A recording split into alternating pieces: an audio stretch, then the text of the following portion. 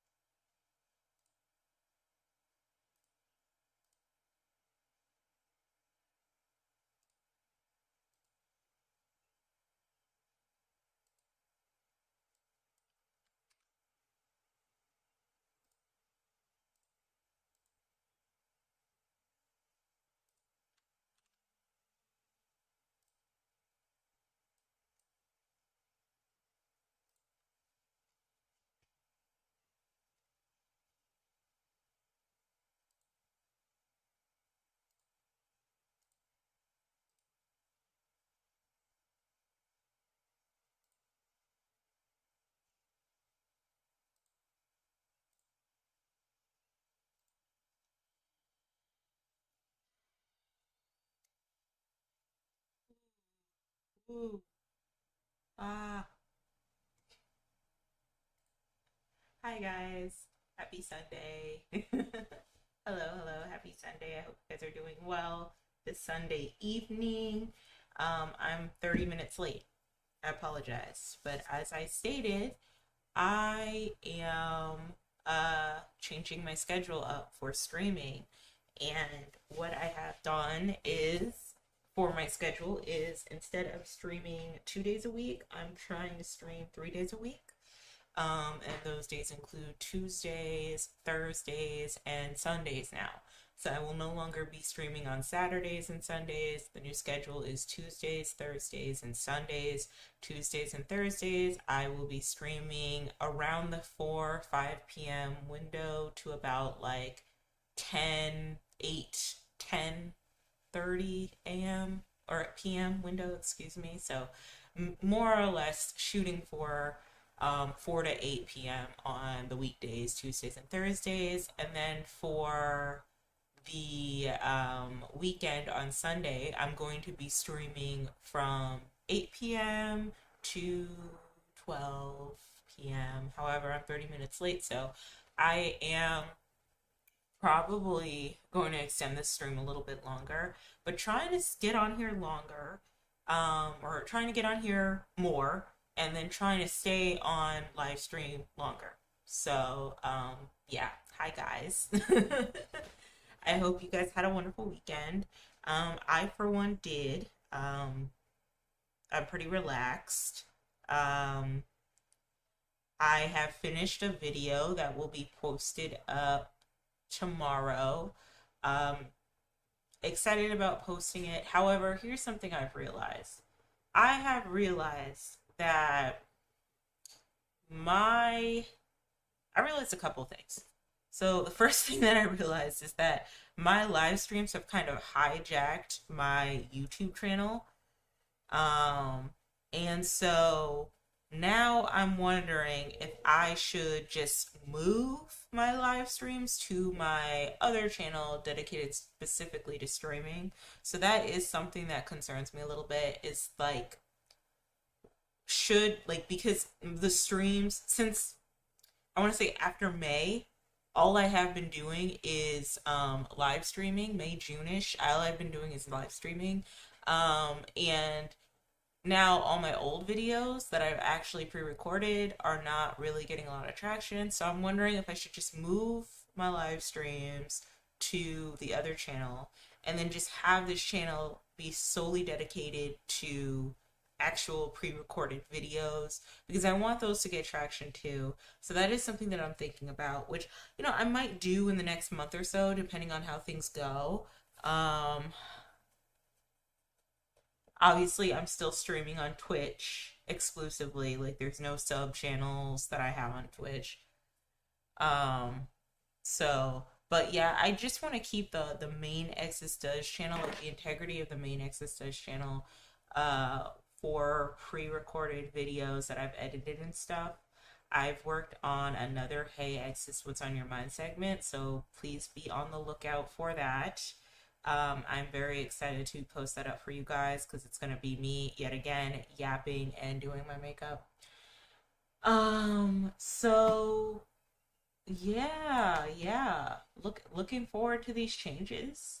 Um, Happy to be spending more time with you guys. And just figuring out a way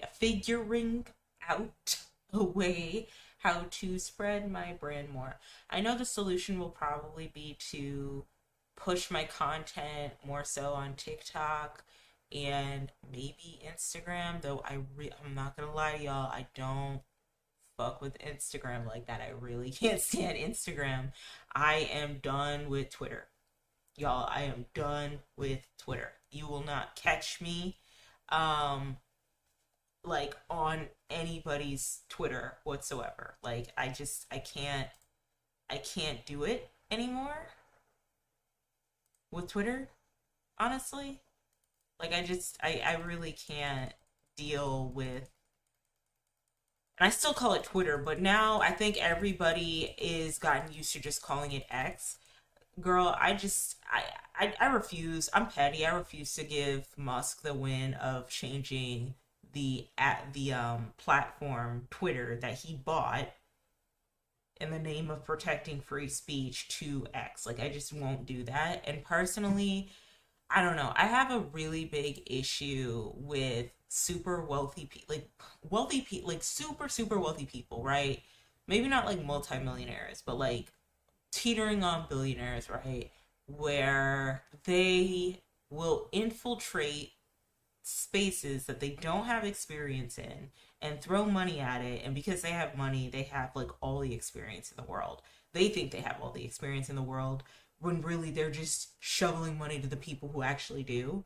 And I feel like Twitter is just Elon Musk's playground, honestly, for him to like do whatever the fuck he wants and to allow whatever the fuck he wants because it's his platform. But in doing so and owning up to Twitter, I don't think he's actually made it better. He's made it worse. There's more advertisements, weird nightmare fuel AI images.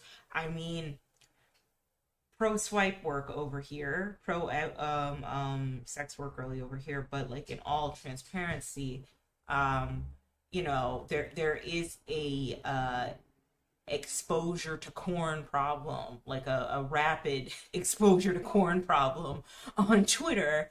And I don't put that blame necessarily on the corn girls or the girls who are swipers.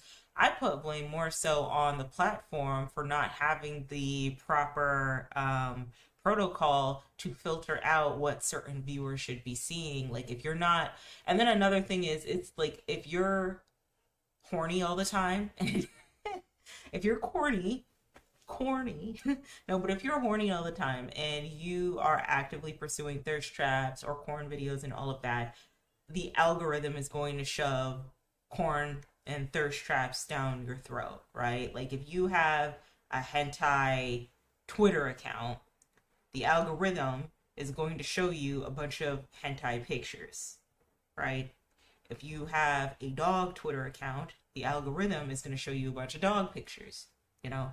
But even let's just take a shot out of the dark and say that the corn problem has been running rampant to the point where people who really shouldn't see corn or have access to corn are looking at it, right?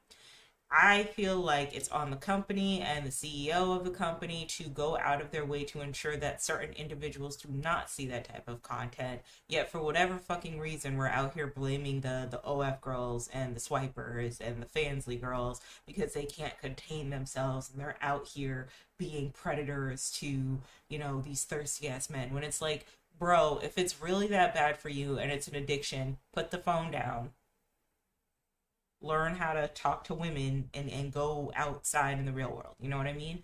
But I don't know. I just feel like Twitter has been, or Threads or X, Threads is fine, I guess, but X has panned out for the worst. It has panned out for the worse. So you're not gonna catch me on Twitter. I say all that to say you're not gonna catch me on Twitter/X. I'm just not on there.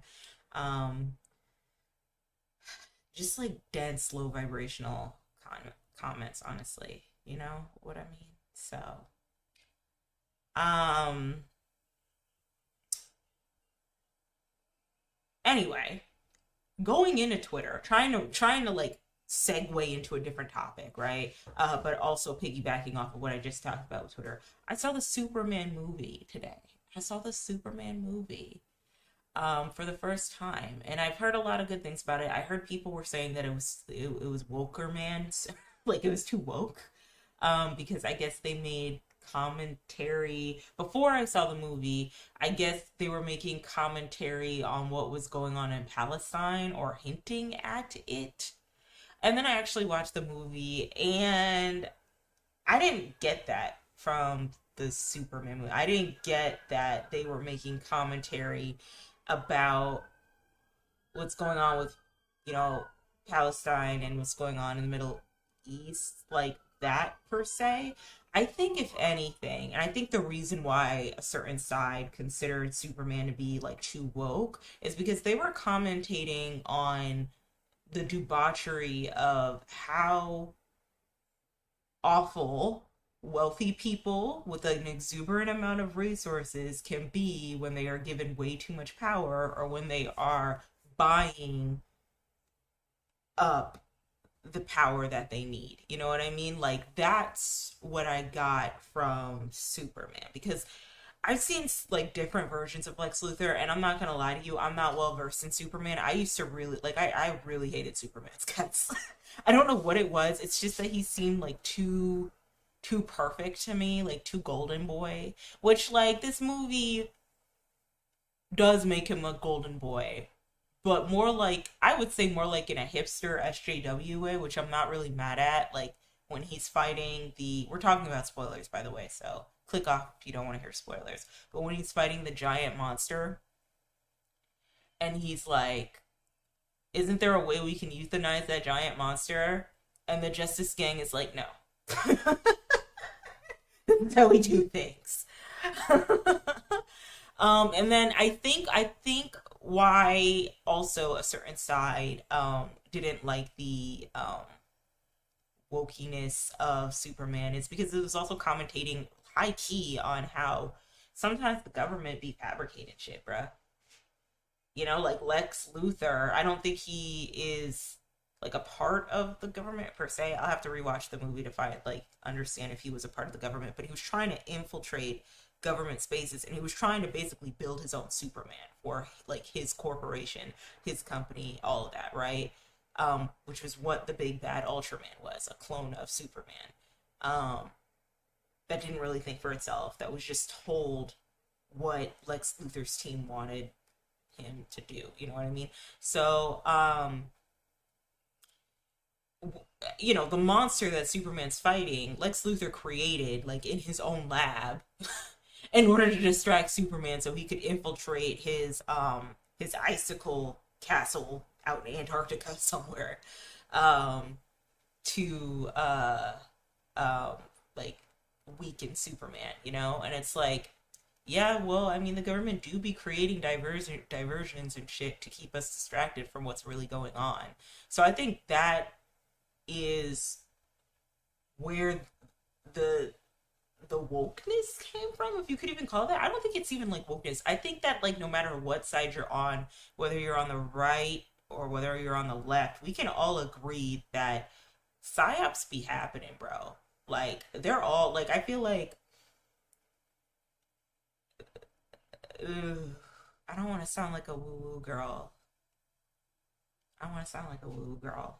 I just feel like this. I just feel like sometimes everyday citizens are being played like a fiddle, and being forced to think a certain way instead of thinking for themselves. Even like the freest of thinkers, right? Because the new when conservatism started to make its reign again, and terrorize people, you'd have this like sub factor or subgenre of individuals who call themselves free thinkers, apolitical free thinkers. And then when you like peel back the layers of their free thinkerisms, it's like rooted, it's like lukewarm conservatism. So like, yeah, but I do think there are certain powers and certain forces out there that are convincing people to think a certain way, especially with social media. Especially with social media. Because social media is making us more groomed and okay with being outraged than actually processing the information that's being told. So, or given to us, you know? That's what the algorithm specializes in.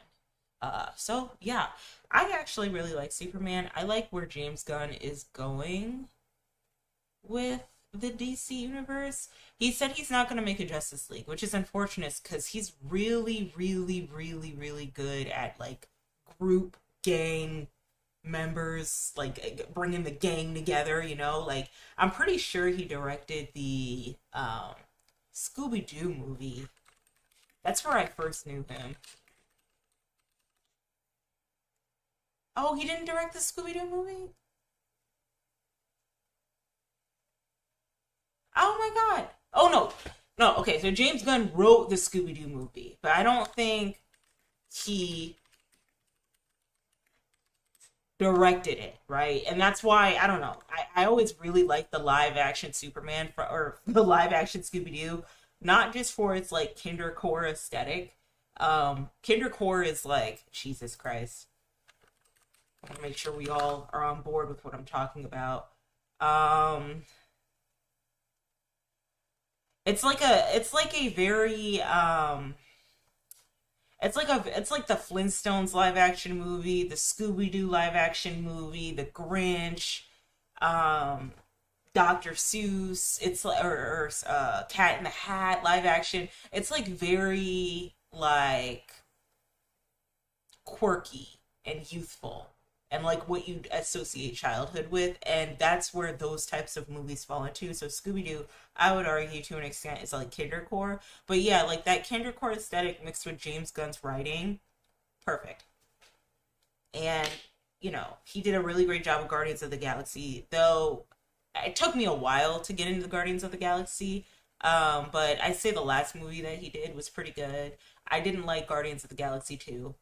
No, I was not a fan. People would argue me down saying that that's a bad opinion to have.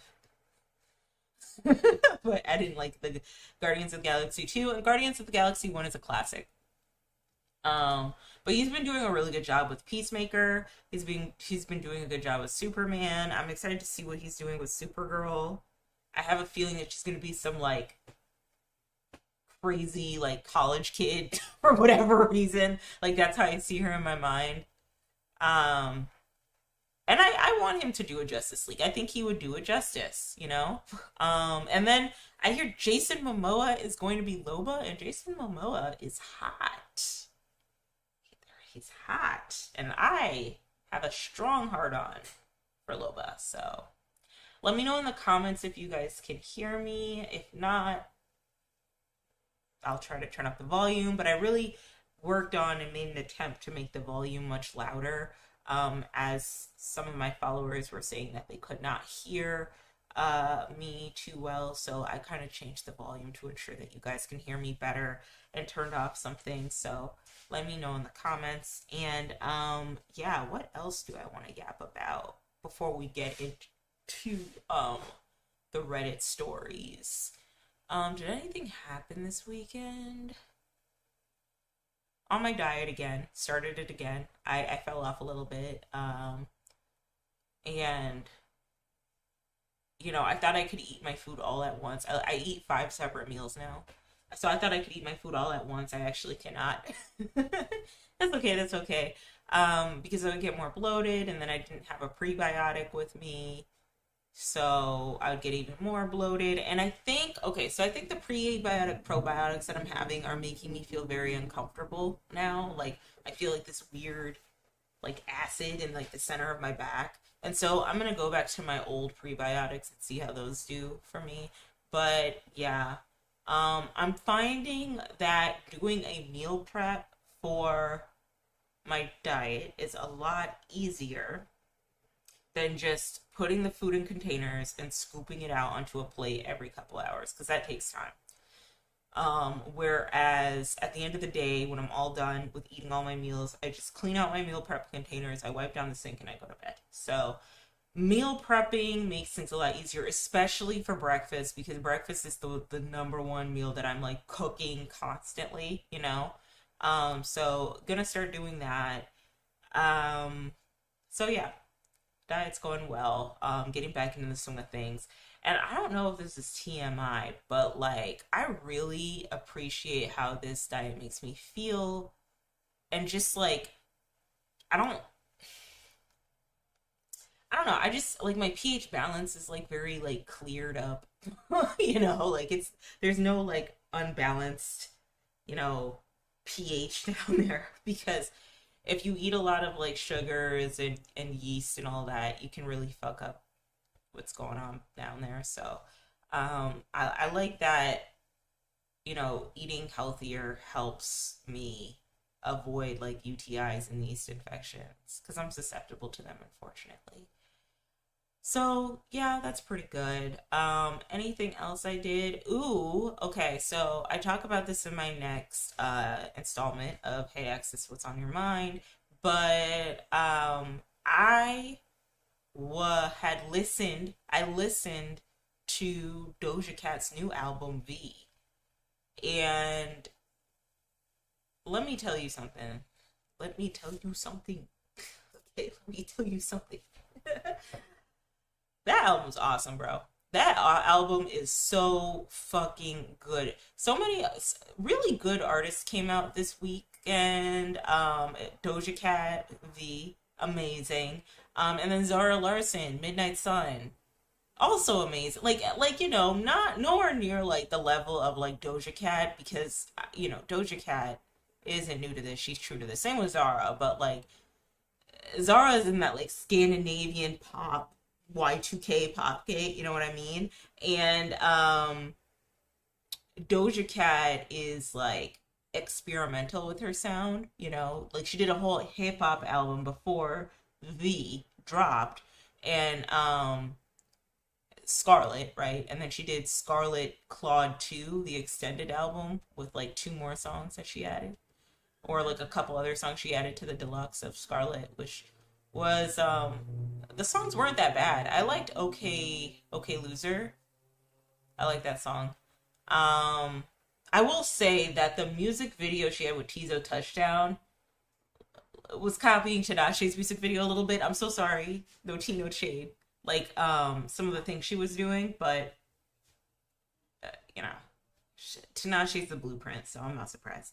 But that album, first of all, I've said this before. I love like the '80s retro wave, vaporwave aesthetic. I went through like this vaporwave phase in college, where all I would do is listen to vaporwave mixes just to get my work done, and I loved it. So like vaporwave is very near and dear to my heart, especially when the music, like the music I was listening to, or just the music around the time I just really wasn't a fan of, right? So vaporwave really, I don't know. It reminds me of a '90s Barbie doll that I picked up from the store that my mom bought for me, and Smacker's chapstick with like jelly sandals. That's what vaporwave reminds me of. And watching Sailor Moon on Toonami, you know. So, um,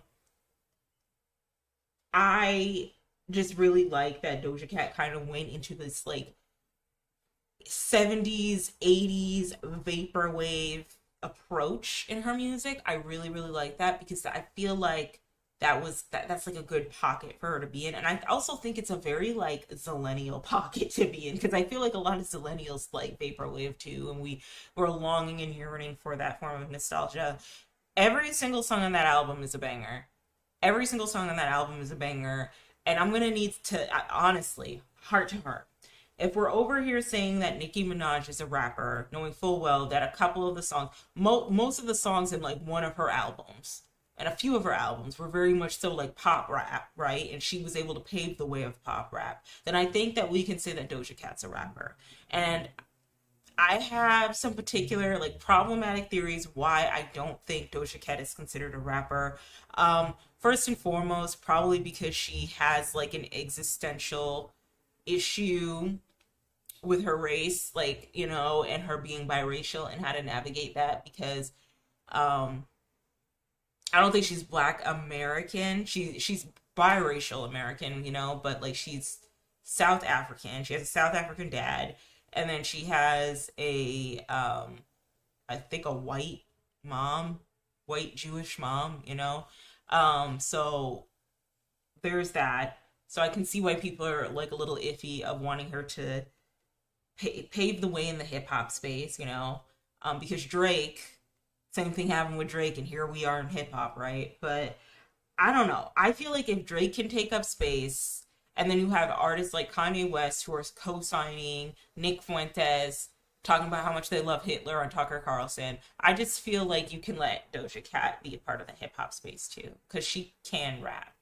Even like rap commentators or music commentators who specialize in talking about female hip hop and stuff, like even they would say like, "Oh no, she's not a rapper. She's not a rapper. I don't like the way she raps. Like she doesn't chase the beat well." And it's like, well, no, she kind of does. Like I think she's really good at what she does as a performer, as a pop artist, as a rapper. I would argue I don't think Doja Cat is the strongest of singers. I don't think she's that strong. She's not a singer, honey. That's not her bread and butter. Okay, I saw her performance that she did for the James Bond movie at the Grammys, and it just was no. Mm-mm. They could have given that to anybody else. Okay, but like I know I don't listen to Doja Cat for the vocals. I'm listening to Doja Cat for the the sound and the vibes and the way she can make a good song, and her production and like her vision, that's what I listen to Doja Cat for. Okay. Um yeah. So, but I don't know. I thought that album was very good. Some of my favorite songs are um Take Me Dancing with SZA. Okay, SZA, okay. When SZA gets a beat to slide on, bro, like, and then she slides on it, like, she, no, because SZA really did her thing on Take Me Dancing. That was quality feature, okay? Sometimes SZA misses. I'd say in Never Lose Me with Flo Milli, SZA missed on that feature. I don't think I don't think she could slide on that feature too well. But for this song, oh, she did her thing. She did her thing. And honest to God, this whole album had no features. I don't think Doja Cat needs features to carry her. Like Cardi B probably, yeah, she needs a couple of little features here and there to help her out.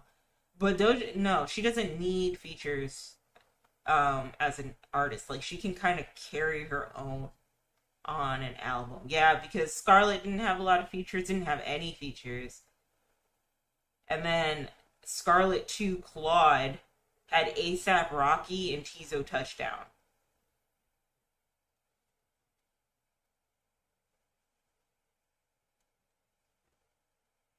And then the Joy, I don't know who the Joy is, but yeah. No, her and SZA work very well together. They should do a joint album.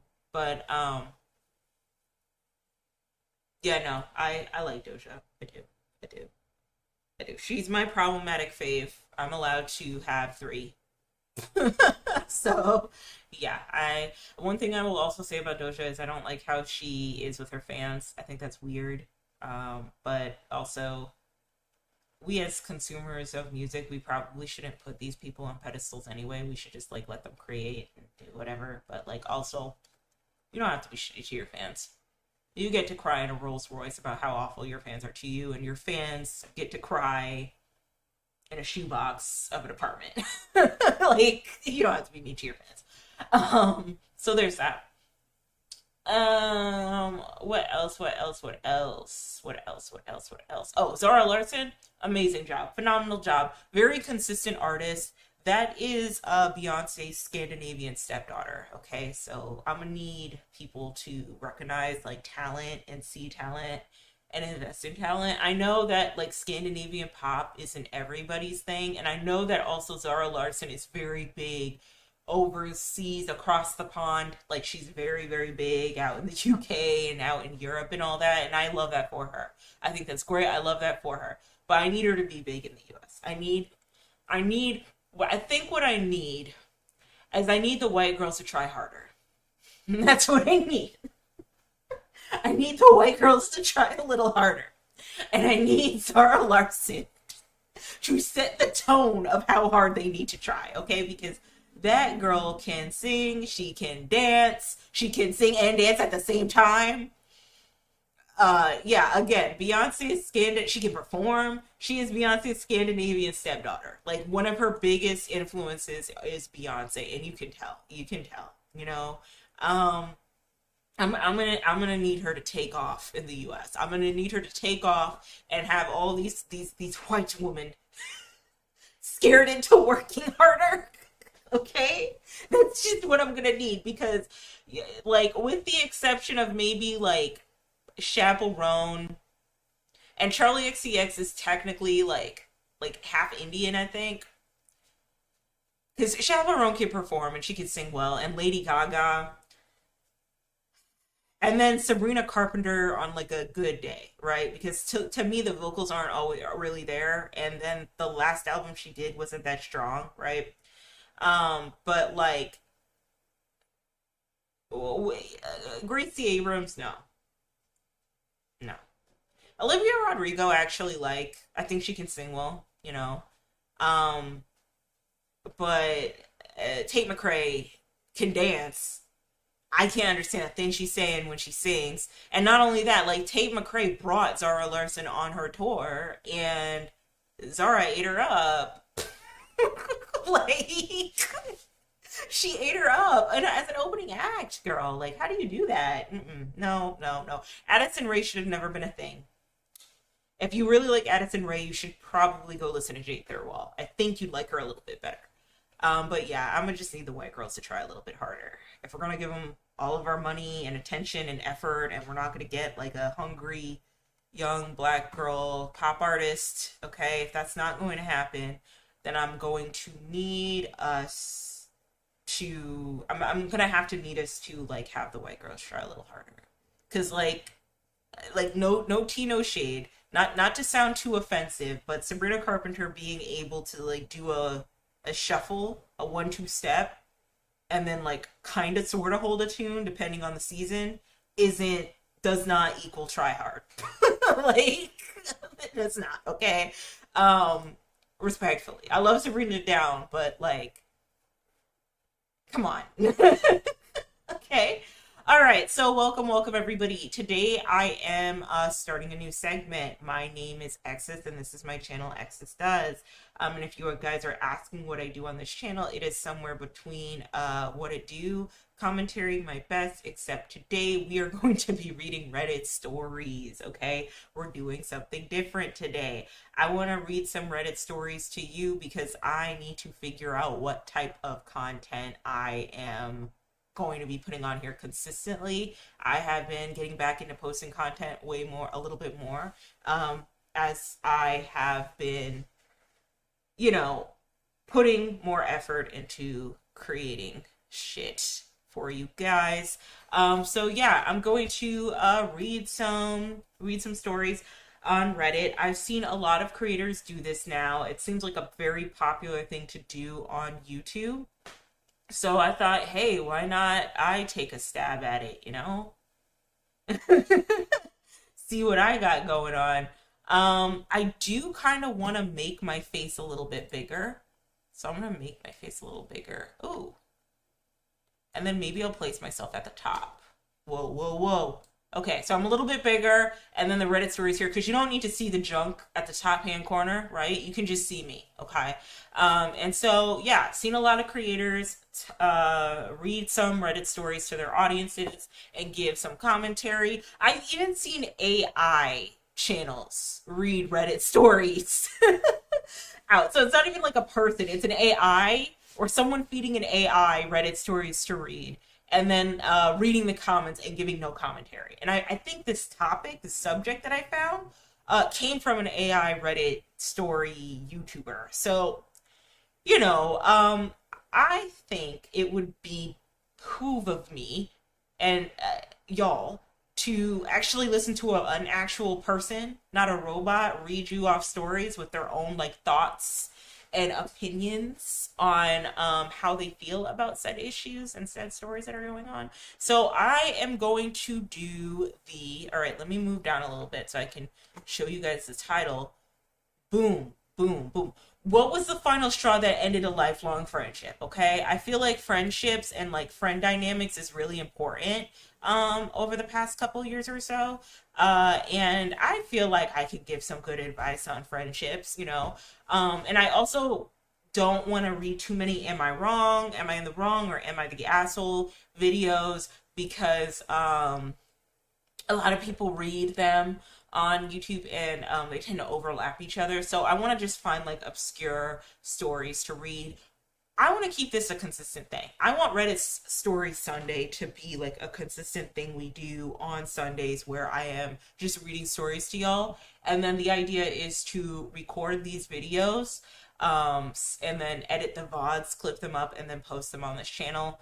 Still deciding whether or not this is going to go on my streaming channel or whether or not it's going to go on my main channel. We'll have to see. But hey, on the bright side, we are being consistent, and that's all that matters, right, guys? Okay, so I'm going to kind of blaze through this, and I'm probably going to spend maybe like an hour to an hour and a half doing this type of content, and then maybe get into gaming or maybe read some more Reddit stories depending on how I feel. So let's get started. So again, the topic is, what was the final straw that ended a lifelong friendship? Okay, so my best friend over 20 years, we both had about the same age. We excuse me. So my best friend over 20, oh, let me lower myself a little bit so you can see. And then let me hide the, can I hide the name? All right, girl, maybe I can't. I don't know if it's proper like Reddit reading etiquette to hide people's names so that they don't get doxxed, but I'm gonna just read the comment. Okay, so my best friend over 20 years. We both had kids about the same age, and our daughters were also best friends. She left her then 15-year-old with me for a week while she went on a trip to Bali. No problem at all. And her daughter attempted to end her life. Whoa. Whoa. That's not good. I took her to the hospital, got care for her, sat by her bed for 3 days, made sure she was set up with a social worker, got her connected with the local mental health hospital, health unit, and youth services team, and put a plan in place to help her recover and move forward, etc., etc. What a great friend. What a great friend. Obviously, I called her mom on the day and kept her appraised, but this woman not only didn't change her flights and come home because it would have cost $200 to change the flights. She literally told me, oh, you don't have to go to the hospital every day to sit with her. That's what nurses are for. And then when she finally got back, she flipped out at me for parenting her child behind her back.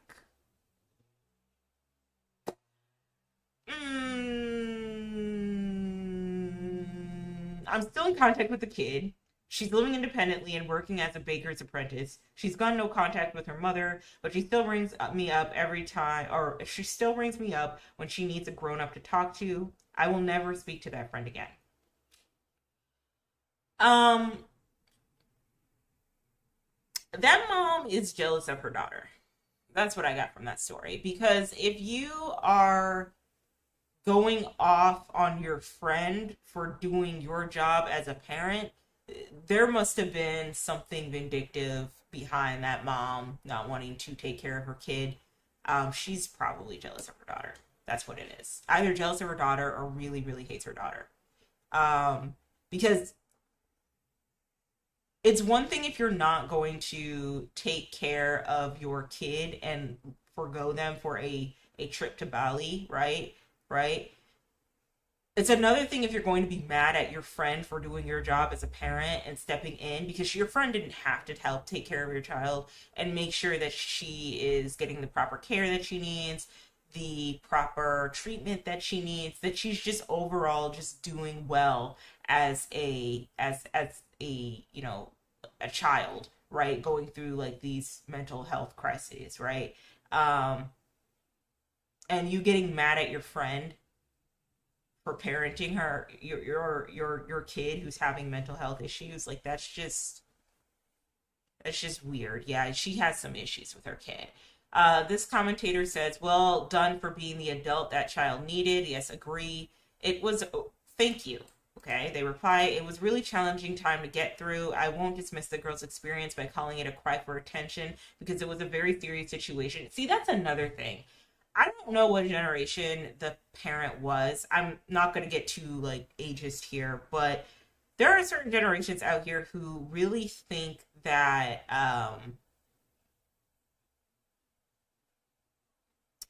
they think that acknowledging any like minor's mental health is like literally a cry for attention and they need to suck it up and put their boots on with straps and get it together, right? Because that's how they were raised, right? um and as we are seeing right now, like the aftermath of that, because that generation is older now, and we're kind of having to clean up the mess of what that generation has done. And by that generation, I mean the people with money. I wouldn't say the boomers who are broke and struggling themselves, right? I'm talking about the boomers with money and shit. But you know just telling your child to suck it up and get it together is incredibly harmful. That's how a lot of children end up disliking their parents, going no contact with their parents, having a lot of disdain for their parents, or unfortunately ending their life because you did not hear their cries for help. You took their cries as menial issues that really don't need to be addressed right now because you have your own adult issues to deal with, right? Which is why I'm always going to be an advocate for not having kids, okay? Like, I'm always going to be an advocate for, like, you probably should not have children. Okay. Oh, whoa, whoa, whoa. Let me shrink myself. Um, and the reason why I say you shouldn't have kids, or you should be very wary about having kids, like be careful when you have kids, because a lot of people don't know how to be parents, and a lot of folks are, I think, groomed or like socialized into having kids because that's just something that you do, not realizing that you have to raise a whole human being. It's not a pet where you can just feed it a chew toy if it's angry and take it to the vet if it's sick and it'll be okay, and then just take it on walks every day. Like, it has like all these thoughts and emotions. Think of your most stressful days as an adult. Think of the most stressful times that you've had as an adult. Think about that. And then the same emotions, the same feelings and thoughts that you're having is probably as stressful as what your kid is going through right now, because that's all they know. You've lived your experiences, you know what it's like maybe you had like the worst day of your life when you were 15 years old, and now you're 30 years old, and like the days get worse. But that 15-year-old kid, that 16-year-old kid, that 19-year-old person, right? Like, that is all they know. Therefore, if the worst time in their life, the worst feelings in their life is when they are like a minor and they are going through those issues, then like I feel like they should hold just as much weight as whatever you're going through as an adult. Which again is why I think a lot of people should understand what you're getting into when you have kids, because then you think that everything is a cry for attention. And let me continue this comment, because it was a very serious situation, and without intervention, she would have unalived herself, but it wasn't really a serious attempt. She took a huge amount of paracetamol and then told someone on Facebook about it. So it got back to me within an hour via the Friends of Friends grapevine. But it was still harrowing to do. Yeah, that's not good. Paracetamol. What is paracetamol? Paracetamol. Paracetamol. What is that? Is that ibuprofen? No, that's not. Paracetamol, also known as acetaminophen. Okay, so that's Tylenol then, right? Yeah, I don't know if you can off yourself with a bunch of Tylenol, but like if you're trying to do something like that, then Yeah, that's not good. She took a huge amount of paracetamol and then told someone on Facebook about it. Okay. But it was still harrowing and dealing with it when it's not my kid, having to make medical decisions and still counsel and support my own child at the same time. I was really stressed. I'm just glad she's okay and she's gotten the care she needed. I'll always be there for her. Yeah, negligent parent, very jealous parent, does not like her daughter. I don't know where that's coming from, but um because if your kid is trying to OD on paracetamol or like some version of Tylenol, it's only a matter of time before they start ODing on like the stronger stuff like Oxycontin and Perks. You know what I mean? So, yeah, it seems like this friend does not like their daughter. And honestly, high key, I don't think you should really be around a friend that is a negligent parent, a negligent, spiteful parent. So that's where I'm at with that situation. But yeah, I'm glad that they were able to get the 15-year-old the help they need. And I really hope the 15-year-old is a very successful baker. I'm glad she's gone no contact with her mom. Some of y'all parents need your kids to go. Some of y'all parents need your kids to go non-contact with you.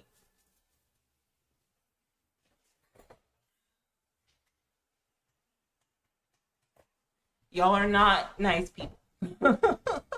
Y'all are mean people, okay? Y'all are awful, awful, awful individuals.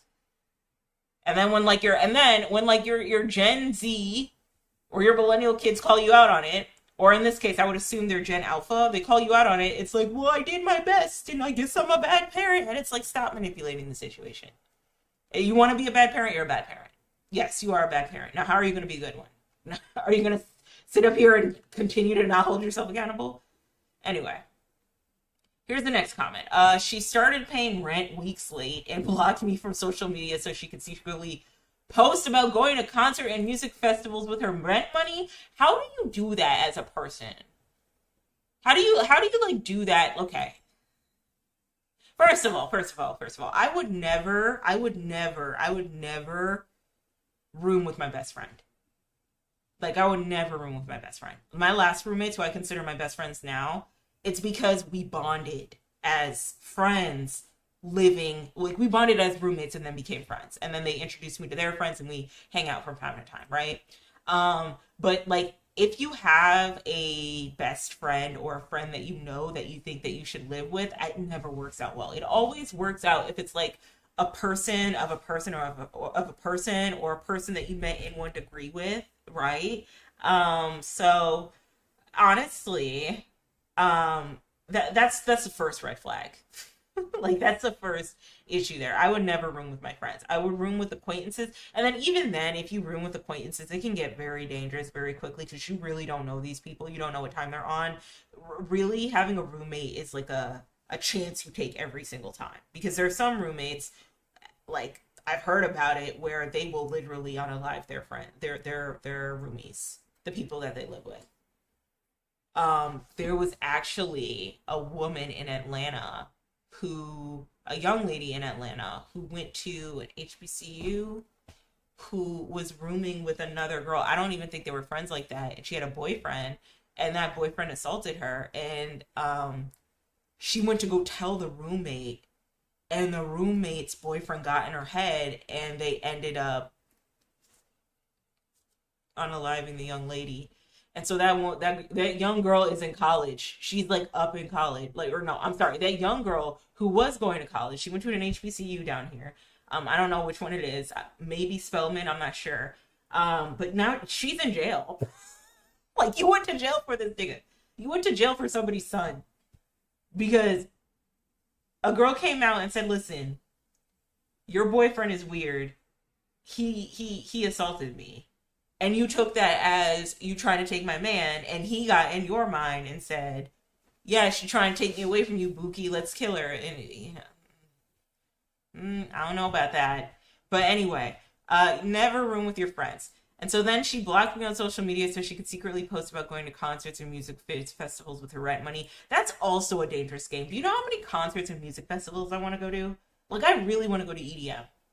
I really do. Or what is it? Electric Daisy? EDC. I really do. I want to go to the Electric Daisy Carnival. I do. And then Atlanta has their Tomorrowland. They used to. I don't know if they have it anymore. Um, but not at the expense of not paying my rent. I don't know. People who don't pay like regular bills, like how do you live with yourself? Like what I mean is like if you can't afford to pay the bills, that's one thing. And you're doing everything you can, scrapping up every penny in order to pay the bills, that's one thing. But people who forego paying the bills so that they can be at a concert, go to Coachella, go to music festivals, like how do you live with yourself as a person? Because I know I'm financially irresponsible, but I'm not that financially irresponsible. Like I will feed my Uber Eats addiction, right? And my little addictions that I have, right? But I'm always gonna try and pay rent on time. I'm always gonna try to pay rent in time.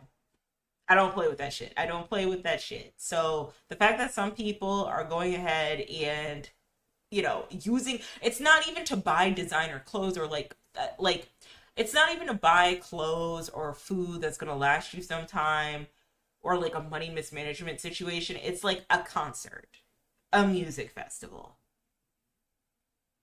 Yes, once in a lifetime experiences, sure, but like there'll be more music festivals. Your fave is probably gonna go to another concert, right? Like that's awful. Commenter says currently dealing with this with my roommate. She thinks we're the bestest of friends, but can't pay rent for weeks after it's due, and never does the one chore we ask her to do the dishes. I'm waiting on the April. See, this is why you cannot room with your besties. This is why you can't do it. I wouldn't do it. Absolutely not. Because she over here thinking you guys homies, and then she's not paying the rent, makes it weeks late, or pays it weeks late, um, and then can't even do the dishes. No, girl, no. Time for a new roomie. My life got exceptionally better once I got rid of the dead weight. Yes, I agree. All right, so let me see what this person says. So Red Panda 888 says, I ditched several friendships over not doing dishes or being dirty, messy in general. You can deal with it at the time and in the moment because it's easier to be friends and coexist in the filth than it is to live a life of anger. But the moment I moved out, I never spoke to them again and ignored all messages. Filthy people who make you put up with their shit and bad habits are just generally disrespectful, and I never want a lifelong friend like that. They come with all sorts of immaturity and baggage. Yeah, if you're living with people, you probably should not be messy. One of my biggest pet peeves is if you have a lot of like if okay, bathroom sinks, right? And if you have a lot of shit on the bathroom sinks, right? Like that's bad. Also, it's coming this is very rich coming from me because as you can see back here, I haven't cleaned this up in like weeks. I haven't cleaned this up in weeks. Though I would argue this is a little that's untidy. That's not like messy, dirty, like you know. But I should clean up my background a little bit if I'm going to be taking this seriously at least. But yeah. Um yeah, I had a friend one time. She brought a lot of stuff over for a trip and she dumped it all out like all out on the ground and it was like everywhere. Like everywhere. I ain't into that shit. Like I'm very like compact and like I'm gonna keep my little clothes and stuff in the suitcase, but when you like dump that shit everywhere on a floor of a hotel room that you know damn well they didn't clean properly, they probably like swoop the vacuum cleaner over like two times. I don't know about that, but anyway, let's do a different topic. So, what did you end a friendship for? Kept borrowing money. That's another thing I don't do with friends. I only give money away if I know I'm not going to get it back. I only give money away if I know I'm not going to give it back or I'm not going to get it back. Yeah, I'm not ever going to give money to people if I know I'm in a bad spot, and I'm not going to let people make me feel bad for not giving money to them if I know I cannot financially like like my finances aren't together, right? So yeah. kept borrowing money for me to feed their kids or get their kids medication. It's an emergency. And truly, they were destitute. These instances were plausible. But one day, after being told one of the kids had been hospitalized and released home, and between the Uber rides to and from the hospital, they didn't have enough for his meds at the pharmacy. I signed on Facebook and saw pictures of them, sick kid included, at a block party. No. Destroyed the friendship for me. See, for the record, I never expected them to pay back borrowed money for food or medicine. I was happy to help. Those were like my kids too. It was the betrayal and finding out I wasn't loved like I loved that got me. Okay, so I feel like if you're a friend always asking people for money, you're kind of indebted to those friends even if you pay them back, right? I knew somebody who would ask their friends for money to pay their bills all the time and to take care of their kids and shit. But then whenever it was time to hold them accountable for like some of the things that they did wrong, they would like blow up on them and be like, "You don't know my life. You can't tell me what to do." And it's like, well, no, bitch, I can't tell you what to do. Like, because I've been funding half of the things you haven't been doing. um, um,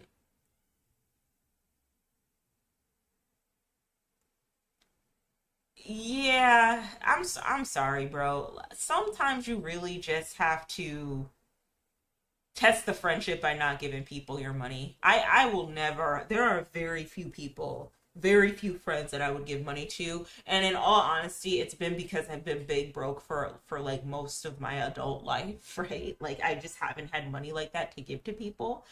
Now that if I'm employed and I have a job, there's potential for me to make more money, and I don't know what that's going to look like for me, if I'm still gonna like be the person, be the friend to be like, yeah, I'll help them out, I'll give them money. For some of my closest friends, I will do that, and again, I do that not expecting them to pay me back at all, ever. I've bought dinner, bought like gifts for people, but when it gets to the point where we're going to block parties and we're posting it on Facebook, even though I gave you money for medication,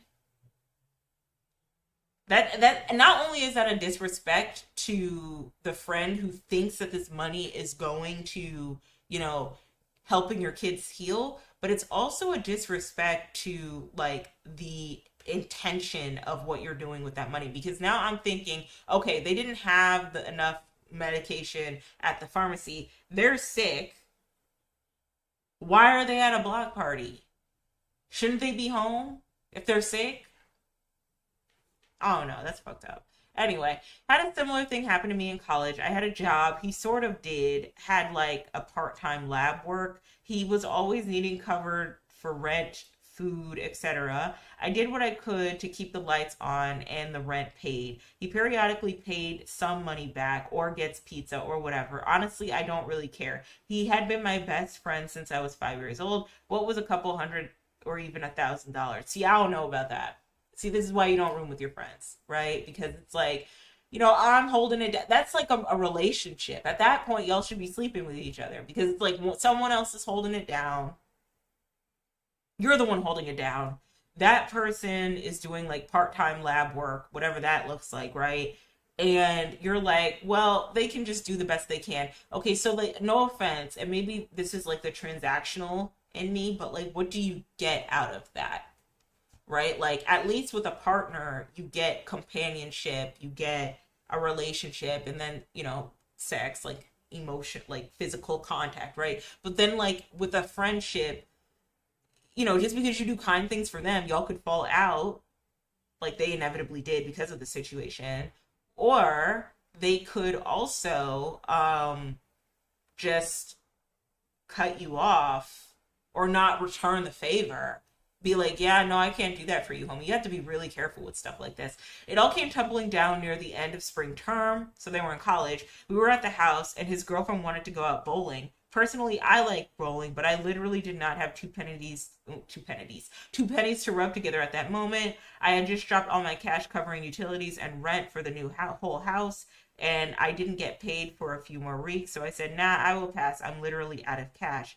2 seconds later, his girlfriend chimes in, you are always broke, always needing money. Don't you have a job? Okay, so low key, this is a toxic trait, okay? I'm here for girls being mean to men. Sometimes, from time to time, from time to time. However, I think it was a little disrespectful for her to chime in on his homie's, her boyfriend's homie, about whether or not he has a job. Because, like, of course he has a job. I don't know. I feel like she's kind of out of place. She shouldn't have said anything. But anyway, after that, I was seeing red, but I didn't explode. Just looked at my friend who looked panicked. One of our other friends stayed behind after they left and informed me that she heard I was constantly, oh, and informed me that she heard I was constantly borrowing money from him, my friend, that I was always short on rent, utilities, and his girlfriend was pissed because it affected things they wanted to do, like taking trips. My friend had flipped the script, using all his money on wine and dining his friends and telling everyone we knew I was borrowing money when he was tapped out as an excuse. It be those 10, 15-year friendships, bro. It really do be those 10, 15-year friendships. Those folks are not your friends. I look at the friends I had from my Connecticut days when I was living in Connecticut, friends that I still am in contact with, honestly.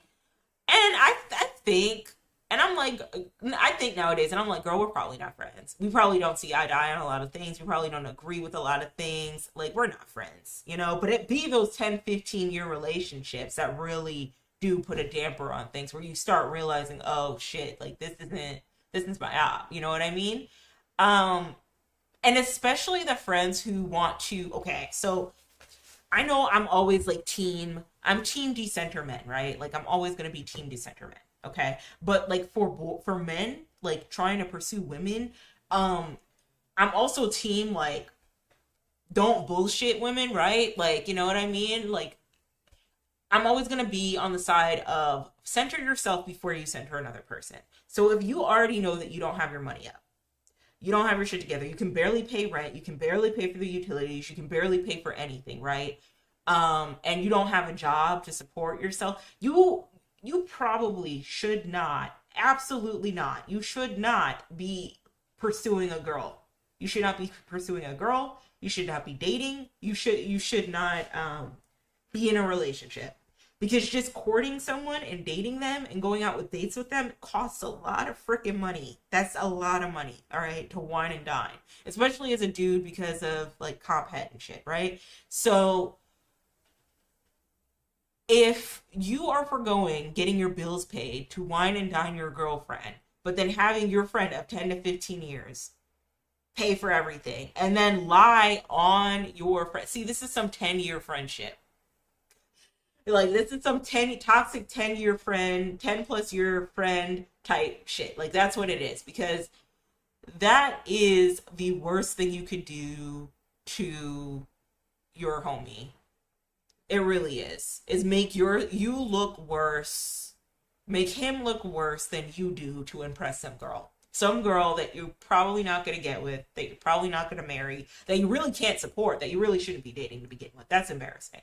So yeah, big mistake from this friend is that, one, he doesn't have a job to help pay the bills. He really shouldn't be living with anybody until he can get his shit together. Really, he should live at home, depending on his family situation.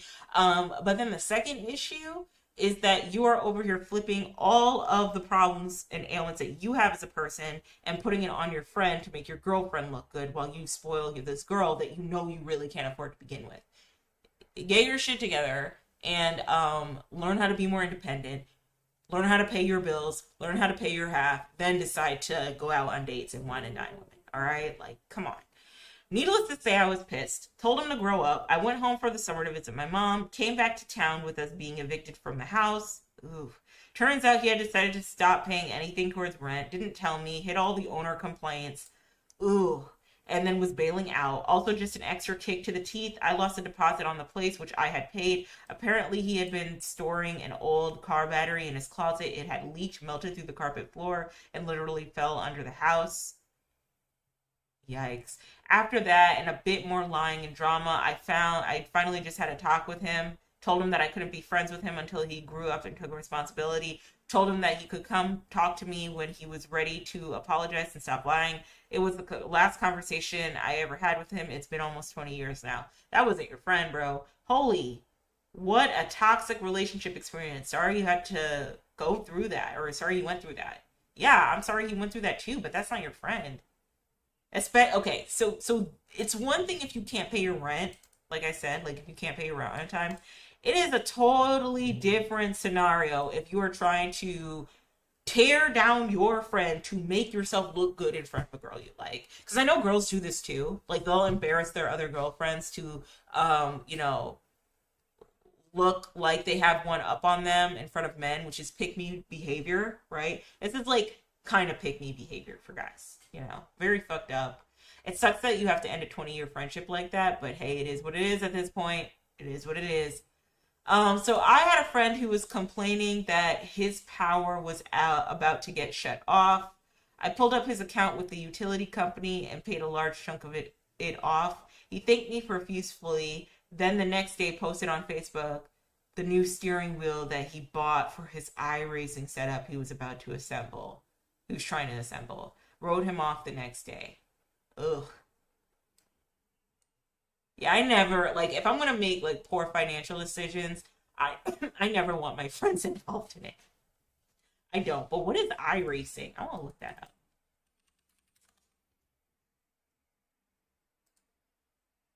Oh, is that what this is? iRacing sim. Oh, hey, so I need something like this. So it's like a little simulator. How much is this? No one. $3,699.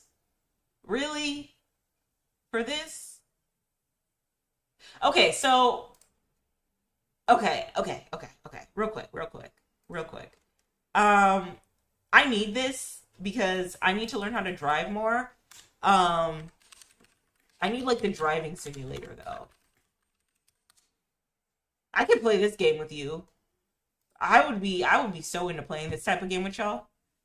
But yeah, I definitely need like a driving simulator with like a little stick and like the gas and brake pedal because I really do need to learn how to drive, especially in Atlanta. Like it's like hell driving here. So I do need this, but like not at the expense of not paying the light bill. Uh-oh. How'd you lose your friend, homie?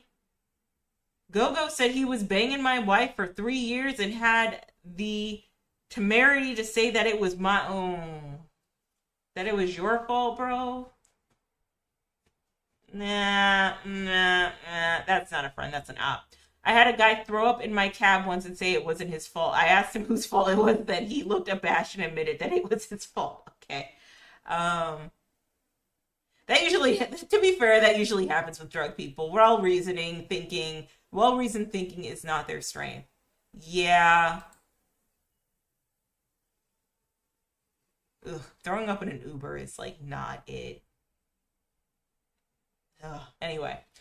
All right, so he dated my best friend. They met because of me, and she utterly trashed his heart and cheated on him. Just awful. I regret introducing them. Our friendship got ghosted during their friend relationship, and after they broke up, it was clearly done. Sucks, but I get it. Still miss the dude. Hope he's happier now that he got the fuck away from everyone. Yeah, that does suck. Sorry he went through that. When I realized that me being a good friend to her was actually just me being a caretaker with poor boundaries and putting up with years of emotional abuse, when that fog lifted, it was completely life changing. Yeah, you got to be careful about that.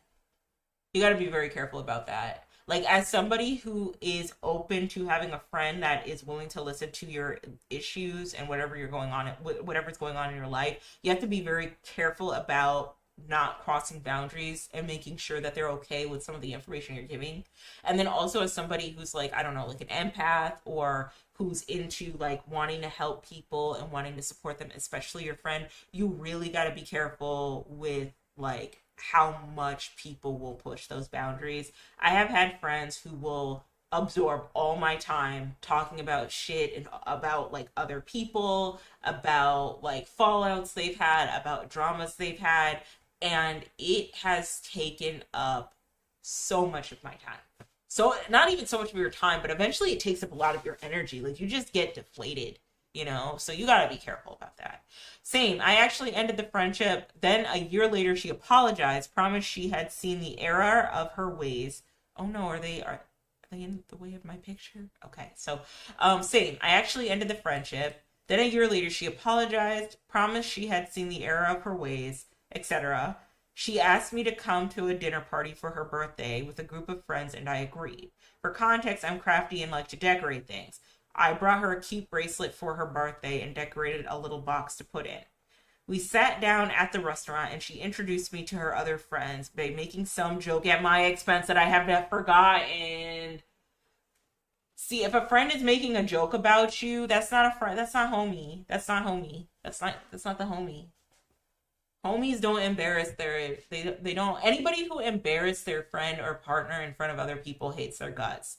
It got an uncomfortable chuckle, but her friends were actually really nice. A little bit later, I gave her the gift. She said, "Do you keep giving me boxes because you like them, or do you think I do?" Ooh.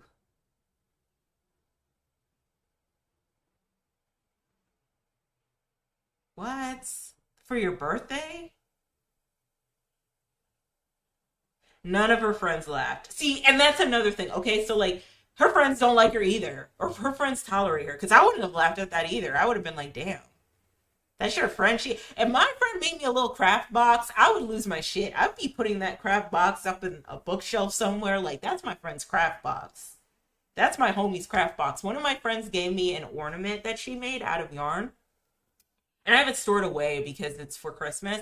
But I'm like, our Christmas tree was like gold this year. It was like gold and silver. But I was like, nah, this is my little green yarn hat. Let's put it on let's put it on the tree. Shit.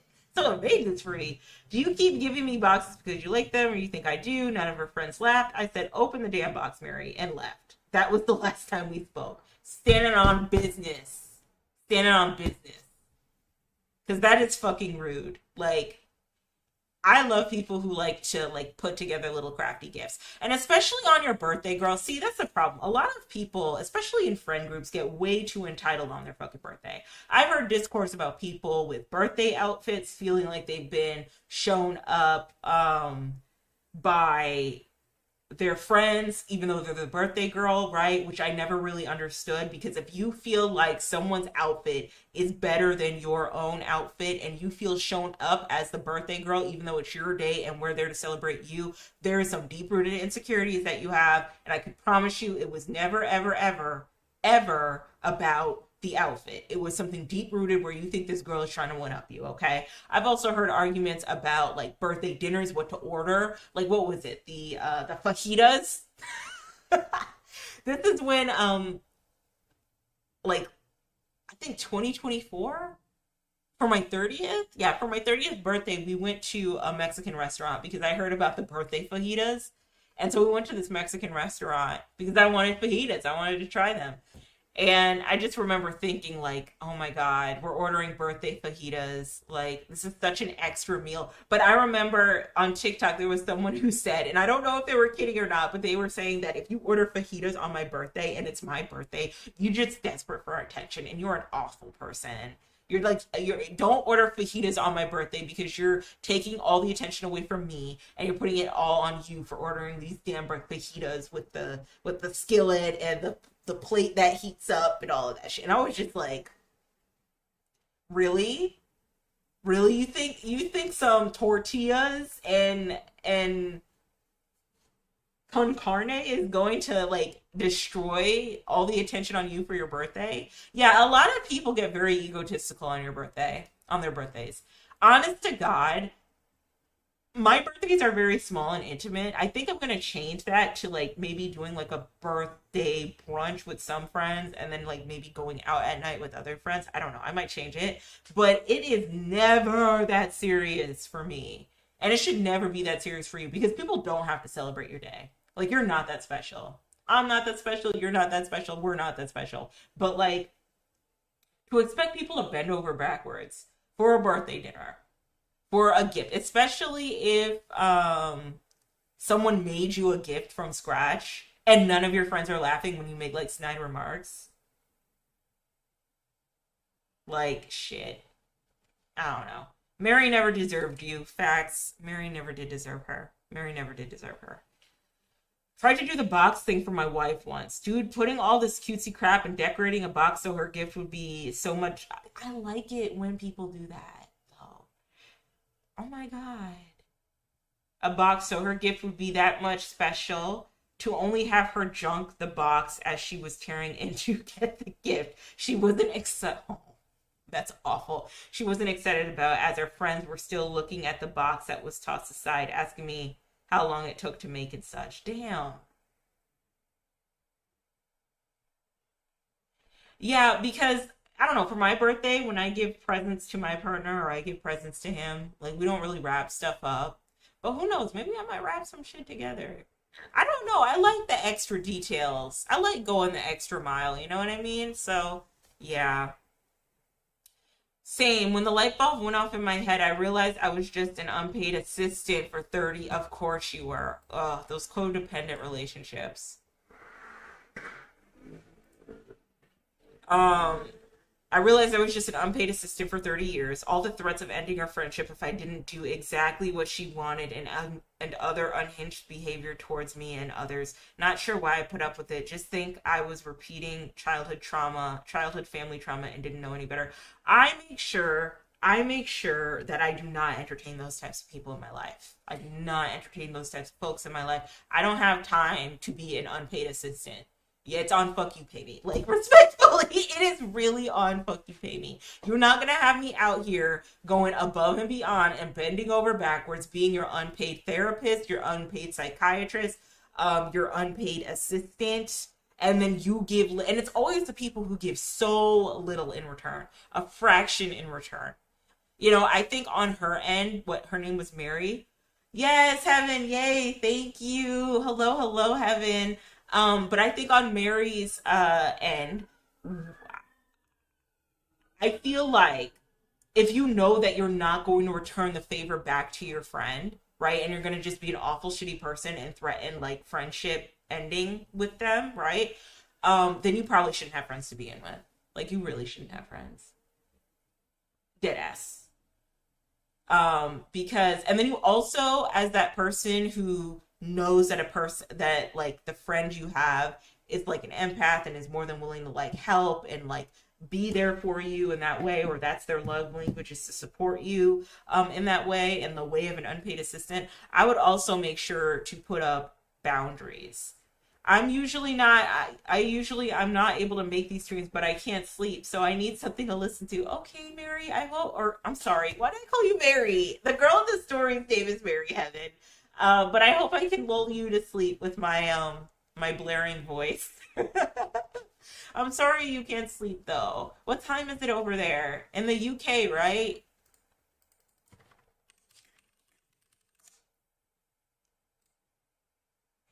Ah, it's 2 a.m. Ugh. I've been there. Do you have work tomorrow? Yeah, but like I had to learn this the hard way because I used to trauma dump on my friends a lot. Ah, that sucks, Heaven. All right. Well, I hope you get a good sleep, and I hope you can fall asleep to the sound of my voice, the soothing sound of my blaring voice. Um, School. Oh, okay. Are you in college? Yeah, but what was I gonna say? Yeah, I had to learn the hard way that you can't trauma dump on everybody. Not everyone has the tools equipped to handle trauma dumping, and high key, like if it's getting to the point where you're trauma dumping consistently on your friends on a daily basis, you need to learn how, like, you need to talk to a therapist. How, like, however you can get it, if you can get a therapist on a sliding scale or something, because that is not the bit, like, at some point, it is not your friend's responsibility to help you through the mental health issues that you have. When you know that you can go to a licensed professional to help you with said issues. You know what I mean? I would rather not say, but I am in education. Okay, cool. Nice. I'm excited for you. I hope education goes well.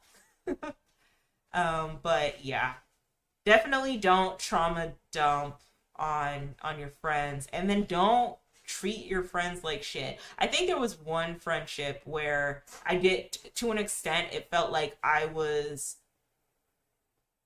the one who was carrying the burden of like the dramas they were in, of like the assistance that they need, right? And needless to say, we're not, like, I've cut that friend off, but like um yeah, those friendships are always awful. I also wonder if Daisy Girl 30, like, if she has other friends that she's been around. You know what I mean? Like, or if this is like the only close friend that she's had. Because if you are exposed to different type of people who like show you different types of ways of being a good friend, you'll probably realize that that behavior isn't normal. Oh, no. All right, so my friend like this stopped talking to me, using me for free therapy. Yeah, you don't want to do that to your friends. It's very inappropriate. If it gets bad where you're using your friend for free therapy, you need to go to a therapist. Like, point blank period. For a couple of weeks, because she didn't like my advice. I realized I had so much more energy and was sleeping better. See, and that's the other thing too, is that it takes up so much energy from you as an empath if like you have to listen to people's problems all the time. It's so one-sided because when I told her my problem, all she said was "oh," and went back to talking about her. See, that's not good. That's not good. That's not good. That's not good. That's not a friend. It's not a friend. See, if we got a trauma, if it's a trauma dump session, I need to hear about your problem so I can see how I can help you, and you should hear about mine. It should not be the you show, right? Like, I shouldn't have to hear all about you, be emotionally overwhelmed about all the shit that you're going through, and then I can't say anything, right? Again, something I had to learn the hard way, but I learned that you cannot trauma dump on people. It's very inappropriate. If she listened to my advice for a year and a half, she wouldn't have ended up getting in trouble with the police. Ugh. Sounds like she had to tell her something more than once and she wasn't listening. Dang. All right. What about this person? So, how did we lose our friend? Just Cece Schmidt Nick. Okay. She became very insecure and jealous when I got into law school. Ooh. Ooh. I came home to visit after my first semester and we caught up over coffee. From my perspective, I had hardcore imposter syndrome. School was stressful and hard and scary. But I was learning a lot, challenging myself and meeting nice people. She started to pull away, to no show for phone dates, and to generally blow me off. When I finally got a hold of her, she told me, "You went off to law school and suddenly thought you were better and smarter than everyone else." My jaw was on the floor. That narrative existed nowhere but in her own mind. I told her she was wrong and that her perspective hurt my feelings. She cried and yelled, "I know, I'm fucked up about friendships with women." That was the last time we ever spoke. Okay. Couple things to unpack here. Couple of things to unpack with this story, okay? First of all, jealous friends, never want to keep them around, okay? And you can kind of always tell if a friend is jealous because, oh, no. You can kind of always tell when a friend is like super, super jealous because they will it's what they do say and it's also what they don't say. Okay. If they are not happy for you when you've reached a huge milestone, probably jealous. Unless it's like like you did it criminally, right? Like it's illegal, probably jealous. Okay. Probably jealous, right? Or like they know that you're gonna be in harm's way. All right. If it's not illegal and they know for a fact you're not gonna be in harm's way, probably jealous. Probably jealous, right? Like, oh, I'm going to law school. Oh, I'm going to medical school. Oh, I'm transitioning into this job role, so I have to educate myself. I'm going to college. If they are hesitant, have nothing to say or are not happy for you, probably jealous, right? But then the other tidbit is that this friend had said, I know I'm fucked up about friendships with women, right? That is that that is that is code for pick me. That's code for pick me. Because I'm pretty sure if a man said the same thing to her, because she just said that she has problems with friendships with women. Is it just with women or is it also with men? And if a man said the same thing, would you be hyping them up? You know, it gives pick me a little bit. It gives pick me, jealous pick me. You know, and yeah, I would gas at my friend if she went to law school. I probably wouldn't know much of what's going on with her and like how she is moving in the world, but in her law school world. But I would still be pretty happy for her. You know what I mean? Um, you know what friend I want though? Like what role of friend I want? What friend I want and what role I need them to have? Someone in IT. Because information technology really interests me, and I gotta ask them so many questions. You know, like so I really want an IT friend that makes like a lot of money. Ask them questions about like what that's like for them. All right, so had a similar experience. I moved abroad to study at a fairly basic university. Then I found out my friend is talking shit about me behind my back. That I'm acting like I'm better than everyone else because I study abroad. Which absolutely just in her head because among other things, I made it clear several times that the reason I studied abroad is that I would never be able to get the degree in my field in my home country. Computer science programming in my country is 99% about math, which I suck at. Abroad, it was about actual programming and developing projects. I know it's just her insecurity because she dropped out of a good university, attended a lot easier one, and again dropped out, unable to finish the school that she would like to move abroad to, but her English is not good enough. But it still hurt. Yeah, I'm sorry you went through that, homie. Yeah. Like I said, you'll always know a friend is jealous by what they say and what they don't say. So if they are not proud of you at all and they're not happy for you and they don't say anything, probably jealous. If they are talking you out or like, are you sure you want to do that? Or do you think that's a good idea? Are you sure? Like, probably jealous. As soon as you get inklings of it, just cut it out. Cut that friendship out. It's not worth your time. It's not worth your time because let me tell you, it's gonna get worse from then on out. You get a house, they're gonna be jealous. You get a car, they're gonna be jealous. You get I don't know, go to Cabo, they're gonna be jealous. Like it's just not gonna be good. Um, I had a similar experience when I up and ran off and enlisted in the army. When I came back home about a year later to visit friends and family, a couple of my friends accused me of changing. Yeah, of course I changed. I was in the goddamn army. But I think the real issue wasn't the fact I changed, but rather that they hadn't. Yeah, sometimes, unfortunately, sometimes you outgrow your friends. I had a friend that I outgrew. It sucked. And it hurts going through it because you think that, oh, we're all in this together and we're going to do this together and we're going to be the best of friends together. And then you realize that, you know, you guys are changing and going in like complete opposite directions, you know? Um, Unfortunate, but it does happen.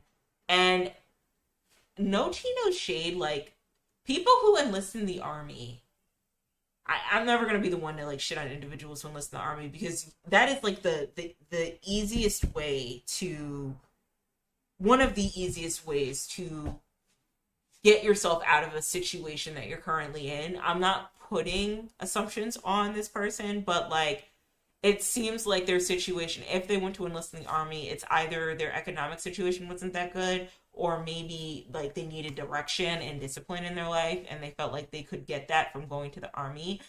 Um, I don't think, based off of what he said, I don't think a lot of those friends really had a good head on their shoulders. And so maybe it's better that he changed. Maybe it's even better that he finds new friends. I just had this happen to me. The blow up conversation was a list of accusations of things from the years of our friendship. It felt like she was either making things up to justify her newfound dislike or had never liked me in the first place. She accused me of changing into a different person since I moved away or potentially pretending to be a different person the entire time I'd known her after I finally got her to talk to me. She even refused to talk on the phone because she felt she needed to protect herself. Good for you for growing and challenging yourself. I wish your friend had been mature enough to be proud of you instead of angry at you. Okay, quick story time. So I had a friend, this is in college, we're not friends anymore, but I had a friend where I went to the Disney College program for 1 year and then I came back. Um, and I guess I had a boyfriend at the time. I was like more, I guess, experienced is a way to call it, right? But I was like growing into becoming not really a woman, but like a sufficient adult who wanted to take care of themselves and prioritize how they looked. Okay. And they got really mad because they felt like I'd changed. I had picked up waist training, which I don't really see anything wrong with waist training. I cared about exercising a ton. I cared about like putting on makeup in the morning. And it used to really make me feel bad that my friend would always tell me, she pulled me to the side and she'd say, hey, you've changed. You've changed and I don't like how you've changed. It's like you care more so about makeup. You care more so about, it being in the gym all the time. You care about looking good and you don't care about your education. What happened? I miss the old exes. What happened to the old exes? I miss the old Kanye. And I felt bad for it because I was like, damn, I don't want to outgrow my friend. I don't want to be a different person than my friend. Like this actually really sucks. Like I don't want her to think that I'm not a good person. You know what I mean? Or like I'm too high maintenance. And this is also the reason why I'm always ranting about like the concepts of pretty privilege and attraction and like beauty from like an objective standpoint, and why I think that it's important for women and femmes, especially black women, to prioritize like, to an extent, looking good in a way that's unique to you. Not in like a cookie cutter way, but in a way that makes you feel good. And to cut off anybody who is going to judge or critique however you show up in the world. Even if you don't want to look good, even if you want to show up in like literal pajamas that day, if a friend is still judging you and it's like, we can't rock with you because you don't fit my aesthetic, no, fuck that friend. Fuck that friend. Like, hello? Like, what happened to the content of your character? That's some Martin Luther King shit.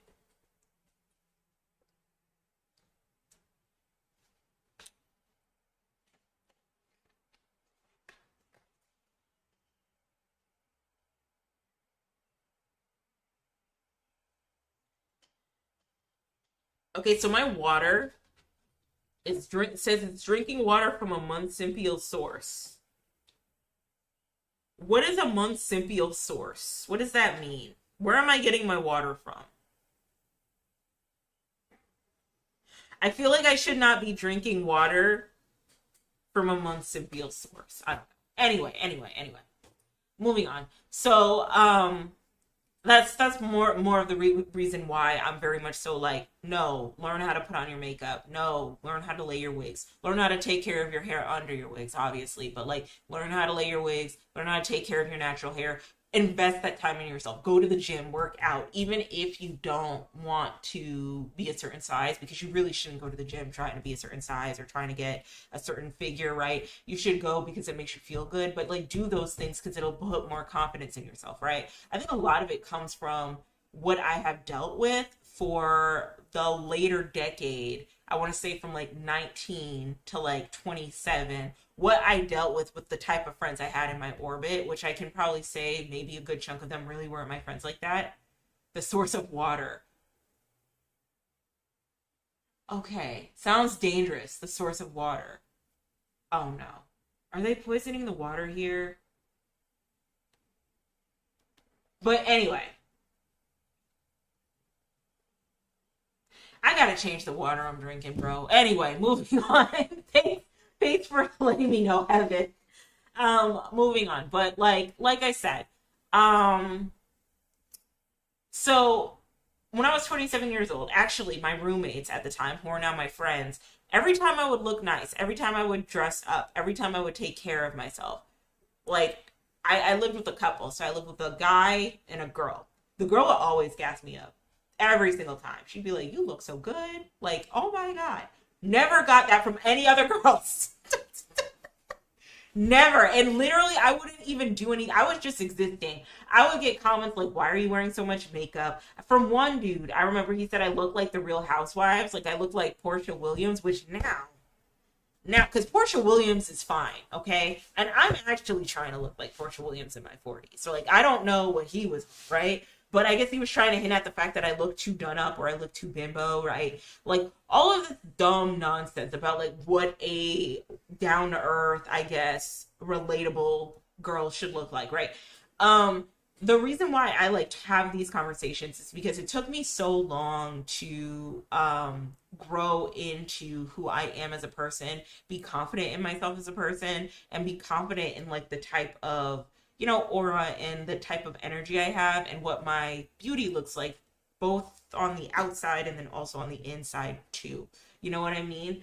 And so I think one of, like, the biggest character building experiences that I've had, which I would believe is a canon girl event for, like, any woman or femme to go through, is that you have that one friend that you are slowly outgrowing and changing and separating yourself from, because they don't like the idea of you leaving them behind in some way, that you are taking care of yourself, that you are experimenting with makeup, that you are trying to look nicer, you know what I mean? And they don't. I'd say if you're experiencing that right now with a friend where they're always critiquing your looks and they're saying you're doing too much and all of that, one of two things: either cut that friend off, which might be the easier thing, or, like, you can address it and be like, "Hey, I'm noticing that you're making these comments. They're making me very uncomfortable. Can we have a talk about it? Is this, like, an issue for you? Like, do you want me to help you do your makeup? Or do you want me to help you, like, get your outfits together? Maybe we can spend a day going shopping together and I can see what looks best on your outfit, or what looks best on your body." I feel like that's another approach to do as well. But I also just think that the friends who feel away because you quote unquote changed probably harbor some jealousy against you because you were able to, evolve or get out of a situation that you used to be, or you rebranded yourself in a way that is more true to who you are, who you were always going to be. You know what I mean? So everything was a competition with my friend and had to win. Or everything was a competition that my friend had to win. The day that she noticed my brand new jug and said that hers was bigger was the day I realized that I didn't want to be friends anymore. Yeah, that's weird. I don't like people who like to compete. I don't like people who like to compete and are sneaky with it. Like, super, super sneaky with it. Like, you say, "Oh, I got a raise at work today." "Oh, wow, that's nice." "Yeah, I just actually came into some money myself. I got like 10 bands today. Isn't that awesome? Did you get 10 bands?" "Oh, I got a house." "Oh, that's nice. I just got a mansion like yesterday. Do you have a mansion?" Yeah, no. I don't like competitive friends, and I don't like friends that I have debates with. I used to have a friend, she was like, she came from a conservative household, and I'm pretty sure she's still conservative. We would argue all the time about politics, even though we didn't know what we were talking about because we were like 9 or 10. And, like, all the arguments we had was her just yelling over me and being like, "I'm right, you're wrong." Like, girl, bye with that. Hello? Everything was someone else's fault. Ooh, I hate those friends. Oh my God. Oh my God. Okay. Everything was someone else's fault on both the macro and micro levels. If it was an interpersonal issue, it was never him at fault. Ever. Relationship problems, always his partner's at fault. Even when the same reasons cause each breakup. Got into a verbal altercation at the bar, someone else's fault completely. It was too oh God. If you are over the age of 21 and you still can't hold yourself accountable, like, if you are past frontal lobe development years, which is like 25, 27, and you still can't hold yourself accountable, right? we can't be friends because like girl what, like you can't see the writing on the wall that maybe you're the one at fault, maybe high key, you know. Yeah, friends like that are exhausting. I hate the ones who like play ignorant and are like, well, I don't see what the problem is, I don't see what I did wrong here. It's like you really didn't see what you did wrong here. Okay, okay. I had one of these. The drama in her life always just happened to her. Exhausting. Yeah, I don't like those friends either. Because if drama is just happening to you, it's because you're just causing the drama. Exhausting is exactly the word. One day she decided my kids were the instigators of some evil, and I have never cut someone off. See, when you put people under the age of 18 under it, when you start putting minors in that shit, because what did the kids do? No, you gotta hold yourself accountable. My ex-husband is like this. He once dropped a jar of salsa in the kitchen, made a huge mess when it shattered, and turned around and yelled halfway across the house at me because it was somehow my fault. I must have not put the lid on right. Absolutely, yes. My fault you dropped a jar of salsa and made it. No, no, no. I'm actually gonna take a picture of this. I want to see what my partner would say, like how he would respond. But I'm pretty sure he'd be like, well, I dropped the salsa. But I always worry about that, especially when you're like in long relationships with people. Because I've had family members who are like this too. I'm pretty sure my boss was low key like this as well. Where it's like, you know, I put everything up, they take the thing out, they make the mess. Well, why did you put things up this way? Why did you make the mess? Like, I really. My father is like that. Every time he knocks something off the table or whatever, he blames everyone for putting it there. We could always navigate the natural mess a family makes, but he couldn't. Stuff was always getting in his way. No, no, no, no, no. Just it's so easy. It costs you literally like a peace of mind. Exactly one piece of mind to hold yourself accountable. To be like, damn, I dropped the salsa. Time to clean it up. That was me. That was my fault. Like it costs you one piece of mind to just be like, that was on me. And it shows so much, like people really respect you if you know how to hold yourself accountable. I'm not gonna lie to you. If you are a person who doesn't know how to hold yourself accountable and you're always blaming people or you're always letting shit happen to you, like drama, relationships fall out and stuff, I don't want to be your friend, especially at my big age, because obviously there's something going on with you, um, where you refuse to acknowledge what you did wrong to get into these situations. And it just shows the character of you as a person. So, moving on. All right. So, how did this friendship fall apart? When I was a freshman in college, I shared a room with my best friend from high school. I kept a diary that I wrote in every day, and I would hide it in my locked closet. One day, I came back from class to find her reading out loud from my diary to a group of our, oh, that's not your friend, girl, of our French. She had broken into the closet just to get the diary. I haven't spoken to that bitch in 30 plus years. That is not your friend. That friend is trying to ruin you and humiliate you. Not a fan of humiliating your friends. What's sad is when I had friends, especially when I had a close girlfriend, I will admit, this is actually the same friend who was like worried about me and my appearances and stuff. I would say little things to embarrass her. Like, I remember that clear as day. And if there's any regret I have as a person, the regret I would have, it would definitely be not trying to embarrass her. You know what I mean? I don't do that. I don't want to embarrass people anymore. Like, I'm always hyping folks up. I'm hyping my friends up and shit. But like, I never want to embarrass anybody. That's so fucked up. And then like, you're sneaking into their diary. You're sneaking into their locker, their locked closet, to pull out their diary, to read their like their personal thoughts. Like girl, what? So this person responds and says, college is often when you find out who your real friends are. Okay, so I have a theory, right? I have a theory that there are two different types of puberties people go through, right? The first puberty you have is when you're in like when you're in elementary or middle school. Middle school, it's like physical changes that happen to your body, right? So physical changes, maybe you might grow taller, you might start menstruating or whatever, or like you start evolving as like a physical person. So you physically look more adult, right? The second like change that you go through or the puberty that you go through is an emotional one, and that's the one that happens when you are in college. That's when you start to gain emotional intelligence of what is okay to do and what's not okay to do. If you're going to be the person that's just going to let things happen to you, or if you're going to be the person that is going to own up to when you have done something wrong and learn how to do better. If you're going to self-actualize, or if you're going to be comfortable in the current situation that you're in and how you're going to respond to that.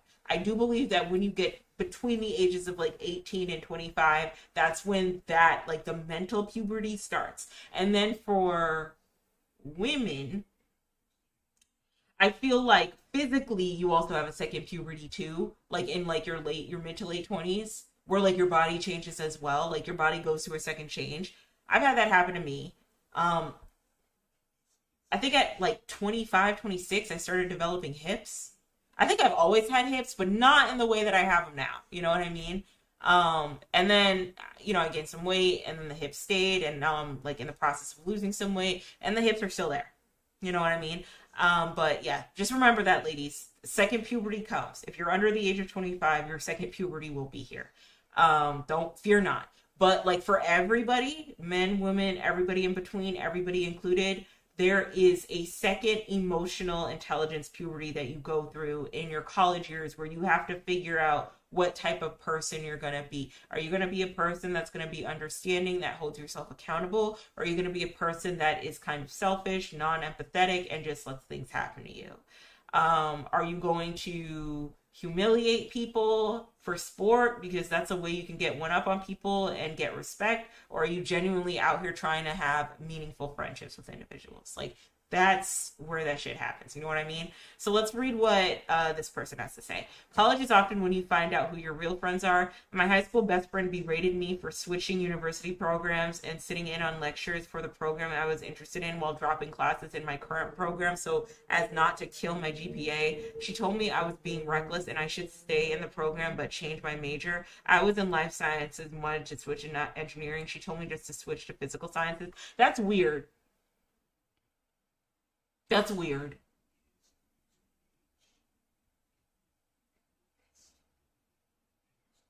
That is really weird. Like, and so that's another thing, especially when you get out of high school.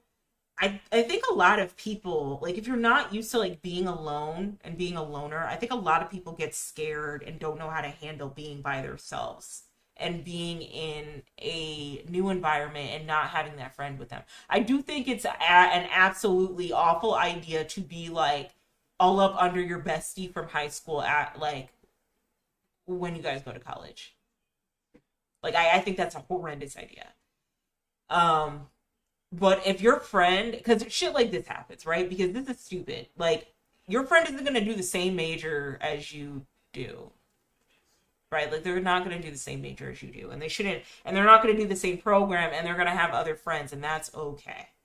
After a lot of pushback from me, it started to turn into a conversation about myself and my character and how I've apparently always been irresponsible. I couldn't help but remember all the time she didn't stick up for me, didn't include me in group activities, and straight up shunned me or over a misunderstanding between myself and two others in our friend group, even though she told me she felt like we were all in the wrong but maintained contact with them despite being friends with me for much longer. She'd constantly say nothing is wrong and then proceed to shun me. The misunderstanding didn't even involve her, but that's a whole other story I shouldn't get into.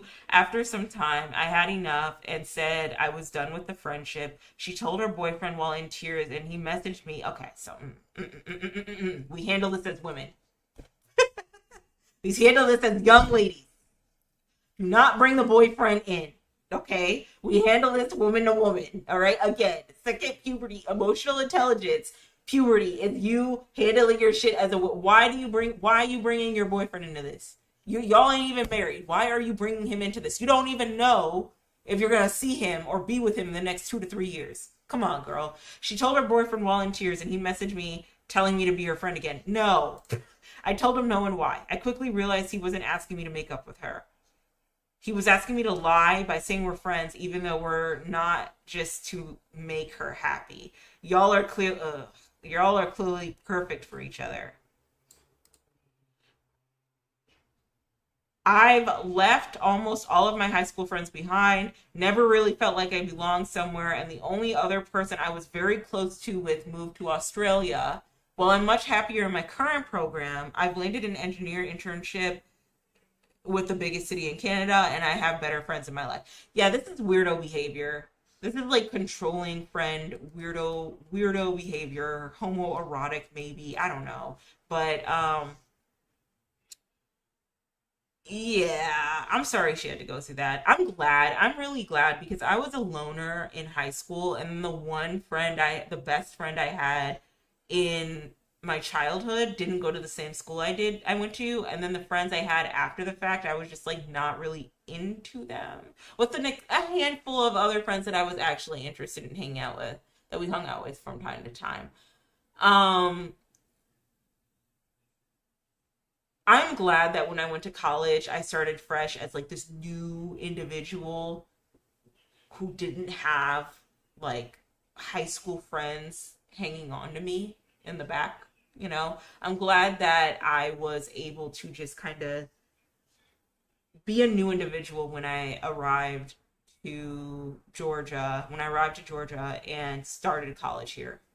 But I will say something that happened to me in college is that, and this is actually something that is very common that happens with a lot of freshmen, is that the friends that you found in freshman year, y'all probably won't be friends throughout the remainder of your college career. Like y'all probably won't be friends like that, and that's okay. That's okay. It just happens. Um, I went to my college friend's wedding and it was beautiful. I even made a video about it because I was like, damn, this wedding's so beautiful. I'm working this job, and this job is supposed to be well to do and pay good money and shit, and I don't even know if I'll have this beautiful wedding, right? Probably because the job wasn't paying me enough. But like still, like I worry about that stuff. Like I don't know if I can afford a nice wedding, and I was just having that heart to heart with y'all. But I was happy I was there for my friend.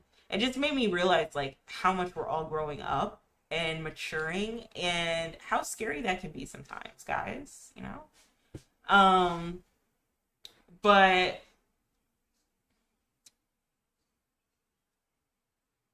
yeah, the friends you have in college, freshman year, just be aware that you probably won't have those friends when you are in um your remainder of your college career. You know what I mean? Just be very aware of that. Like it's okay to have freshman friends, and who knows, maybe y'all might be very close, but 9 times out of 10, like y'all will probably not be as close as you thought you were. I think it's because it's a new experience and you're young and you can do whatever you want and you're alone and you're finally away from your parents, but girl, it's okay. Engineering is much more fun anyway. Yeah, and I also think it's very weird when friends are trying to get you to do the same majors that you do. Like, it's okay if y'all don't do the same shit. It's okay if y'all don't do the same thing. I had a bitch of a friend to. Oh, no, no, no. Hold on. Okay, no, I thought this was the same person. I had a bitch of a friend too who did that. It would be everything about her. She would criticize me daily, but when I point out her flaws or errors in any way, and I'm talking big ones, legal, terrible, mental hospital stays, it would always be a big blow up. But me switching jobs so I can have a career was a big no no. Or God forbid, my girlfriend at the time upset me once. She never even met my wife because of her insistence that she was terrible for me. And this wife literally does everything for me, helps heal my trauma, listens to me before judging. That's a jealous friend. I've had a friend like this too, or it wasn't like I noticed this friend was doing this to other people. Like they would make things all about themselves, like all about themselves. and then complain about the issues that they were going through, the concerns that they had, issues that they probably caused, right? And then someone would be like, a dude did me dirty. And they would be like, girl, get over it. I'm sorry? No. No, don't get over it. How are you actually feeling? Dudes should not be doing you dirty. Hello? Are you me? So many similarities, but the most hurtful friend of the group who I thought and considered to be my BFF. Well, she told me to my face in front of a group of our 5 preteen girls that she may be my best friend ever, but I'm not her best friend. OMG, gut punch. Okay, are we legal here? Are we like above the age of 18? Wasn't the first time, but I was raised by a narcissist, so it took me a long time to distance myself from her. Ugh, that sucks. She even tried to act like she didn't understand why I wasn't in touch more or why I didn't want to hang out. Because I finally figured out that I was just there to entertain her or for her to have someone to feel superior to. I insecure people. I had 2 to 3 other close friends after that, but never as close as I'd have liked. I've also since lost touch with them too, probably because they were surface level friendships, not deep enough to sustain really. So I guess all this said, I'm sorry you had to go through that, and I'm finally learning to be sorry for young me because I didn't deserve that. And nobody does. So if anyone is reading these comments and still trying to decide if you should stay friends or end it, how do they treat you around others? What about just the 2 of you? Do they make jokes about you or stuff you do or like? Do they exclude you or another member of your friend group just because they can or because they think they're cooler, prettier, more popular? Because yeah, I've had that before. Especially when I had content creator friends, they would like give other people more attention if they knew that they could get something from them, like more followers, a collab. So transactional. If you want if you want a working relationship as content creators, we can do that, but don't call me at 3 a.m. about your problems. You know what I mean? Because there's tons more. But if these questions give you answers you don't like, end the friendship immediately. Don't wait or just don't let it slide.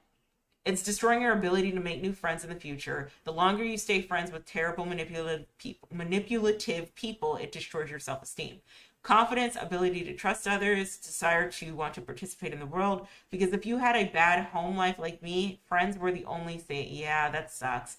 Friends were the only safe way I could have connections. And one mean little selfish girl was able to do all this easily. I'm sure I'm not alone, and I am in therapy, so I'm working on myself and trying to move past some of these hurts. Sending hugs to anyone who's struggling because they don't have and want good friends. You deserve to be celebrated, not just tolerated. I like this advice. Thanks, Electronic Purple. Took the words out of my mouth. Okay. They fell out with their friend because they realized that they were the only ones that reached out, so I stopped reaching out, and that was that. Yeah. I mean, it depends on what type of friendship you want, because, like, sometimes I won't reach out to my friends for, like, months at a time, or I just won't talk to them, especially if my money's funny. So I've been laid off, so, like, I don't really, like, reach out to anybody because I'm like, bitch, I'm broke. Don't talk to me, right? And that might not be fair to them, but they understand that that's the type of person I am, and it's no ill will. It's just a very like low maintenance friendship. However, if the maintenance rose in our friendship where they like I needed them to help me out on some shit and they needed me to help me out on some shit, then like you can't just stop reaching out. Like now there's some unfinished business, I guess. And you guys have to make sure that you take care of each other and are supporting each other equally. I'm still waiting to hear back from my friend for 25 years if he wants to go to the baseball game I invited him to last August. Damn, that sucks. Waiting 25 years? Ugh. For a baseball game? Yeah, that wasn't the homie. Oh no. King guy. He kept having kids with different girls, then bailing on them. I just couldn't watch it anymore. I left after the 3rd one. Pretty sure he's at 6 or 7 now. Good for you, King Guy 420. Good for you. Yes, this is what we, and even me saying good for you should not be celebrated because it's like this is what y'all should be doing with your male friends. Because there's some male friends out here who will co-sign this god awful behavior. They will. They will. I don't think my partner's friends are like this, and I think my own friends would not be like this either, especially the guy roommate I lived with. He's like not okay with this shit at all. He does not agree with this type of shit either.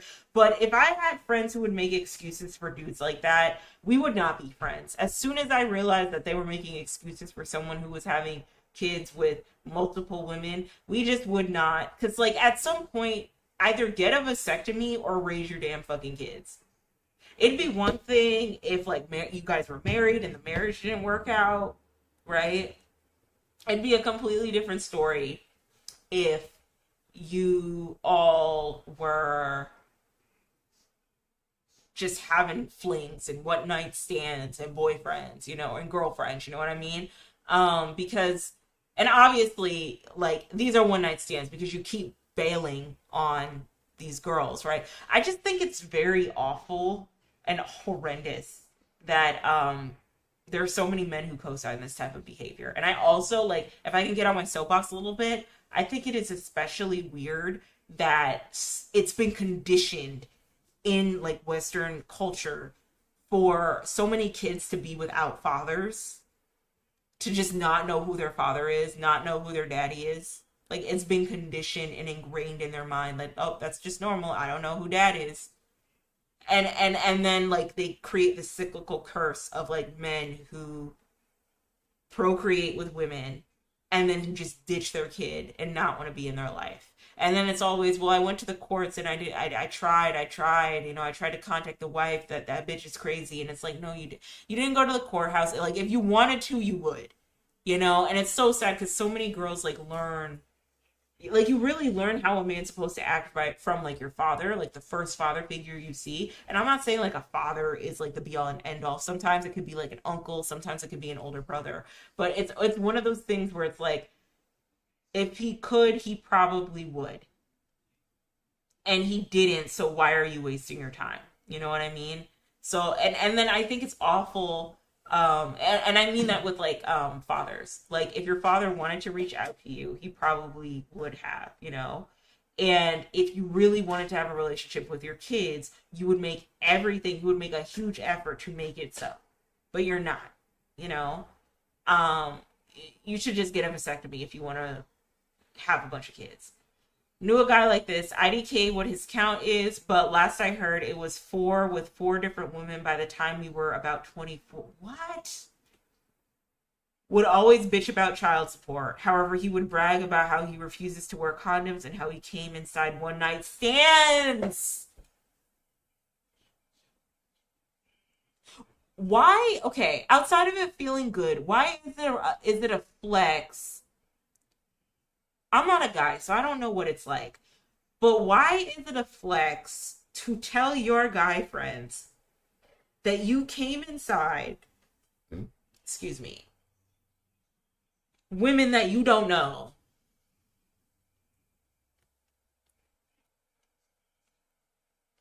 And why don't more men wear condoms? If you know you don't want fucking kids, why don't you wear condoms? No girl can trap you. No woman can trap you. No. No. If you know you don't want kids, either get a vasectomy or wear fucking condoms. Okay? Like, hello? She, gross. I knew a guy like that. One day, a woman knocked on his door, handed him a baby girl, and said, I can't take it anymore. You can have her. Then she left. She was a one night stand from a year before that he didn't even remember. Ugh. Some girl he picked up at a bar and never saw again. He did a DNA test. It really was his daughter. He took her to his mom's and dropped her off. He isn't involved in her life to any significant degree. The baby's grandma was in her 40s when she took over. That was in 1994. So the baby is in her 30s now. I sometimes wonder how it all turned out. I hope she's okay. Okay, all right, all right, all right. We're Smex positive over here, right? Very Smex positive. But oh my God, wear a fucking condom or get it wrapped, like snip snip, condom or snip snip. That's not a flex to come in one night stands.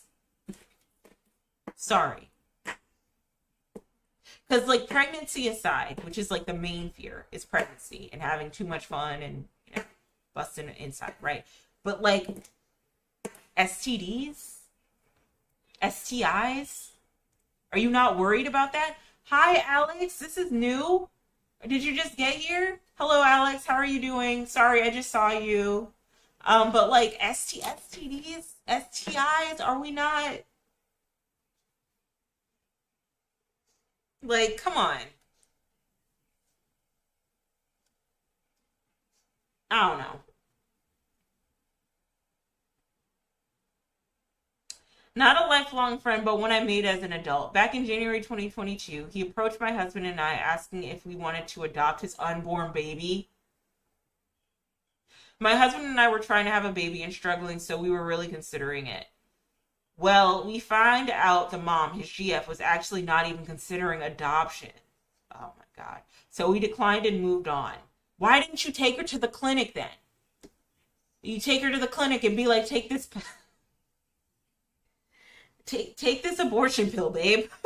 The baby girl was born, and he is an active father to her. Okay, good. Yes, I just got here. It's weird having somebody on YouTube acknowledge me. Well, yeah.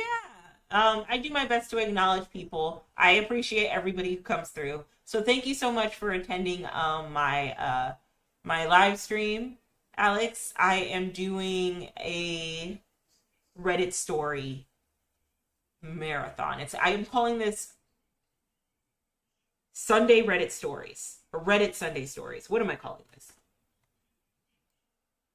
Reddit Stories Sundays. So every Sunday I'm going to be reading Reddit stories because I see some of my favorite content creators do it, so I want to do it. So welcome, welcome, welcome. Make yourself at home. All right. So he's an active father to her. I crochet and he asked me to crochet him a Dragon Ball with 4 stars. Didn't think much of it and said, yeah, sure. Then he said, yeah, I want 4 stars because I have 4 kids. Mind you, he's only active in one of their lives and is playing full-on dad to his girlfriend's oldest child. I never made it for him. He asked me to crochet a few things and I won't. I see him completely different knowing he has 3 kids out there that he has not shit to do with. We need more friends like this. Like, it's really, I need men to understand that it's very unnormal and unusual that y'all just keep nutting and releasing in people that you know you don't want futures with, and then they get pregnant, and then y'all are like, not in these kids' lives. Like, you have to know how unusual that is. You have to know how weird that is. I need you to know. Like, it's very deranged that there are so many kids without fathers. And I think it's especially deranged when some men like brag about like sitting a girl down by having a kid. That is psychopathic behavior. Go get help. Get some help. I'll be tuned in every Sunday. Thanks, Alex. Looking forward to seeing you. Oh, this is awful. He had the goal to unexpectedly. That's awful. I still miss him. Aw. Yeah, my best friend got on a live Sunday after not talking for a couple of months. I didn't respond to his last Facebook message, and I think about it constantly. Oh, that's devastating. Okay, that's a little dark, but let's move on. Let's move on. All right, how did this friendship end? She was a key witness to my great trial, but also too lazy to go into the police station to make a statement. She had 3 years to do it. I lost the trial, but it was so close. I always wonder if I would have gotten justice if she had done it. Oh my God. Yeah, if one of my homies got raped, I'll go in the police station. I'll say what I need to say. But also, can we like talk about grape culture? I know that's a little dark, but can we talk about it? Like, because grape culture makes it so that your friends will not side with you in an assault and will still be asking, well, why did you do X, Y, and Z? Why, like, what were you wearing? Why weren't you aware of your surroundings? Why didn't you learn Taekwondo and get a black belt in martial arts? Why didn't you do all these things that you know damn well your friend wouldn't do? Because you don't know what you're going to do in that situation when you're raped and assaulted. 9 times out of 10, the people who grape you the most, or that's dark, but 9 times out of 10, people who are impacted by assault, their assaulters are usually individuals that they know, and are usually individuals that are protected by grape culture.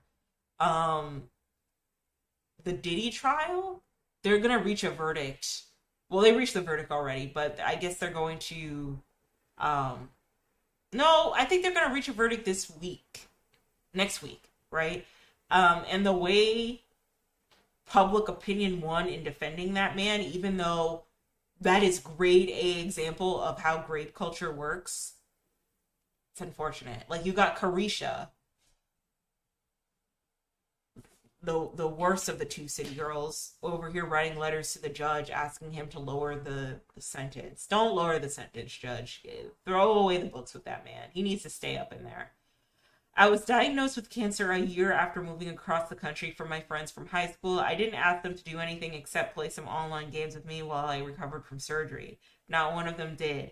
They were playing other games. I could see in my various friends list, but none of them would put aside the games they were playing to keep me company and take my mind off things. No texts, no phone calls, nothing. Ooh.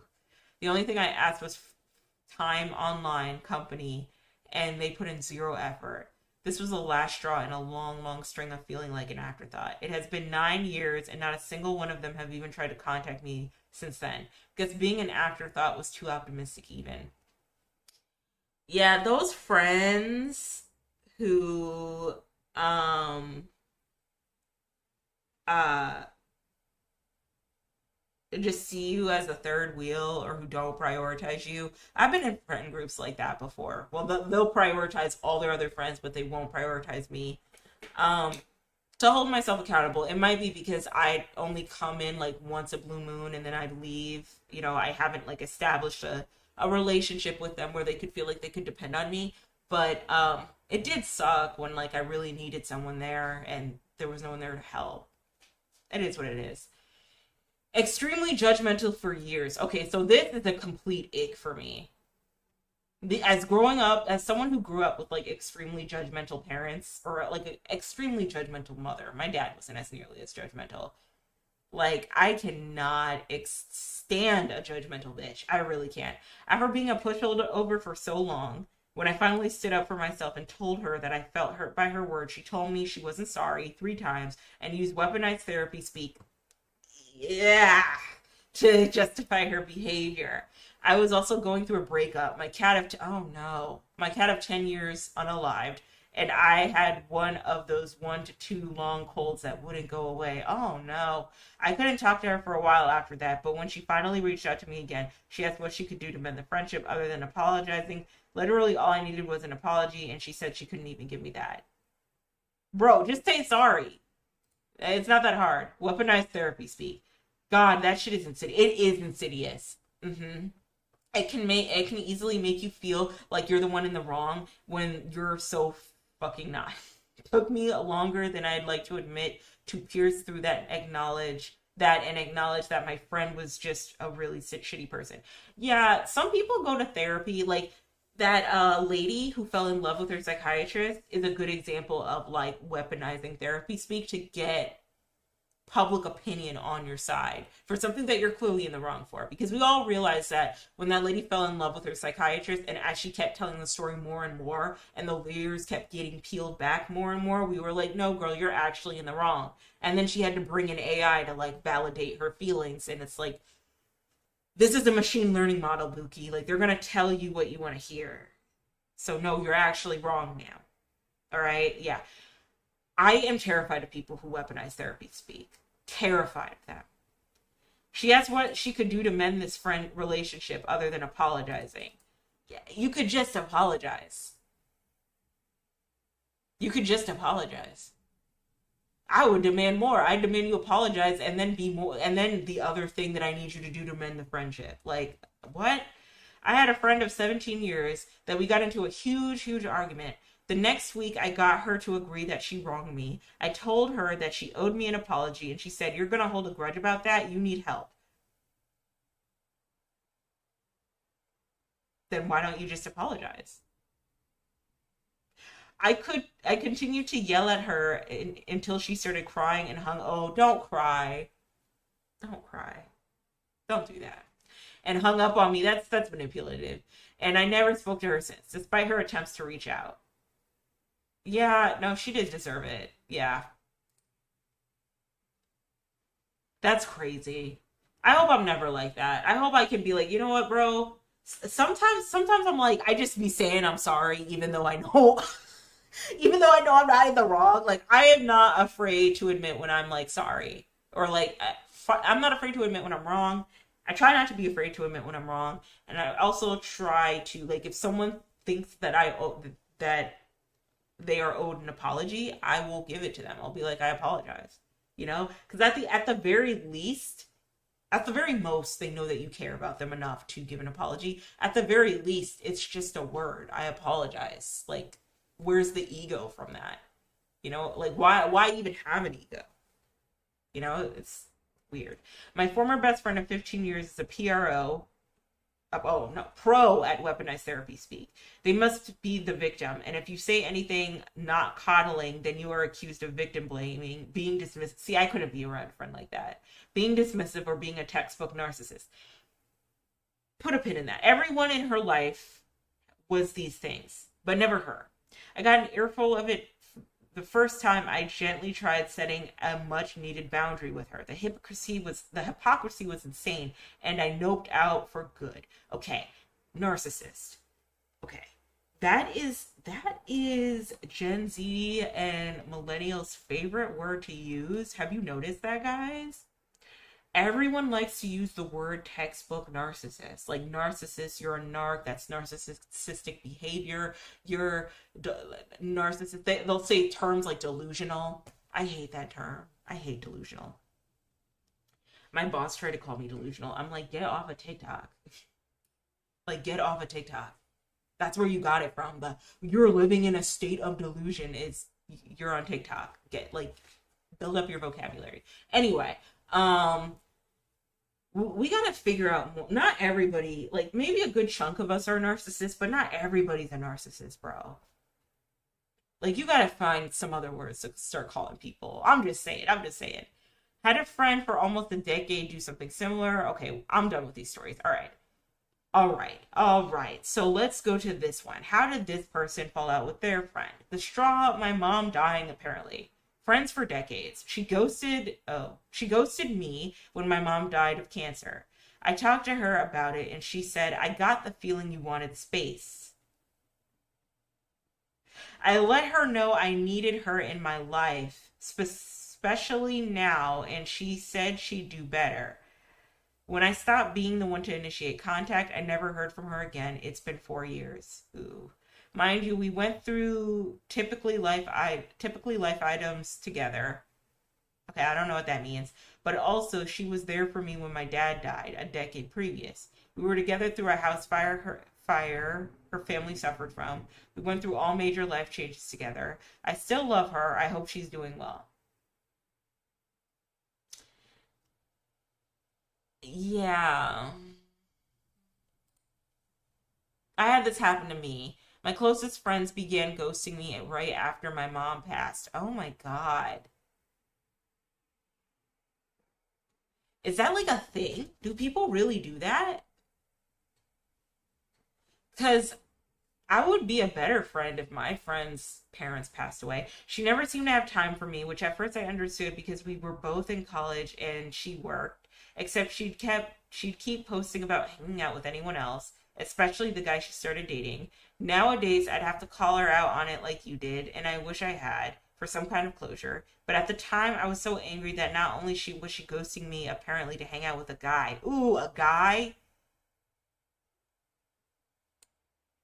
Ooh, but she was doing it knowing that my mom had just, she was, put a pin in that, Alex. I just saw your comment. I'm so sorry. But she was doing it knowing that my mom had just passed and my entire life felt like it was falling apart from a domino effect due to it. I still think about it all the time. It really broke my heart and my trust in people, sadly. I'm very sorry it happened to you too. And you were close with your friend for much longer than I was. How painful. Okay, so I used to have friendships where we were like, it was rooted in us just obsessing over guys.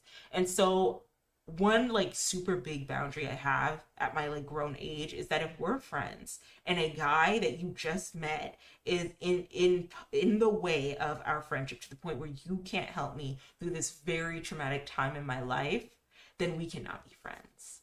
You need to go be with that man.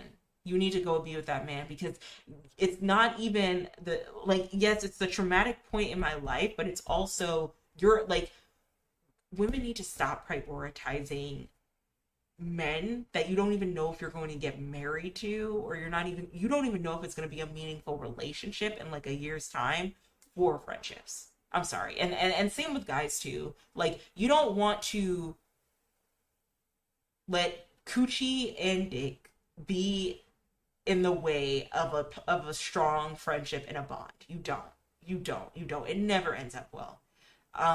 You should always like prioritize yourself. You should always prioritize your friends, really, because like this dude is probably not going to be in your life some 4 or 5 months, let alone years after the fact, and your friend will, and they need you. That's just awful. So Alex says everybody is calling everyone narcissism now. Yeah, it's narcissism and delusion. I think we've swayed away from delusional after like the TikTok speak, which is good. But yeah, everyone um is wanting to call themselves a narcissist for some reason, or it's calling other people narcissists.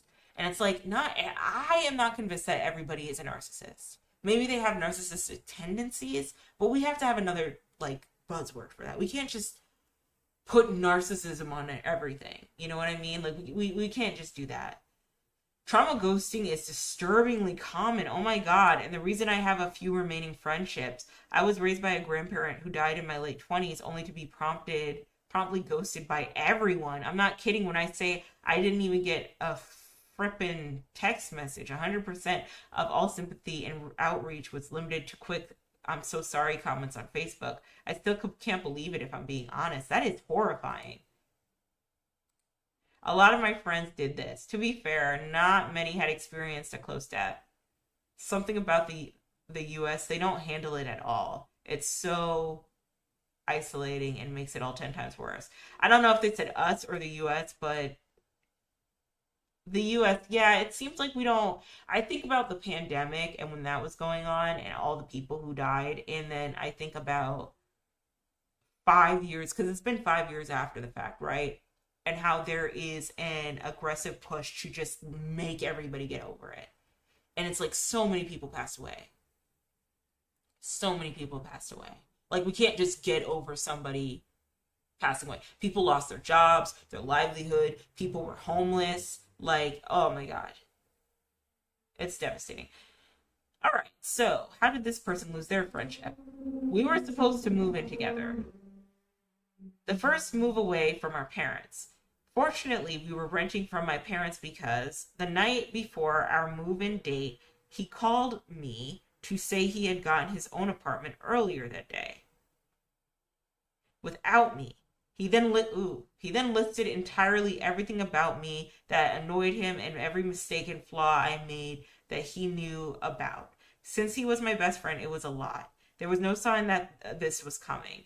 We had only ever argued a couple times. I never knew so much about me was so distasteful to him. I was devastated. A couple weeks later, he called and came over until I spoke to him.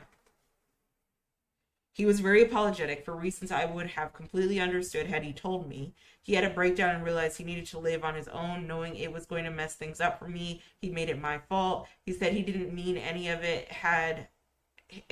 and was horrified about how he treated me, yet was so detailed and specific, going back years to incidents that I had no idea were an issue. There was just no fixing it. I could never feel comfortable and trust him again. On one hand, I miss people I used to know. I don't miss him or think of him often or with nostalgic fondness. My daughter doesn't even know who he is when she comes across old pictures of us, but she knows about the old friends since I mentioned them. On the other hand, it's been 20 years. It's hard for me to have close friends still because I feel like they may be building lists of things I do wrong and ways I'm just wrong and awful. And maybe they'll call one day when I least expect it and list it all. It wasn't good. That is weird. Yeah, that is normally when it's like, okay, so from what I understand with friendships, one of two things could have happened in this relationship, okay? Because out of the blue, he's saying he doesn't want to live with you because of all of these issues that he's bringing up and never addressed in the duration of the friendship, right? Normally, when shit like this happens, it's either there were signs beforehand that you did not pick up on that they probably like hinted at, one, or two, they were going through like some sort of issue or trying to avoid some sort of issue or concern that they felt like if they just dump it all on you as the friend, um that they would be able to resolve it easily. And in this case, him coming out and saying that he did all this because he had a breakdown, I guess. He called me over until so he was very apologetic for reasons I would have completely understood had he told me. He had a breakdown and realized he needed to live on his own. Yeah, yeah. So it was probably like his own issue that he couldn't hold himself accountable for. And so he needed to find and knowing it was going to mess things up for me. So he knew that if he were to room with like if he were to end that it wouldn't be fair for him to say that he didn't want to room with his best friend because he just wanted his own place and he knew he had to live on his own. So he blamed her. He couldn't hold himself accountable. So it's always one of two things. Because normally there's always going to be hints with your friend as to why they don't want to be your friend anymore for something as big as this to happen, where they just like lash out at you at the very last minute and explain why they don't want to be friends with you anymore and live with you. Or they're not holding themselves accountable. That's usually what happens. And yeah, this is very scary.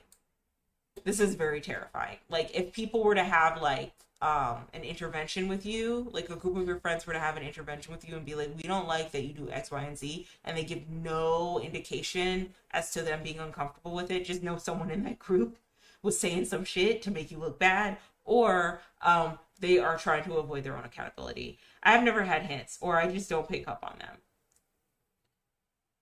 All right. I'd say like a good example of a hint is like if you do something disrespectful to your friend and your friend is like, "Hey, I really didn't like it when you did it that one time. Did this one thing to me that one time, right?" And like depending on how you respond, if you say, "I'm sorry, I won't do it again," or if you're like, "Well, it's not that serious," then somewhere later on down the line, when it all boils up to the surface, everything you've done, then they start lashing out, right? So that's what I mean by the hint. It's like they have said that this behavior has happened before. And depending on how you respond to the behavior, whether you say, "I'm sorry, I'm not going to do it again," and do it again, or you blow it off and then you just choose to do it again anyway, um, that is usually the hint that you will have that, oh, okay, so this is inevitable. Like an intervention moment is inevitable. But if a friend cuts you off and then it's like blowing up in your face about like all this shit that you didn't know that they were harboring, um, and you know that like half the stuff they're going off about is stuff that you like thought you guys resolved or thought you didn't do anymore, it's usually because they're avoiding their own accountability for something. And in this case, this person said that their friend didn't want to move in with them. So the easiest way to make it seem like, the reason why he didn't want to move in is because of them, or the easiest way to make it seem like the reason why they didn't want to move in is to blame them instead of being like, I just don't want to live with you. That's rough. I'm sorry you went through that. I can certainly see how that would make it hard for you to trust people again. Yeah, that is terrifying. Well, not really terrifying, but just like, bitch, what the fuck? You know what I mean? I feel you. I got kind of the same situation where a friend was keeping for so long a list of tiny little things I did, and then she hated, and there was no fixing anymore. You ever had something like that happen with you? Um, One second, Alex. I will read this post and then I'll answer you. I feel you. I got the same kind of situation where a friend was keeping for so long a list of tiny little things I did and that she hated, and there was no fixing this anymore, like you said. I replayed all the 7 years we were close and imagining her going back home and crying and hating me. This was what was happening to her. Apparently I was super mean to her and she couldn't stand it. It was so hard getting back to trusting people after that, but I'm told she still does that to other people, so I'm trying to cling on this idea that it's about her, not me. Maybe that can help. Okay. You ever had something like this happen with you? Okay, so actually, yes. Actually, it was like a mutual like friend breakup because I think we were harboring a lot against each other. I think that, but I think more importantly, on a deeper level, we were going in two opposite directions. So it was more or less that I brought up, hey, I don't think we should be friends anymore. Like I sent the text message to her and I was like, yeah, I don't think we should be friends anymore. We're going in two different, like, two opposite directions. When I say two opposite directions, I mean she was literally North Pole and I was South Pole, okay? And it was like polarizing magnets. There was no fixing what we had. It was what it was. Um, but I think the fallouts that we did have prior to, we addressed and we tried to resolve until it got to the point where it just no longer, like, our lives were just really different. Like, they were starting their journey through religion. Like they were becoming more devoutly Christian, and I was becoming more and more critical of Christianity, and I wanted to be an IG baddie, and they didn't like that. And it was so bad that they would like tell my friends, like, look at what X is posting online. This is so inappropriate. Why would she do something like this? I'm so concerned. And needless to say, I wasn't trying to draw attention to myself in that way. I didn't want people to see what I was posting. I didn't want people to see the Facebook pages I had and the Instagram pages I had. So I was like, all right, if you don't like it, can you just not talk about it? Like, I don't want you to talk about it. You don't have to agree with what I'm doing, but can you not talk about it? And they kept talking about it. And even my friends were like, okay, if this is making you uncomfortable, then like why are you telling me this? Tell her this. Like, what do you want us to do? Right? And then we had like a mini fallout late at night at the school. And then a couple weeks later, I was like, you know what? I don't think I want to be your friend anymore because, like, I'm not. At the time, what I was doing wasn't nearly as like super detrimental as what I ended up getting into, but it was just almost like, I'm asking you not to judge me in this, and you continue to do so. I'm asking you not to tell other people about this, and you continue to do so. In her defense, she probably was coming from a place of concern, but I also felt like that concern was shrouded by her moral compass. So that did happen. And then we ended up falling out as friends. So I've had something like that happen to me before, but it was like a very like mutual, like, I don't want to be friends with you anymore. Here's why. The other person was like, okay, cool. Well, I don't want to be friends with you anymore. Here's why. We ended up splitting up. Um, Actually, that same friend also pulled me aside to let me know that people didn't like me anymore. So I've had that happen where people were like, I don't like you anymore. And I think a toxic trait for me is now I just don't want to be around a lot of people for a long time because I'm so nervous about how I'm perceived, or if I say the wrong thing, or if I make a really dumb comment, because you sometimes will make really stupid comments, not really intending to, but I'm like, oh, why did I say that? You know what I mean? So I've had that happen before, but as far as like a complete like blind side of like, I need to talk to you. I was mad at what you did to me like 5 months ago on December the 3rd, on a Tuesday night when we were talking about my favorite video game. I didn't like when you did X, Y, and Z. No, no, no, no, no, no, no, no. Because I feel like if that would happen now, again, at my big age, I'd be like, okay, so you have all these harbored feelings. Okay, so why didn't you tell me about these now? Why are you waiting to tell me? Why are you telling me about this now? Why didn't you tell me about that then? And then after that, I would just kind of be like, okay, girl, we don't gotta be friends anymore. It's cool. Like that would be like a complete like turn off. Now, if it was like a group of people who I thought were my friends, that would be a little devastating. But yeah,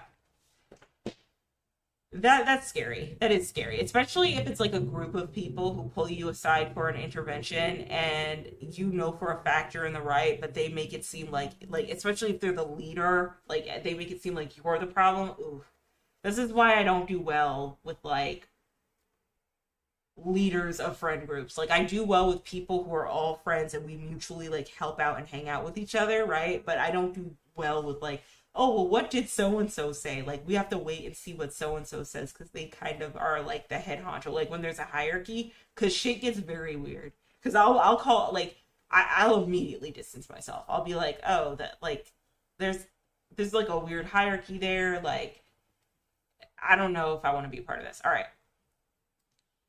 right, so I had a friend keep a list of things I did wrong over a couple of years, and she would show it to other people as if she was trying to help. For she was asking for help on how to talk to me about it. See, this shit I do not like. This shit I will be like, oh girl, but she never showed me or even told me what was on it. Just that I've been writing down things you did wrong. I cut her out and never wanted anything to do with her after that. See, these type of people are dangerous, right? Because they are showing a list of things that of what you did wrong to them to other people to create a narrative to those other people of who you are as a person. So like they're ruining your character. It's not a matter of like y'all's friendship ending. It's a matter of y'all's friendship ending and your character being ruined in the process. She was my best friend and she shit talked me to everyone, but was allegedly too scared to talk to me. She still harasses and texts me every few months to make me explain why I ghosted her fake friendship and fucking list. Now that's weird. See, and you can tell that this person actually like probably harbors some ill will to you if she's still reaching out to you and she's still harassing you.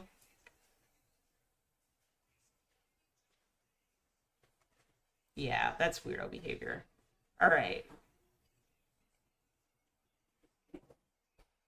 All right, let's move on to the next one. All right, so kind of had an epiphany after my current girlfriend told me he had made a pass at her after he knew we were dating. He's done the same with basically every woman I've dated, and for one reason or another at the time, I forgive him or give him a pass because of extenuating circumstances. I don't know why, but after that last time, I decided that I actually don't give a shit what his excuse is. Trying to actively sabotage my relationships is not something I should have to tell a friend is not cool, let alone reiterate it every time I enter a new relationship. Okay, so this happened on the White Lotus twice. It happened in season one with Sydney Sweeney and the biracial girl, where Sydney Sweeney was trying to plot on the biracial girl's boyfriend at the time. For those of y'all who haven't watched the White Lotus, it's basically one of those like dialogue driven, like you have to pay attention type of shows where it's about wealthy people that are in a resort and the relationship that they have with the workers or the employees of this said resort, right? I'd say season one and two are the strongest. Season three was not that strong. I don't know what happened, but it was not that strong. But in season one, we had Sydney Sweeney's character, who was the daughter of like this girl boss CEO, um, who had like this weird like obsession with their friend where wherever their friend was like interested in a dude romantically, she would plot on the dude and like sleep with him, right? Like she would do that every single time. Like, you like him, let me go steal him away. All right. And then the second season, it was the same format. It's like a franchise. So the White Lotuses are throughout the world, and like every season they change location. First season was in Hawaii. Second season was in Italy. Third season was in Thailand. Fun fact, Lisa from Blackpink was in the Thailand season.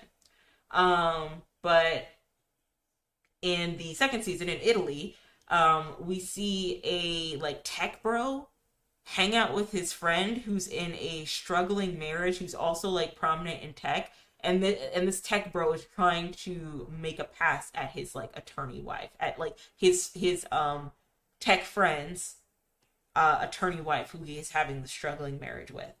I never understood people who do this type of stuff to other people. I never understood friends who do shit like this. It's like they're trying to assert dominance, that like, yeah, they want me more than they want you.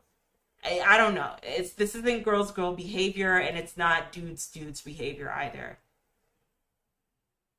He's just making sure they're loyal. No, they're not. No, he's not. He's like one upping him. He's trying to make it seem like he too can get those type of girls. He must have really beautiful women in his orbit, and he's trying to humble him in a way by saying, "Oh, well, this girl's into me too." As the girlfriend, I would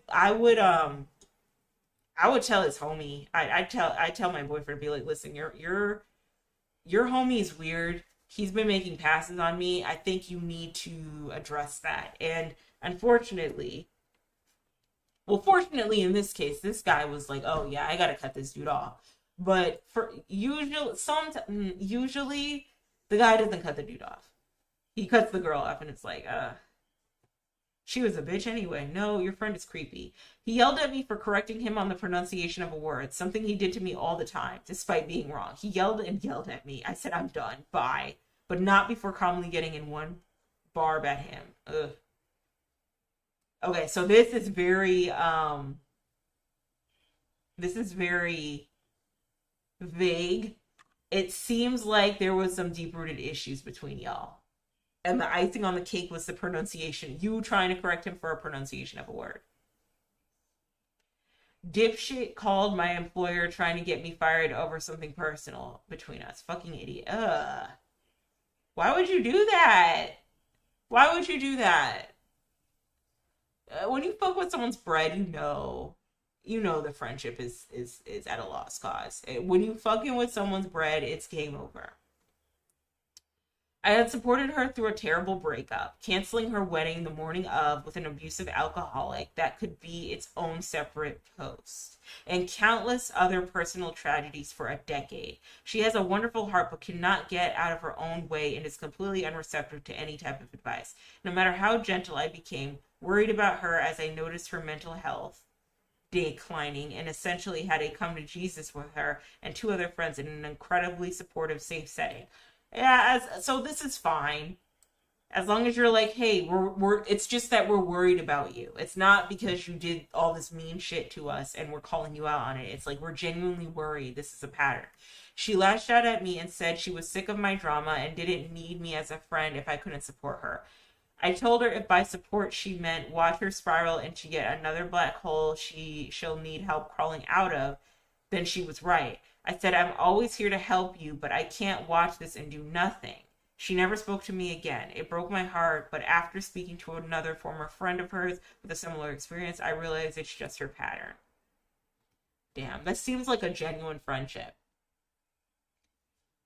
But I think this also goes into people who fall into drama instead of understanding when they might be a participant in the drama, and when things keep happening to them, instead of holding themselves accountable and figuring out what things they should do to prevent said things from happening. It's very unfortunate, especially when it gets to a point where a person doesn't even know the things that they're doing wrong. Like, it's just like nature to them that they can't like separate from that type of way of thinking things through or living, that it seems like this person genuinely cared for the friend, and it also seems like the friend meant well, but it's just like they can't, like a psychological thing, like psychologically they just can't, mentally they just can't get out of their own way. Sounds similar to my ex-BFF. I was told I was enabling her by someone who refused to speak to me because I checked notes and made her go to therapy and be sober, so I would enable her to relapse. That's weird. She called my work at one point as my sister, I don't have any, and had me go pick her up from the hospital as she had cut herself. Ooh, that's dark. and needed 50 stitches. Maybe not too similar, as she loved male emotional attention and I was getting in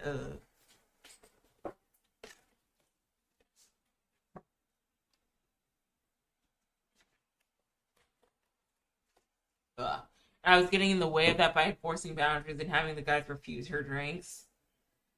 Yeah, being friends with women who like male attention is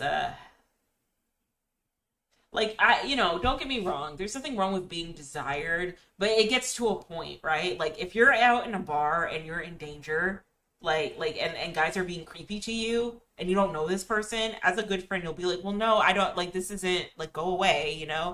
um yeah, that's really unfortunate.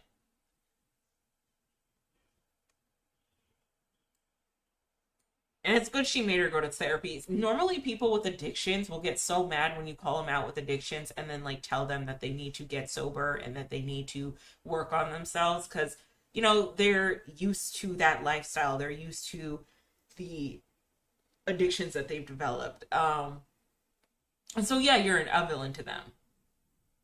It's so hard watching a friend self destruct, but at some point we have to enforce a boundary. I love her very much and always will, but I couldn't be the constant support person while never having that energy returned and never, ever, ever being willing to examine herself and make some changes. It still hurts, but it's for the best. Yeah.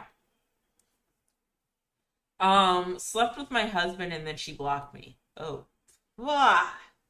Can we have details? Yikes, I hope she earns the title of ex-husband soon. Or I hope he earns the title of ex-husband. You deserve better. I'm sorry that happened. My husband made the decision to sleep with her. How it should read. Yeah.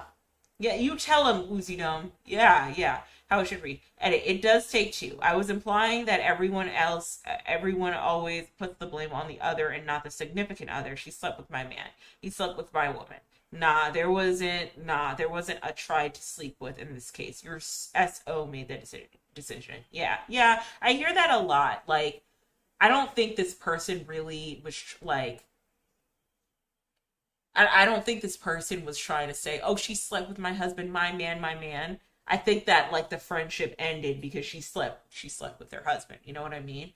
I think that and that's the friend that betrayed the trust of her and the relationship she had with her man. But I think in any other setting, she would have definitely said, no, my husband cheated on me.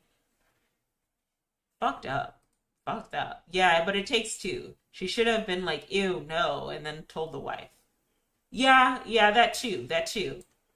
Yeah, you're not a friend. You're an op if you're sleeping with my husband. The fuck? I get smacked here for saying that I'm only responsible for my promises when it comes to fidelity. If the dude is married, it's his job to maintain the fidelity, not mine. In reality, I've never done anything with a taken man since cheaters are deeply unsexy to me, but I'll still maintain the responsibility and full. It goes 100% to the person who's owed, vowed fidelity. That being said, I do have a responsibility towards my friends. No sleeping with their partners is an absolute given. I'd also feel I owe it to a friend to let them know if their partner makes a move on me or anyone else. So yeah, husband is the dick when it comes to the rules of partnership, and friendship is a dick for breaking the rules of friendship. Yeah, okay, so I don't know if this is a she or a he. They're right, they're right. Like, it's unfortunate that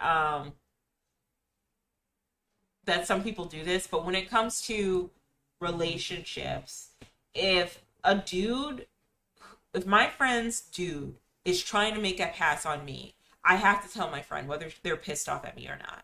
And if the friendship ends, oh well. I much rather you be aware that your man ain't shit than you be in a relationship with a partner who is constantly cheating on you, constantly trying to ruin the relationship with y'all. So, um, or trying to and like disrespect you in the relationship. So this is true. All right. So what? She faked dying of cancer. Edit. People are asking for the story. I've never written it down. English isn't my first language, and it still deeply upsets me. So bear with me. Oh God. Really? Dying of. I can't say that. But cancer, though? Her name is Nina, and yeah, that's her real name because I'm done giving a fuck. We were We were best friends since our teens, though through our youth, our 20s, didn't have a lot of contact in our 30s, but that mostly is because of me moving for my career. Yet I remained being very fond of her and still would lend her 3,000 bucks during the pandemic to keep the business afloat in a heartbeat. Contact almost died out after that. I pinned it to the fact that my proud friend was just too ashamed to owe me money and not being able to pay me back. Oh god. So she owed you money? Dang.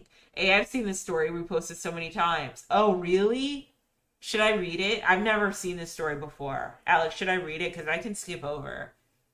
2 years later, she wrote me a message. Let me skip over this, and then I'll let Alex decide whether or not I should read it. Found out he slept with my high school girlfriend and held the secret for 10 years. He also invited my 13-year-old sister out to drink and party with his and our friends. Drew the line, ended the friendship, and clocked him in the jaw for that. As you should, Glebo. 1, 2, 3. Yes. Oh, no, I wasn't saying skip over it or anything. Okay, I'll go back and read it. I didn't learn he slept with my high school girlfriend until many years after the friendship ended, but that made a lot of things makes complete sense. He was always extremely angry and ticked off at me whenever I spent time with her. He was never a friend, really. No, he was not.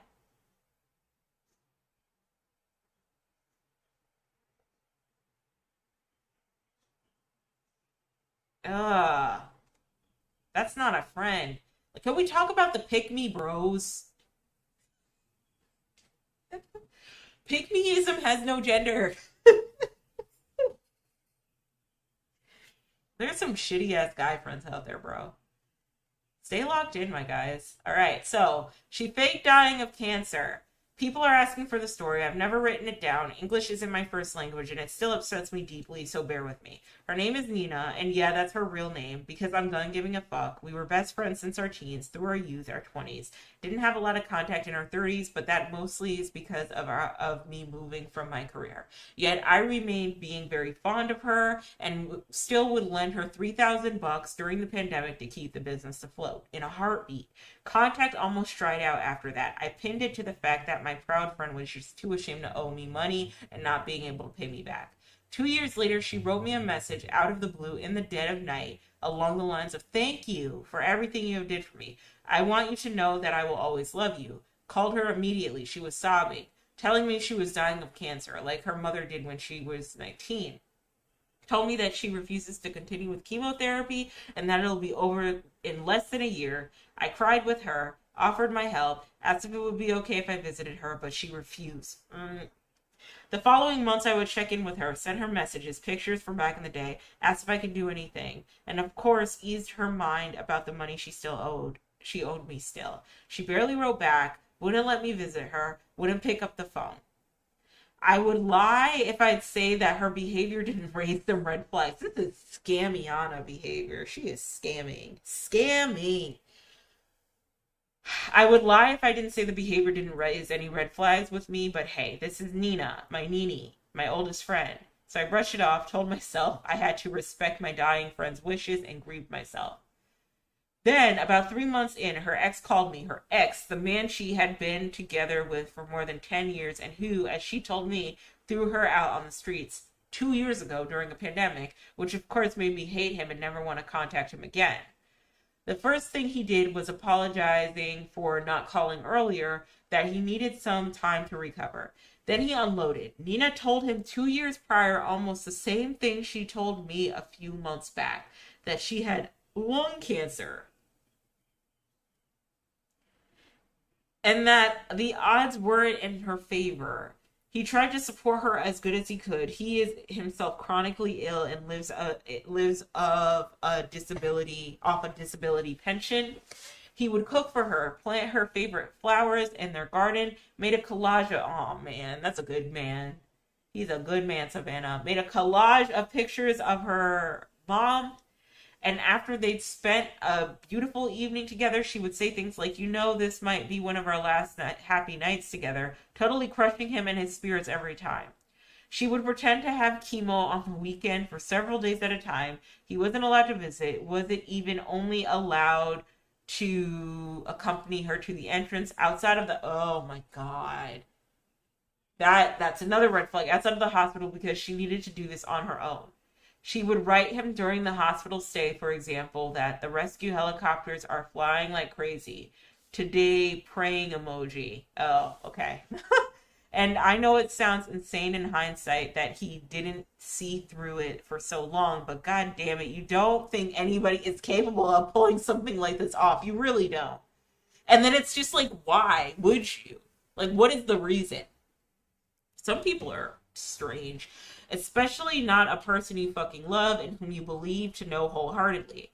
Also, the level of manipulation, the sheer sophistication with which she made the big lie believable, though an endless stream of tiny little lies, is flat out frightening.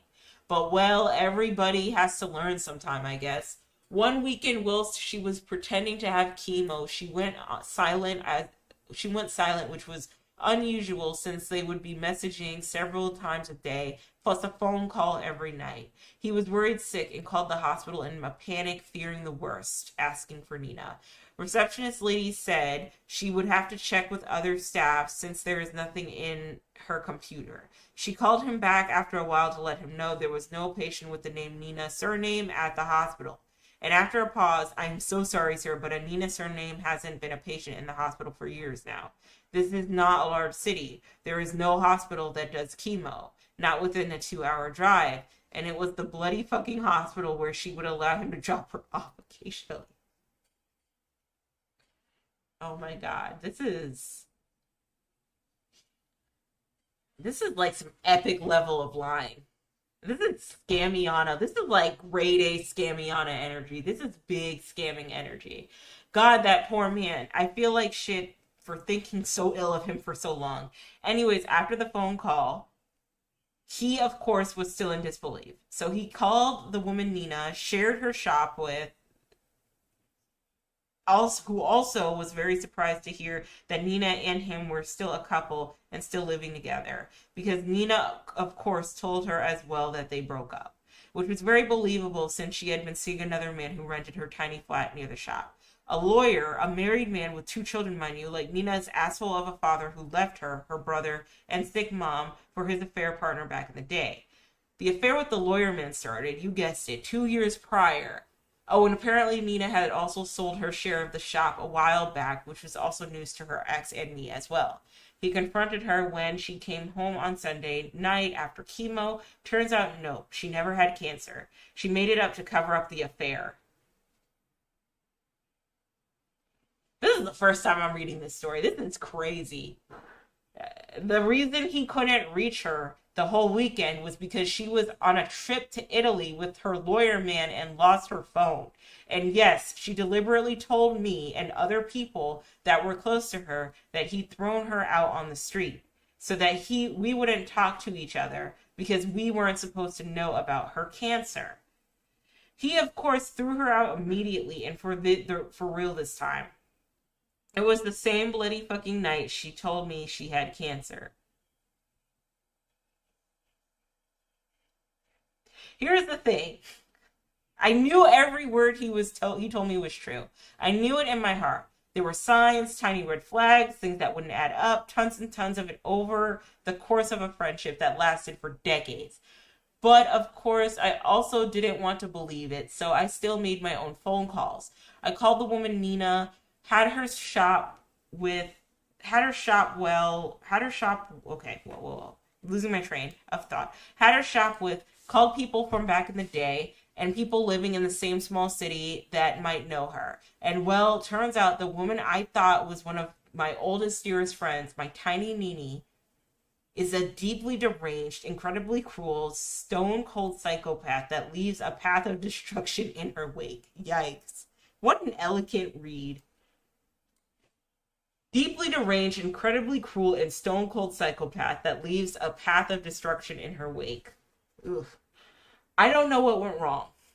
If it was her mother's death, who truly was one of the greatest, kindest, funniest women I have ever met, that triggered the sickness in Nina, or if it has always been there lurking. I don't know, and it doesn't matter.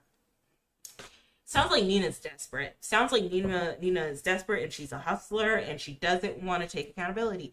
I haven't contacted Nina since her ex called me that evening. Him and I have become friends again, trying to help each other heal from her. Nina hasn't contacted me either. She probably knows what's up. I don't care. I got my closure by making sure a lawyerman's wife knows what her husband is up to. And if you by any chance are reading this, Nina, yeah, it was me. And you can keep the bloody money if you promise me that I don't have to ever see your face again. Ooh, okay. I don't think this is real. I don't believe this story. This story is too epic. The story is too epic for this to be real. Did she like hold her breath for a really long time? Oncologists hate this one knee trick. Hey, mom. Hey, my mom did that. She abandoned her family, and then when none of her children wanted anything to do with her, she lied about having cancer. That was like 15 years ago. Never going to speak to her again. Same thing happened to me, so this is common. People just lie about having cancer. I ended up, at her request, moving to the Detroit area from Tennessee so we could spend her final days together. After maybe 2 months of her lying about doctor's appointments and showing no visible signs of sickness of chemo, it was clear nothing was wrong. It came out one night, and it turned out she was just trying to bait me into a relationship using pity. Gross. I made my feelings about that known, and she... Okay, hold on a second. I made my feelings about that known, and she literally disappeared one night a couple days later, having moved to New York. Funnily enough, the reason the info finally came out, including the part about wanting a relationship, was because in those 3 months, I had got into a serious relationship with a girl who actually was a cancer survivor, in remission, non-Hodgkin's lymphoma.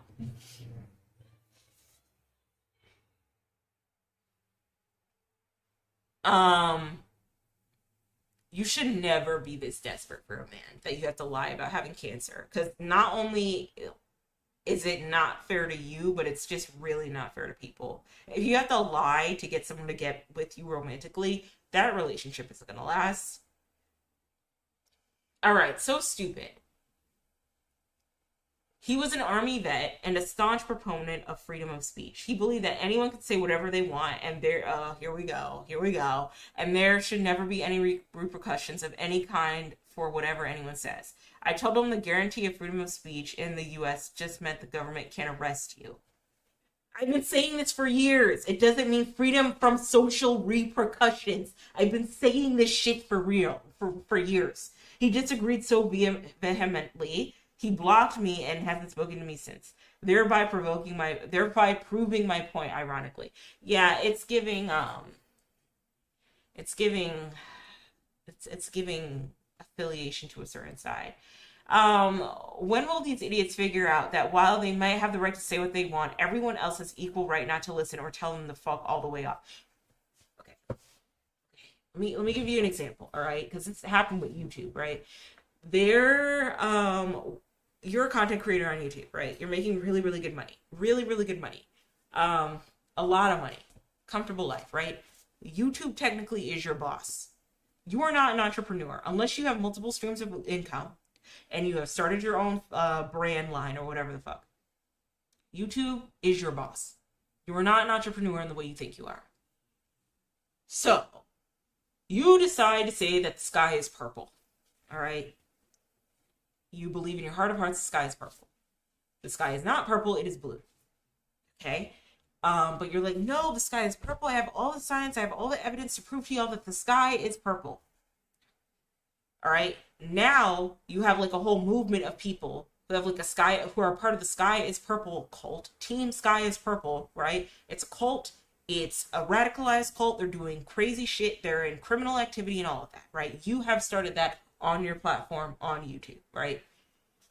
It's getting popular. It's getting traction. People are learning about the Sky is Blue cult on social media, on forum boards, message boards, on TikTok, social. It's a talking point in the break rooms when you go to get water at work. It's on the news now. So now it's for real, for real. You've just reached mainstream media with your false lies about the sky being blue and starting up this, the sky being purple and starting up this purple sky cult. This violent purple sky cult. All right. Now everyone's looking at YouTube. Everyone's like, YouTube, why are you allowing this person to spew out nonsense about the sky being purple and kickstarting this violent cult? Why is this happening? Well, YouTube turns around and is like, oh, this is not good, because guess what? Mr. Sky is Purple with their Team Purple Sky cult is affecting sponsors from wanting to work with us, is affecting advertisers for wanting to co-sign with us. Kleenex doesn't want to work with us anymore. Kleenex is pulling out their advertisements. Klarna is pulling out their advertisements. They're saying the Purple Sky cult is dangerous. Okay? They are out here wreaking havoc in the name of Mr. Purple Sky, the content creator. All right? All right? Let me cook, okay? Go on this journey with me, all right? Okay? Okay. So what does YouTube do? What does YouTube do to protect the business of YouTube? They get rid of Mr. Purple Sky. Then what does Mr. Purple Sky say? Oh, YouTube is violating my freedom of speech. YouTube is violating my rights. YouTube is violating what I can and can't say. This is a violation of my freedoms. You know, we're in America. We should say whatever we want. Wah. Yes, we are in America and we should say whatever we want. But you work under YouTube, sir. Mr. Sky Purple works under YouTube. Okay? Mr. Purple Sky works under YouTube. YouTube is losing money because their Purple Sky cult is wreaking havoc in real life, and advertisers don't want to support that, don't want to be a part of that. Otherwise, it looks bad on them. Okay? People aren't going to shop at Kleenex if they know that they are working with a company that is co-signing a Purple Sky cult. Look at what happened with Target. Look what's happening with Target right now. A lot of people ain't shopping there anymore. Okay? So your freedom of speech isn't violated. You said whatever the fuck you wanted to. You said the sky was purple and you were so passionate about it that you started a Purple Sky cult that is causing violence in real time.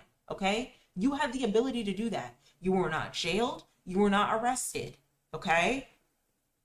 All right? You weren't jailed or arrested. You probably should be, but you weren't.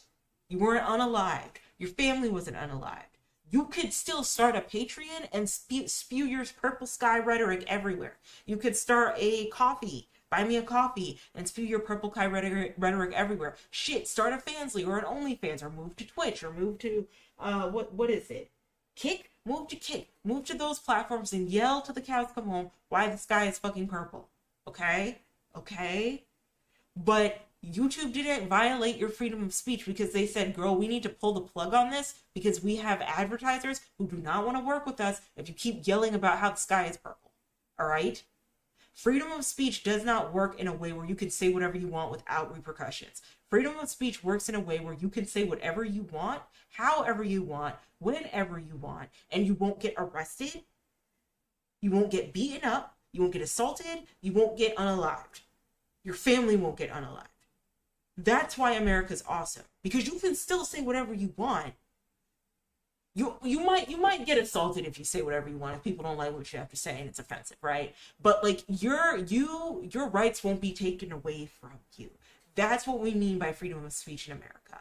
That's why I always get annoyed with entitled content creators who get taken off the platform once they've had multiple strikes of saying whatever the fuck they want to, right?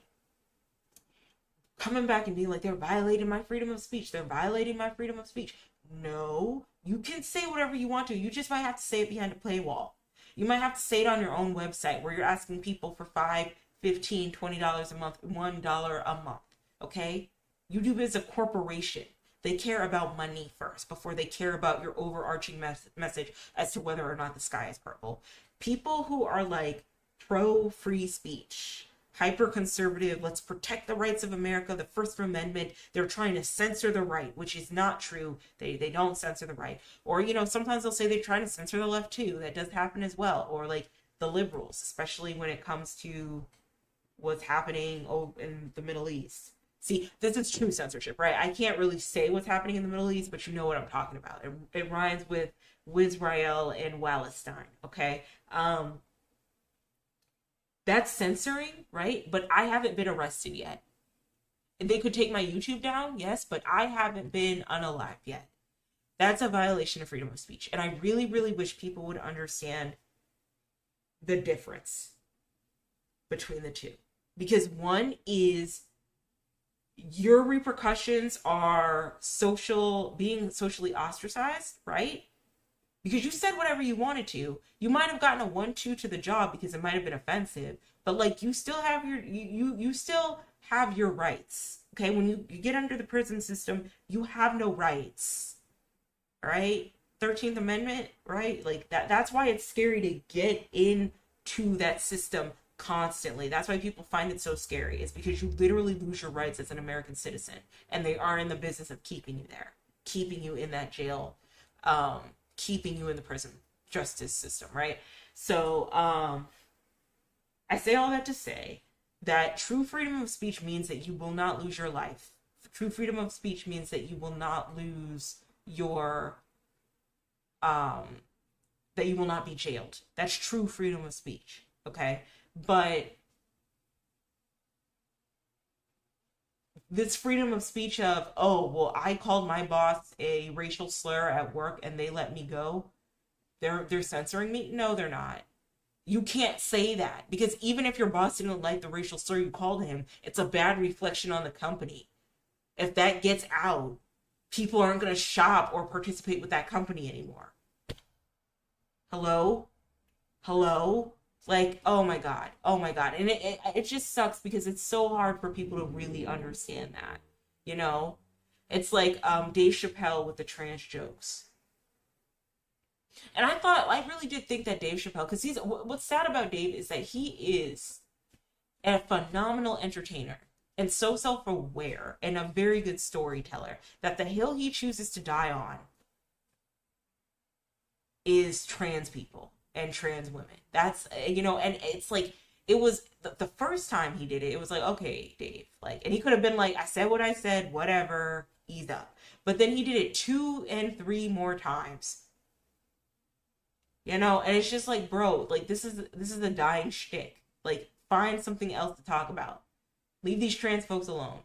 And like, needless to say, the right like co-signed it. They were like, yeah, talk about them trans people, talk about them men in dresses, right? Like, and then J.K. Rowling, you had to mention her. J.K. Rowling's another one where she co-signed the endorsing of transphobia, right? But girl, they're not censoring you. They can censor you, right? But they're not impacting your freedom of speech if you lose your Twitter account.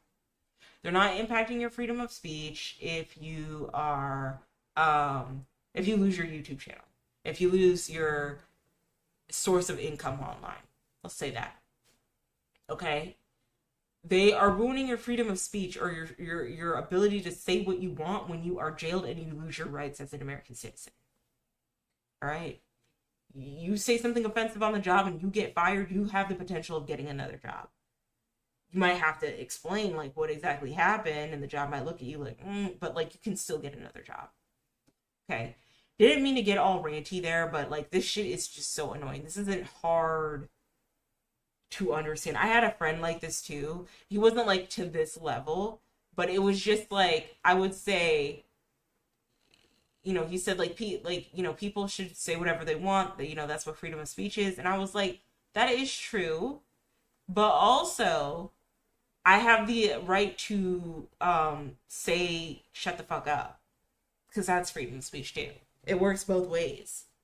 So my Marine Corps buddy, who I spent 10 months with as the only 2 Marines in our technical school, blocked me on Facebook when he posted that the Civil War was not about slavery really, and I replied in the comments with evidence that... All right, that's enough. Same, a girl I know is all about freedom this and speech that. Freedom this and speech that. I commented on Facebook that a black girl had beautiful hair. I'm white and her hair was natural. Not that it matters, but context. She blocked me for talking to hard ERs. Huh? I guess my freedom of speech was only okay until I wasn't being racist and she caught on. I had no inkling that she was even racist either. It totally came out of pocket, at least to me anyway. She was always nice to people in public. Her favorite movie was HEL, and she never made a racist remark in my presence before that. It was like she graduated high school, but it lost all sense. Completely bonkers now. Oh, Lord. Okay. All right, moving on. All right, so how did you lose your friendship, Loud Mulberry? She backed the woman responsible for my kid's dad's death. My ex-husband and I were great co-parents, and we just weren't good as a couple. The bitch he was with watched him have symptoms and waited until he was nonverbal and couldn't walk before calling a friend for a ride to the doctor, not an ambulance. Needless to say, he was airlifted and passed from a brain bleed. Could have been saved if he would have gotten proper treatment. Yikes. Turns out he was a PDF file. Yeah, that'll end a friendship. I've had people like that. Like I've had friends tell me like in their 20s they were dating 16-year-olds, and I was just like, okay, we can't be friends. Like, why are you telling me this? Like, we cannot be friends. And it's not no like I'm dating like he's 7. It's not like it's not no like she's 17 and I'm 21. Or even then, that's weird though, right? No, wait. So hold on. That's weird. No, I would not be your friend if it was that either. It's not like he's 17 and I'm 18. Okay, like no, it's not like that. It's like he's 17 and I'm 27. Oh, no, we can't be friends. We can't be friends. We can't be friends. What is that? We can't be friends. No. I'm a fairly introverted person. I don't, and it was always about her. She was fun to be around though, and it actually found it somewhat entertaining. But as we got older, it started to wear on me. Then I would see that shit's not cute when you get to be a certain age, my guy. Like that shit is not cute. At some point, you start to get very tired and very resentful towards the people who keep weighing you down with dramatic nonsense.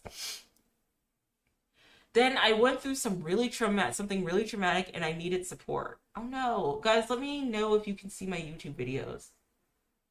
It's not receiving enough video to maintain the streaming. No, okay, sorry guys. All right, so then I went through something really traumatic and needed support. She couldn't offer any. They never can. They never can. These types of people can never offer any. They're always the center of attention with their drama, can never offer any support whatsoever when it's really needed. There just wasn't any way she could insert herself into my crisis, so she wasn't interested. That was the last straw. She reached out every few days, and I basically told her to fuck off. The last time she messaged me, I just didn't respond. I couldn't even be bothered. Sometimes you have to do that, bro. Sometimes you just have to be like, I'm good.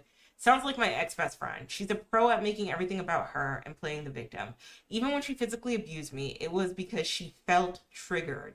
When I asked what I did that triggered her, she couldn't come up with a valid reason. Oh no. Oh no. That sucks.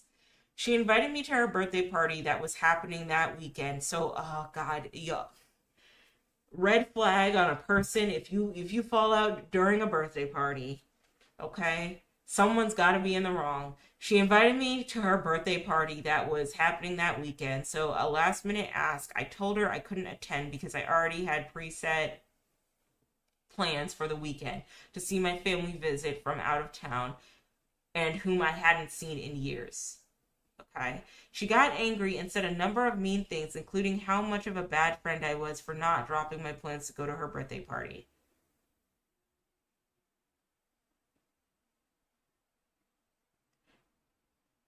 She was turning 32. She never really talked again. Coincidentally, I was also feeling like garbage that week because little did I know I was also pregnant and about to undergo some serious morning sickness. Bleh. Ugh. Yeah, I had to listen. I turned down a friend's birthday party because one, they messaged me, they sent me to a Facebook group. Okay, I'm not on Facebook. You gotta reach out to me via cell phone and be like, "Hey, this party." I'm not on Facebook. I'm not on Facebook. I'm not on Twitter, and I'm rarely on Instagram. Okay, like this is first. Second, okay, I said I couldn't go because I didn't have a job. I said I could not go because I didn't have a job and they were frying fish and I wanted to eat healthier. Like I just could not go. Sorry. Where is my chat bot on Twitch?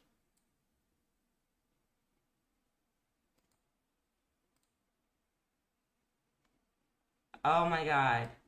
Every time I'm on Twitch, I always get like these bots. Yo, dude, saw your stream's kind of dead right now. Peakpie.com can pump some real eyes in there real quick. I don't want it. It's okay. It's okay. It's okay. I'm good. Yeah, but it's always the birthday. Like you should not take offense to people not being able to attend your birthday, not being able to afford your birthday excursions, whether it's a birthday trip or like a birthday dinner or whatever. Like if you really absolutely need your friends to go to this birthday dinner, then you better be willing to throw over some birthday money so they can go. That's my opinion. Even if it's your birthday. That's how I feel about it. If I want to invite someone to like a birthday excursion and somebody can't go or they don't have the money to go, I'm going to make sure everybody's covered because it's about me having a good time with them. And I know times are hard, and I know not everybody has the funds to spend on extra fun events, you know what I mean? Or different types of events outside of work, you know? And, like that's how I see it. Otherwise, just have like something small and intimate with like maybe a partner or maybe like your family, you know. But if it's like super last minute, like sometimes people can't go. This one says she joined a cult and I couldn't vibe with that. Told her how I felt. She didn't like it and excommunicated me from her life. Oof. Well, I mean, a cult will do it. I wonder what type of cult it was. Maybe we'll get more details. What was the cult?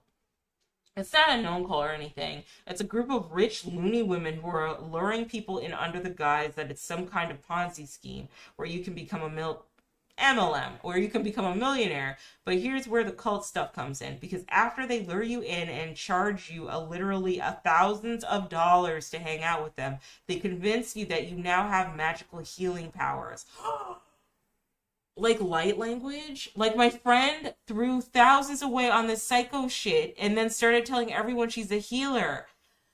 Ah, and of course now she's using that to make her money off others and tell them that if they hang out with her, they'll have magic healing powers too. That's like those woo woo light language. What?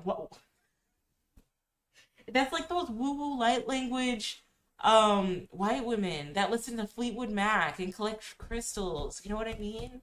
You know what I mean. Oh my god. Scam. What do they call them? Star seeds?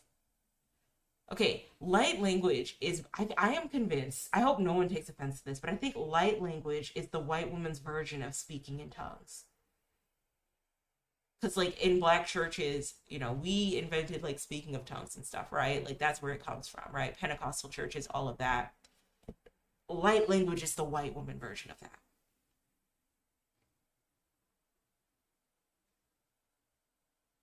And dude, there's actually like kids who have lived with mothers who speak light language to them. Like imagine your mom yelling at you in tongues. Like, okay, she told everyone I was being dramatic after my dad died. Turns out, so what do you think about the people that collect crystals? I don't see anything wrong with it. I don't. Honestly, I'm very like open to different faith practices here. If anything, I'm like more critical of Christianity for my own personal reasons. I don't think there's anything wrong with people who collect crystals, but I think that there is something wrong with people who do like the star seed, woo woo, light language. I have healing powers. You know what I mean? Because like, okay, so for example, let's go back to this story real quick. These people are running game on their friend. They're running game on their friend and making them spend thousands of dollars convincing them that they have healing powers when they know for a fact they probably don't. That's a scam, right? So there are people who are in like the spiritual manifestation type of business where they do scam people. But then there are also people who genuinely have meditative practices that they follow with these crystals. And I don't see a problem with it because that's your own belief, that's your own practice. I don't see a problem with people who, practice Wicca. I don't. I used to, but like now I really don't. Like, especially with all the shit that's gone on this year, not really so much. I know because I'm Black American, so hoodoo is the Black American version of voodoo, right? Like it's a descendant from like slaves, and it's like basically like witchcraft, but or a version of like spiritual practices. I wouldn't call it witchcraft. That Black Americans, it's a closed practice, so they have to be welcomed in spiritually to practice. Like they have to call on their ancestors and whatnot, and I don't see anything wrong with that. So I don't really mind people who collect crystals. I'm more trusting of those people than I am of Christians. And that's so Alex, if you're a Christian, I'm sorry. I don't mean to offend you. And I know it's not all Christians. Just like there are some people who collect crystals who are woo-woo conspiracy theorists that want to start up Ponzi schemes and run people out of thousands and thousands of dollars. It's just like in the past 5 years, you could argue that the Christian faith has done a lot of awful things in the name of Jesus. Again, rhymes with Wizrael. So, don't really think much about people who collect crystals, but I think everything about people who are scamming other individuals and collect crystals. And also, I hear that you have to be very, very careful about the crystals that you collect. Like, you should probably not collect Moldavite. Like, you should not have a Moldavite crystal unless you're ready for whatever big changes it gives you. And sometimes it'll give you like super huge changes that you're not ready for or that you don't want. So you got to be really careful about that. All right. So she told me what happened to you really wasn't that bad. And I started my recovery from an abusive relationship I was in. No, that's not a real friend. All right, know someone like that. I lost my dad to COVID and then both my grandparents all within 3 years, and she still says I don't have it that bad. That are others suffering more than me. Bro, the pull yourself up by your bootstraps mentality is toxic AF. Think of the children in Africa who are starving. Okay, remarks. Sorry you had to deal with that. Not every child in Africa is starving. Have you heard of Daddy December? They're living it up over there. That's just how America chooses to present Africa. I think Africa fell into billions and billions of dollars because they got their minds from the French. Africa's about to be lit. Africa's about to be Wakanda for real, for real. I might move to Africa. Low key.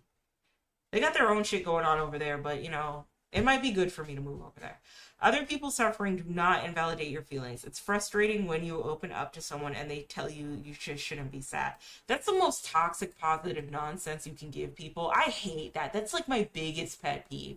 That just shows me how much of a psychopath you are as a person. If someone is going through shit and then you shame them and you're like, well, other people are going through worse, so get over it. Or you're like, oh, well, you're too sensitive. You shouldn't. Psychopath behavior. Or when you're like, well, just be strong, especially for women of color, because we're always supposed to be strong. You have to be a strong woman. No, you don't have to be fucking strong. Fuck you. So yeah, I hate that. Taking an argument to the internet. This is the worst thing you can do. Taking an argument to the internet. They cropped the sentence of a very long message to make me look like the villain. They also did this the day after I attended my uncle's funeral. Petty mindset, and petty behavior. Stream Elements is now live. Streaming just chatting. Reddit Story Sundays. Oh, that's my Stream Elements. Guys, it's so much fun streaming on Twitch when there's like one person seeing you. And I think the one viewer is me. It's fun. It's funny. It's funny and it's fun. Because it's like, who's talking to me today? Ooh. All right. Humble beginnings. This is gross. I'm sorry this happened to you. People who publicly air dirty laundry on the internet for their friends and family to see need to reevaluate their life. Because, like, what are you doing? Yeah, what are you doing, girl? Get it together, bro. Like, get it. Why are you doing that? It was 4 years ago, and I start therapy next week. It had horrible effects on my life and mental health. Any personal thing I told this person since we were 14 made its way to the internet. They publicly humiliated me. I also, okay, I, I also learned to never get close to someone that seeks validation online either. Yes, yes. As somebody who has been around people who are content creators, I can't. I've made up in my mind that I am perfectly okay with having like 2 to 3 content creator friends. Like I don't need that many friends. Like we can all be like working partners, but like we're not friends. I don't need that many. Um, because online validation is not real life. You know what I mean? And when you feel like the internet is succeeding like your real life relationships, then you start to view things in the way the internet wants you to, in the way social media wants you to. You get radicalized, media literacy is just like non-existent. You know, you care more about a moment than you do about like actual like friends' reactions, feelings, and thoughts and how to reflect on them. You know what I mean? And so for this one, taking an argument to the internet, they cropped one sentence of a very long message to make me look like the villain. Okay, so what any personal thing this person, so I want to talk about they publicly humiliated me because I've seen this happen often where people will bring drama between their own friends on the internet. I've seen this shit happen often.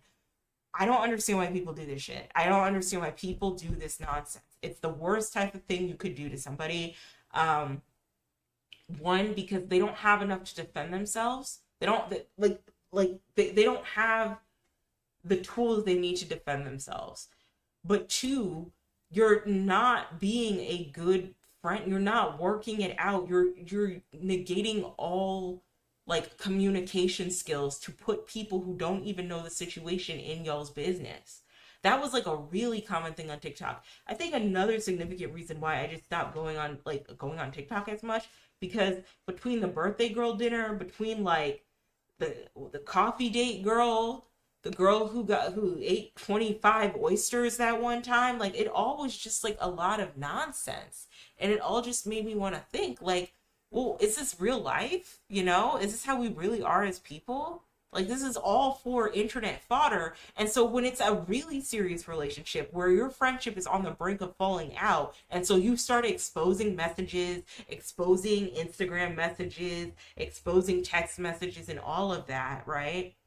It starts to get to the point where you only care about getting a moment and getting back at your friend than you really do care about actually working through the relationship with your friend.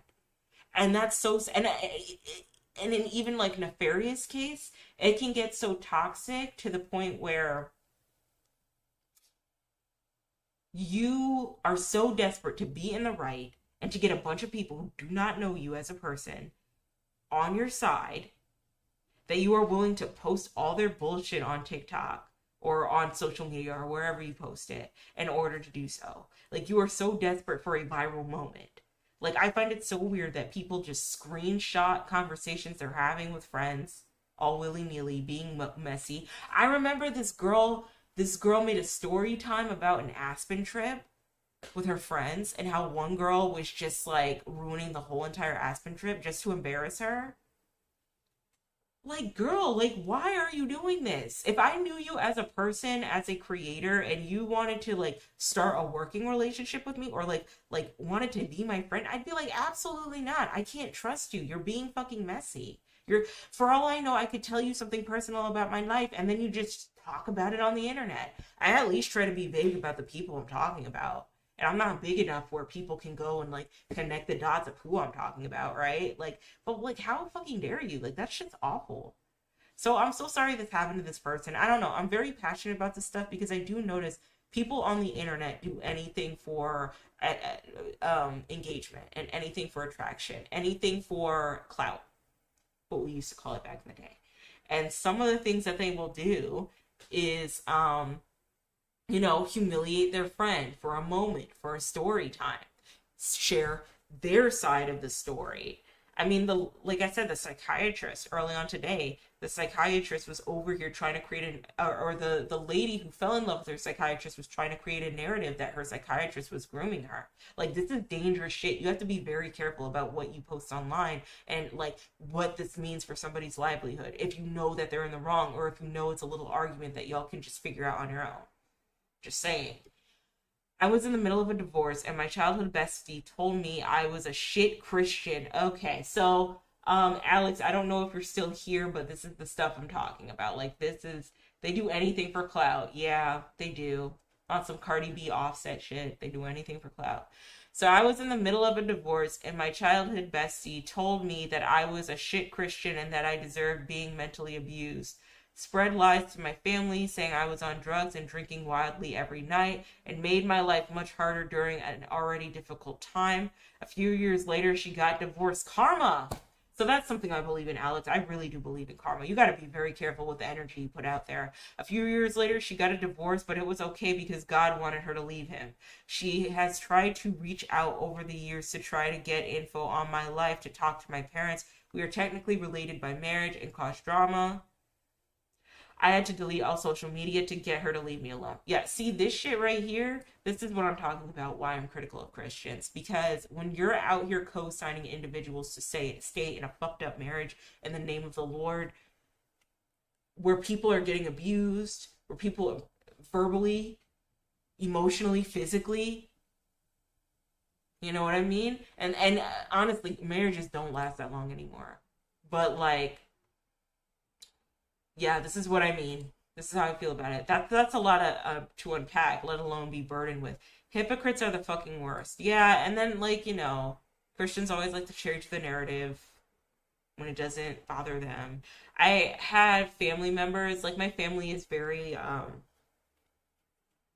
mom's side of my family is very religious, and the lack of accountability some of them have, but will cling on to the fact that they are, Christians, and it's like at some point you think that God would wake you up and teach you the skills to have accountability. You know what I mean? Like, you think that would happen. Anyway, I overheard her laughing with her family about my fictional tragic backstory.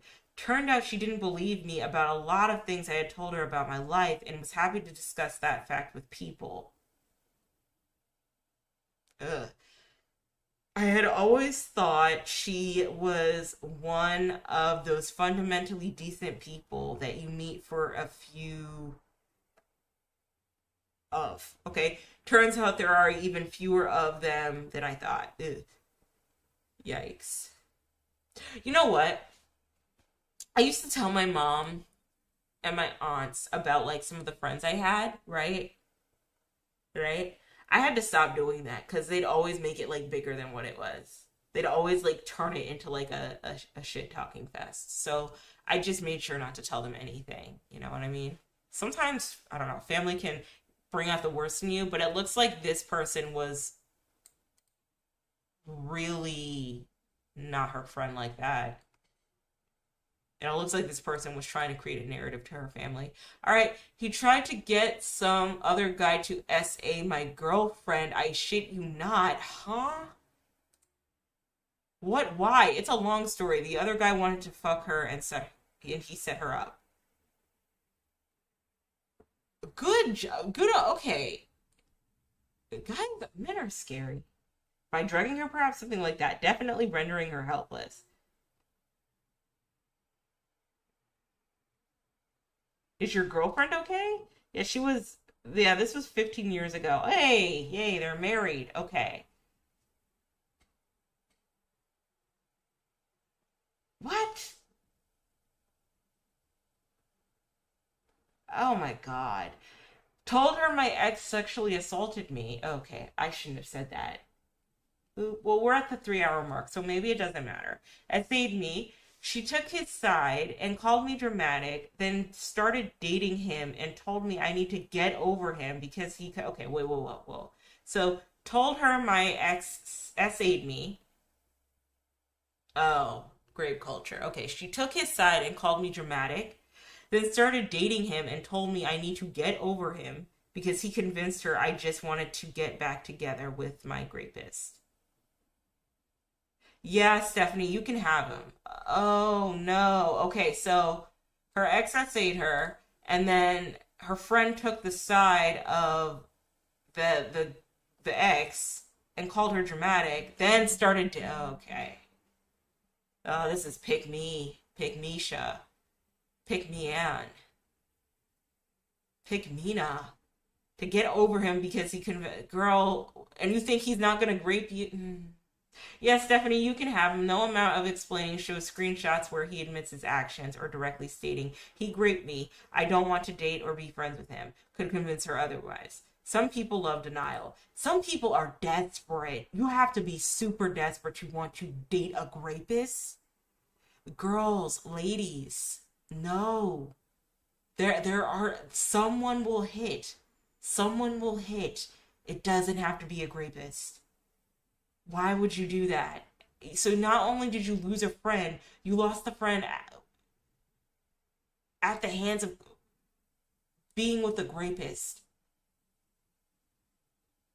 I hate saying rapist, but you know what I mean. Huh. Huh. Huh. All right. Let's read a couple more stories and then I guess we can game for a little bit. I miss Marvel Rivals. I kind of want to play it. So I might play a little bit of Marvel Rivals once we get to the 4 hour mark. I've been here for a while. Yay. Yeah, this is awful. This is awful. Um,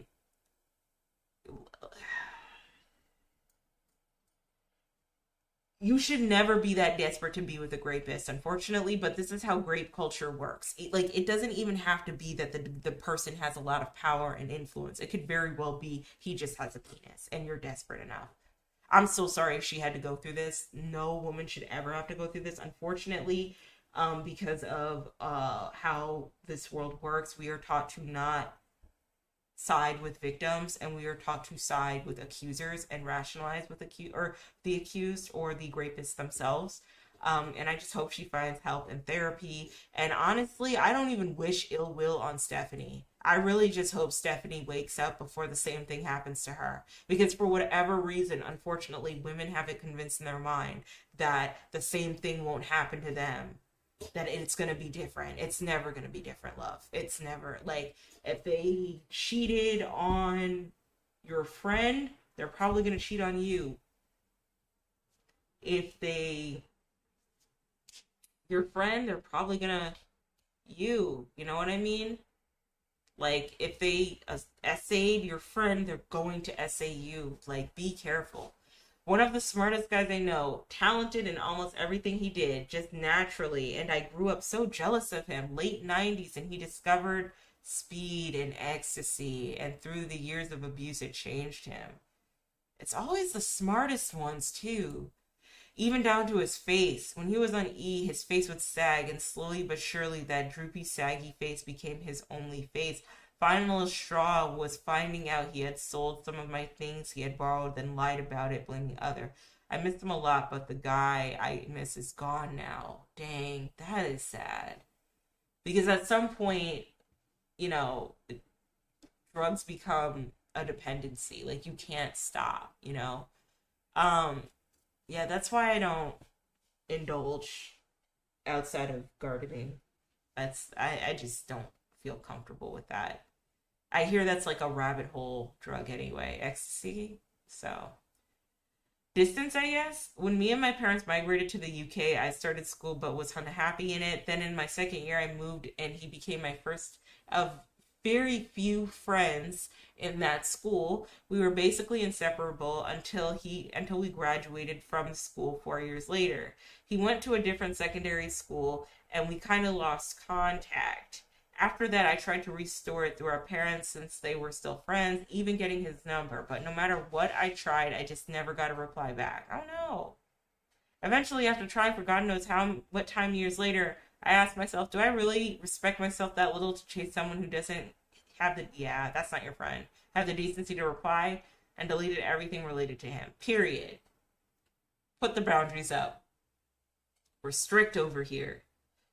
He got into a relationship and suddenly he would only hang out with his new boyfriend's friends and drop his own.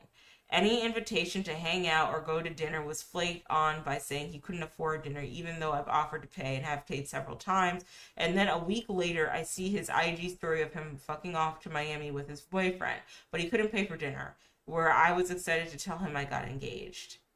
Yeah, what is with people who totally throw away their friendships in the name of a new relationship? Like, I try not to be that person. I know I've done things where it seems like I've been that person, but I do my best not to do that as much anymore, where I center my life so much around my partner, where, like, I don't want to hang out with my friends. 9 times out of the 10, the reason why I don't want to hang out with my friends nowadays is because I don't have money like that, which we're working on. We're trying to get our money up. Or I don't like I'm just anxious about going outside. It's never because I'm wrapped up under a dude. It never is. My partner is like, why don't you even go out and hang out with your friends? And I'm like, I don't know. I just want to wallow at home. That's bad. So I gotta work on that. But it's never because like I'm so infatuated with a dude that I have to chase him out in Miami. Miami of all places too. Bro got a girlfriend and every other priority just faded away. Wow, this is so interesting. So this isn't just a thing that women go through. There's pick me boys too. There's pick himbos. What is the male version of a pick Misha? A simp, that's what they call them. But like everyone's a simp low key. So yeah, I don't know what it is about relationships and throwing everything away and not respecting your friends. I know the younger you are, like when you have your first girlfriend and when you have your first boyfriend, or partner, it's like different because like it's your first time being desired and being in a dedicated relationship. Yeah, Alex, that's interesting. I definitely want to like the only reason why I don't want to hang out with my friends is probably because I want to stay home where I don't have money. So it's cool that you're the same way. But I never understand that, like, why people feel the need to just ditch their friends. I knew I did that when I was younger, when I was like infatuated with a dude or I had a boyfriend. And so like that's like a natural thing you do when you're younger. But like as I got older, especially at this age, it's like if you're cutting me off for a dude and it's like a dude that just came in your life, or you're cutting me off for a girl that just came in your life. I mean, I get it, but also like we're not close like that. You know what I mean? Like a priority shouldn't just fade away because this girl came in your life, this man came in your life. You don't even know how long you guys are going to be together. If anything, the friendship should be stronger because y'all should be integrating friend groups. You know what I mean? That's unfortunate. She burst into a dinner party of people neither of us know to make an announcement. She didn't knock on the door. The guests were seated at the table, and she loudly said that I had given her herpes. A lie. The hostess of the party, oh, it was a gathering of her work friends, knew us both. So she told me in private.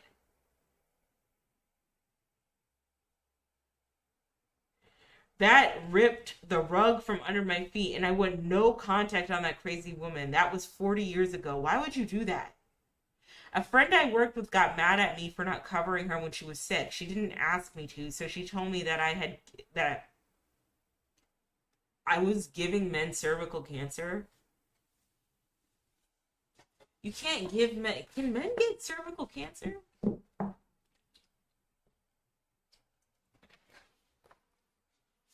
don't think that's how that works. I don't think that's how that works. Now I gotta look it up.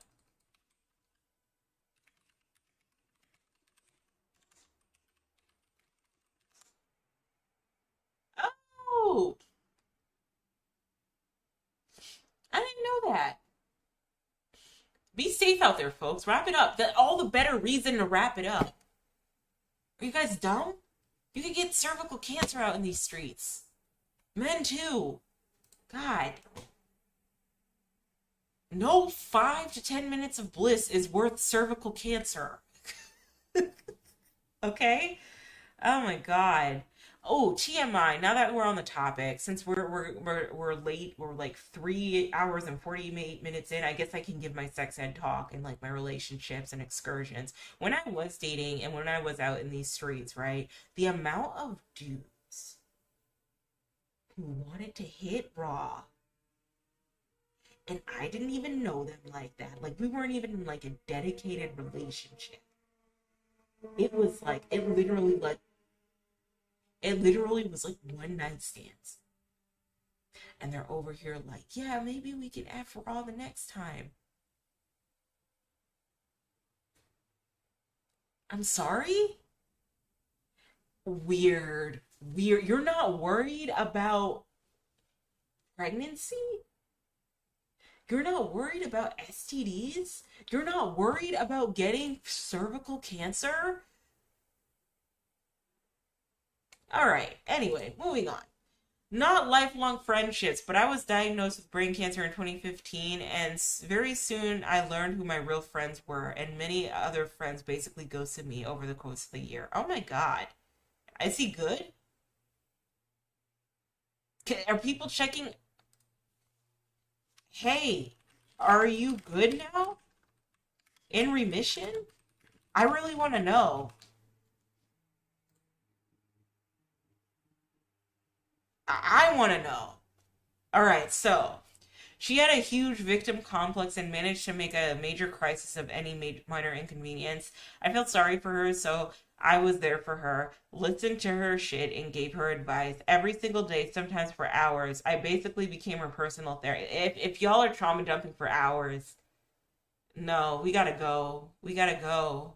You therapist. I'll give you a therapist. We can't talk about this shit for hours. If it's like a boyfriend that you just broke up with, or like your mom died, okay, so we can talk for hours. But if it's like life story, girl, we can't do this for hours unless that's the vibe of today, you know?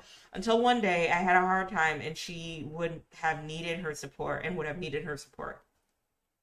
After a few attempts to talk about what was on my mind, she responded with, "Sorry, I don't have time for your drama." So that was, oh, that was that. Okay, so I think I'm gonna wrap it up here because I want to spend some time playing some Marvel Rivals. I'll try to make it as, um, lively as possible. Something I realize is that I am not good at gaming while providing commentary at the same time. I'm awful at that, okay? The last stream proved it completely that I cannot do those those things in parallel. For whatever reason, I can yap and put on makeup easily. I can also do shit like this and just yap about random stuff and read stories and give commentary to you easily. I cannot game yet and give commentary without me getting super focused in the game. So that is something that we're going to work on. It's okay. It's a learning curve. We're going to get there. We're going to get there. We're going to do fine. Okay. But it's just something that I'm like, damn, damn.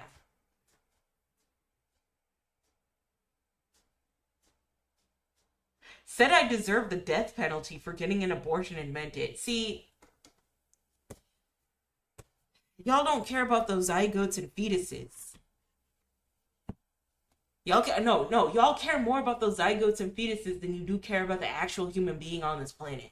Like, don't play in my face. Anyway, yeah, so it seems like a lot of these friendships ended because they've either been one-sided, um, where somebody is trauma dumping all of their life story on people. Like I said, I've had a habit of doing this, but I've learned to be a lot better. And then they don't care about the problems and situations that other people um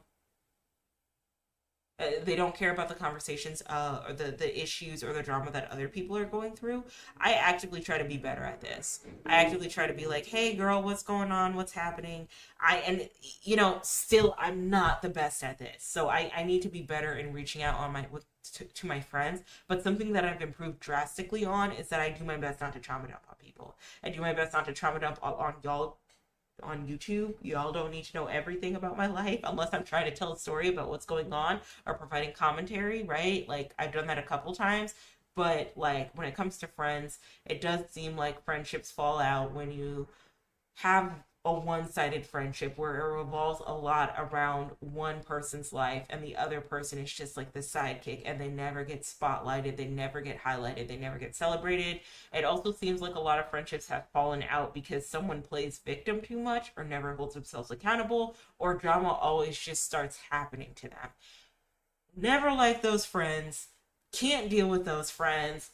At a certain point in your life, you have to understand how accountability works and you have to understand what you are doing wrong in these situations, right? If you don't, not only will it affect the friendships that you have, it'll affect the relationships that you have. God forbid if you decide to have children, it'll affect the relationships you have with your kids because you'll put that toxic mannerism onto them, where they either will pick up on not holding themselves accountable or have to feel like they have to do more in order to, do right by you as a person. Gotta be very, very careful with that shit too. Um, in all honesty, my biggest advice for friendships and, knowing when the friendship is no longer worth your time, my biggest one has always been, if they're jealous of you, okay, hold on. My biggest one has always been if they have nothing nice to say about your accomplishments, right? And if they care so much of how you show up in the world. And that all ties into them probably being jealous of you. You know what I mean? So if you have an awesome accomplishment that's happening and you're like, hey, I got this raise at work, and they're like, okay, whatever, then that is a big red flag, girl. That is a huge red flag. That is a huge ass red flag. Okay, they don't like you. They don't like you. That's not a friend. If they care so much about how the friendship is, that care so much about how you look or show up in the friendship physically, not like mentally or emotionally, right? To the point where we're at birthday dinners and you're sending me like paragraph long text messages of how you feel like I showed you up at a birthday dinner or on some type of shit like that. Like, why'd you show me up wearing all this type of stuff? Instead of like asking for my help, right? We are not friends. No, no, no, no. I'm not going to dim my light to make you look better, okay? That's someone who's trying to dim your light, okay? And then I'd like to do an add-on. People who don't hold themselves accountable or who always come to you with drama after drama after drama want to feed off of telling you their drama, but it's the same shit all the time where they're always the common denominator. They never know how to hold themselves accountable, or they just hop from friend group to friend group to friend group, wreaking havoc and not choosing not to hold themselves accountable. Red flag. Red flag, red flag, red flag. Do not want to be around those people. It seems like most of those friendships fall in those categories. The wackiest one was the cancer story, which I could understand why it went viral. Another pretty wacky one that I would say was probably the cult. But unfortunately, that's how cults work. That's how they work. They isolate you. They convince you that you are the be all and end all, that you know everything, that you can have like this power and manifest it for 3 easy payments of $999 a month. Um, and that's just kind of, what happens, unfortunately. Um, Ooh, what's this one? She became a religious anti-vaxxer and I am an atheist pediatrician. Faith will also end a relationship. Like, unfortunately, and this is something that I see in a lot of Christians.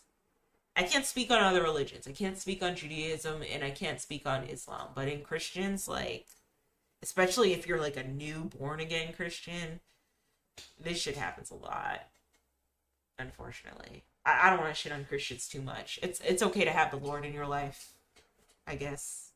Maybe. Okay, anyway.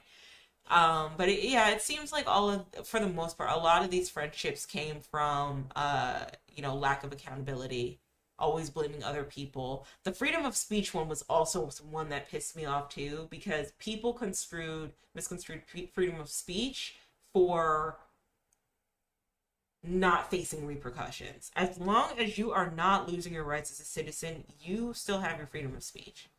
If someone punches you in the face because you call them the N-word with a hard ER, I mean, that's freedom of speech too, buddy. Maybe it's freedom of freedom of fists, but like if someone calls you out your name because you call them a hardy R, like that's their freedom of speech to do so. It's their freedom of speech to ignore you or be like, I don't want to be around you anymore. Right? Like, I don't know. Anyway, that is how I feel about today's Reddit Story Sunday. Let me know what Reddit stories you guys want me to, like Reddit subreddits you want me to read off of, because I really want to keep this a thing, like a regular thing on Sundays. Maybe I'll post this as like a recorded video. I'm planning on posting this as a recorded video on my main channel. But yeah, I think I should really just migrate my streaming to my stream channel that I made, because I really want my video recording separated from my streams. So we'll have to see. I don't think I'd be able to game and do commentary either. To be fair, I don't talk a whole lot though. Yeah, it's really hard. Like you really got to be entertaining. And I'm not a crash out streamer. I'm not gonna be yelling at like 3 in the morning when I know my neighbors above me have work the next day. Like I can't do that. That's not fair to my neighbors. So yeah, I gotta figure something out. I could always be a booby streamer. I could wear my boobs out and game badly. But it's not even like I'm bad at engaging folks. It's like I'm bad at engaging folks and then I'm bad at the game. Okay? Like I'm bad at the game. Like I'm not good at the game. It's not good. All right? I had to like it's I'm playing The Walking Dead right now. It's a telltale game. Tell me why I have to look up guides on how to navigate a telltale game. That's not good. That is not good. Like, I don't know.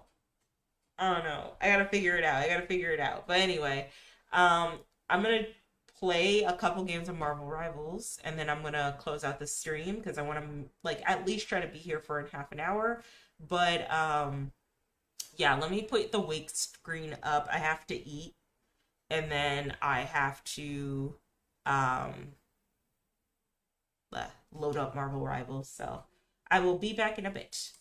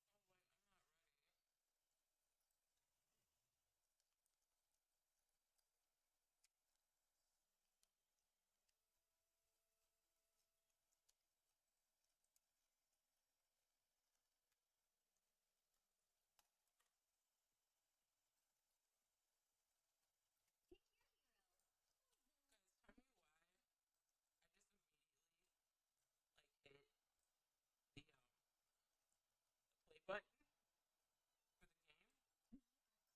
while I was eating is by default.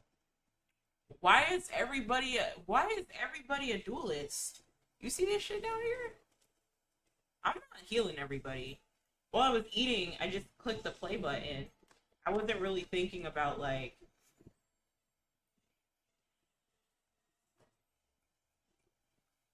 taking a break to have some food. I'm not done with my food. It was just a reflux. In darkness. 30 seconds before you attack. Get ready. Thank you. When I see Someone disconnected. like yours, I think, Beautiful. wow. I mean, how can I compare? You're And I forgot all her moves too. I haven't played this game in a hot little minute. Okay. Thank you. No, it's L shift. L shift. Okay. Lights out. L shift. 3, 2, 1. Alright, I'm gonna just stay back here. All you need to do is capture the mission area. Got it? All I need to do is stay back here. I'm so bad at this game. So bad. Let's go, Scarlet Witch. Lock in. Alright. Oh, this isn't gonna work. We need another strategist. Shit, not gonna work. What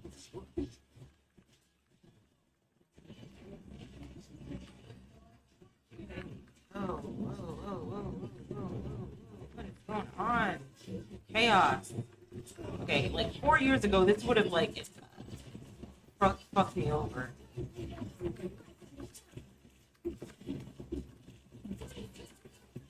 Oh God, Angelina, yes, fuck me up. That's mommy over there. I'm all the way into Angelina. I underestimated you. I'm back to shed some light. Alright. I'll shed some light after I finish this shrimp.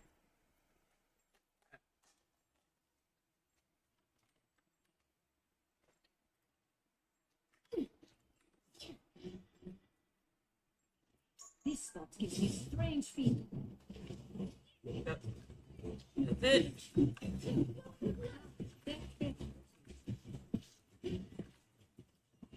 Everyone, Come on, guys. I'll keep the next. your team's captured cover. The halfway. Alright. Everybody Are we playing against bots? Ever since I realized that to boost team morale, they'll give us bots if we're losing too much, I have not been into this game as much as I want to. I'm like, damn, maybe I should play comp.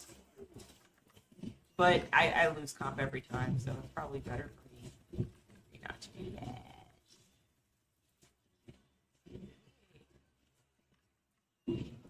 Okay.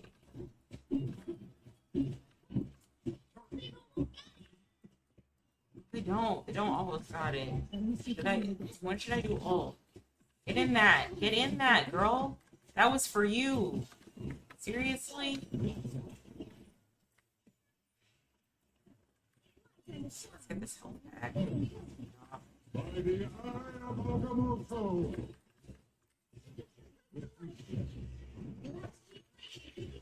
Seriously? Should I just ult last minute? Will it even be worth it? Ult last minute? We're not pushing. You know why we're not pushing? Because we don't got another strategist. Because the team comp's horrible.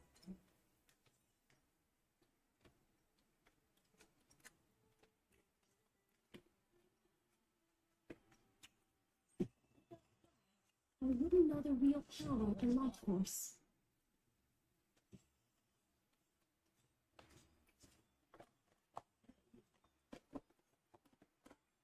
Every time I lose, I'm convinced it's team time. 30 seconds. Get ready. But it's okay. People can play who they want. Not because I suck, but always because of My team comp. magic is a far cry. Hands down. Human beings.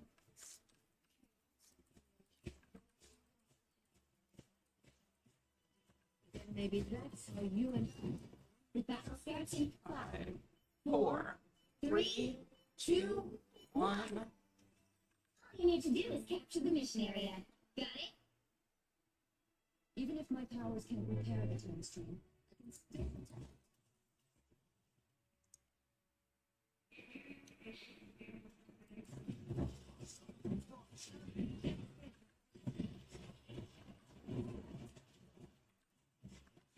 Everyone said that Angela plays kind of bad. Not really.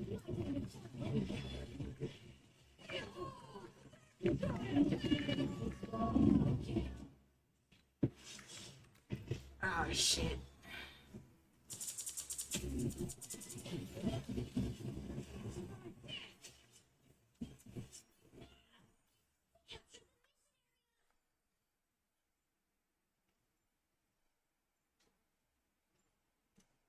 Okay. My time to shine. I don't know where we gotta go. Alright. Okay. I hear noises. I wonder if now would be a great time to do my ult, maybe? Perhaps. Here I go. Let's just try it. Maybe now's the best time.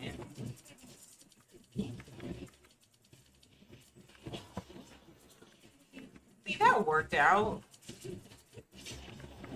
Oh, I don't want to be caught in that.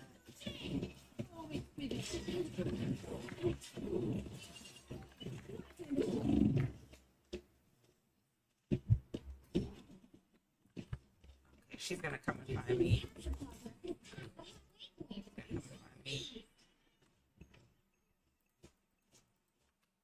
She's gonna come and find me. Okay, she didn't find me. Cool beans, cool beans.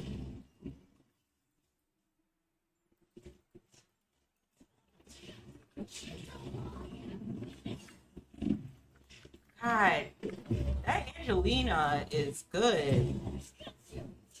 Is it Angelina or Angela? I don't know. I just know she's fake.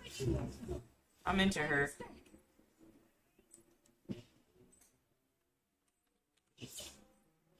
And you know what also sucks? Every single new hero they got so far is like hard to play for me. Like, where's the 1-star strategist that I can get into easily?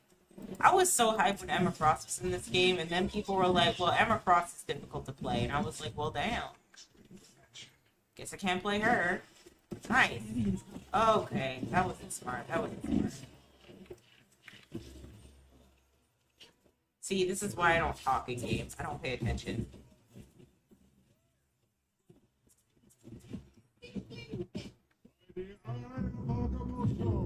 Okay, we lost.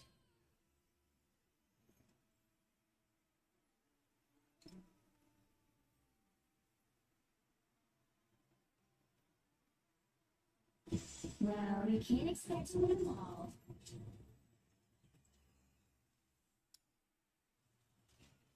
Let's go, Scarlet Witch on the other team.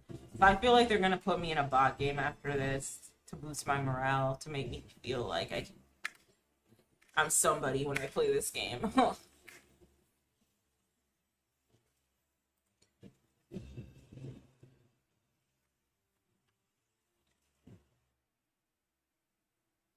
Why isn't She-Hulk in this game yet? They're missing out on putting so many muscle mummies in here. They could put She-Hulk in here and they're not. Why? What? There's people? Light can heal and light can harm. Okay, so they're gonna just throw me into a... Is it the bot game? Do we know? I don't think so. I think they were desperate. Desperate times calls for desperate measures.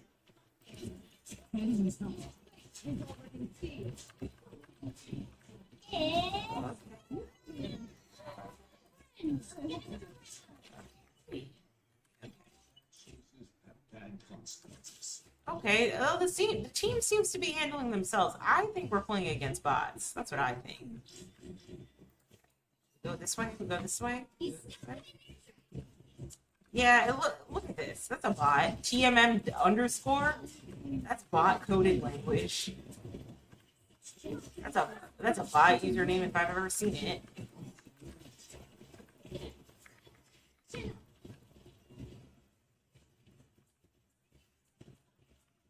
Not the beans being cool. Yeah. Oh, who is that? See how they're not like pushing for real, for real? If we all congregate, it should be easy for us to attack that.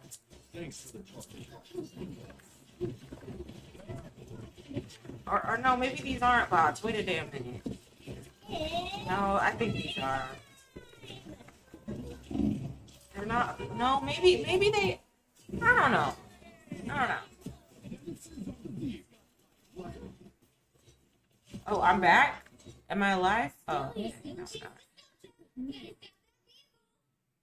Better stop that vehicle. You know what? I should get tutoring in this game. My boyfriend's really good at this game. I think he's Grandmaster. Like, he's not a good teacher. He's a bad teacher.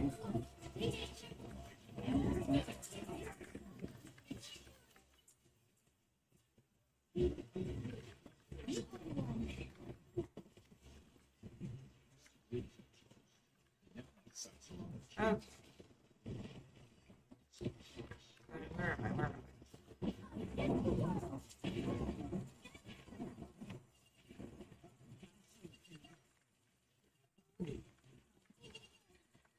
Behold the god of thunder!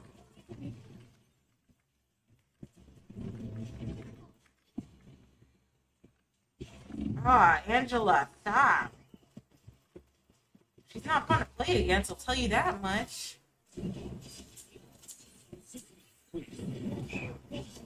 Maybe Angela is the one that introduces me into playing other types of characters, because I'm strictly strategist, very comfortable with Cloak and Dagger, even though I'm playing badly right now.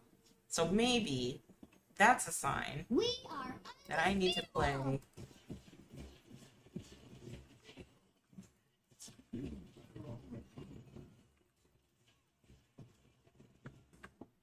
Really difficult to play. My bad, it's buffering like crazy here. I'm sorry. Is it buffering still? God.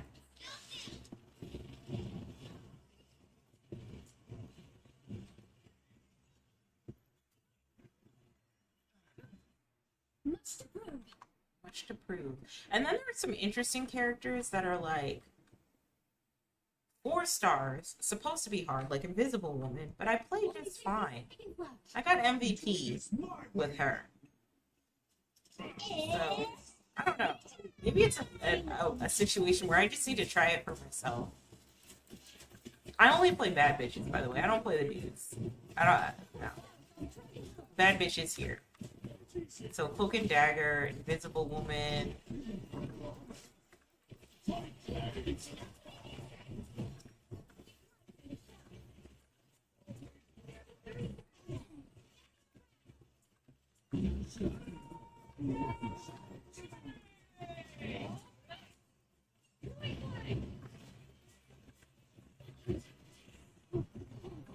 Get in this. Get in this. Don't you want to be healed? I wish I had my ult. So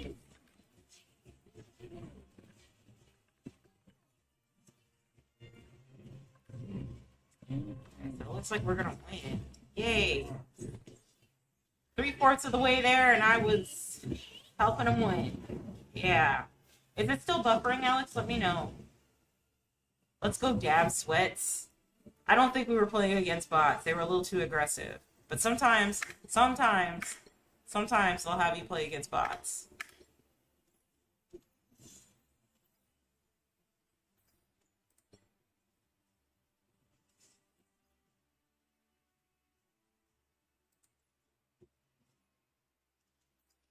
I don't know. Papicha seems a little too convenient.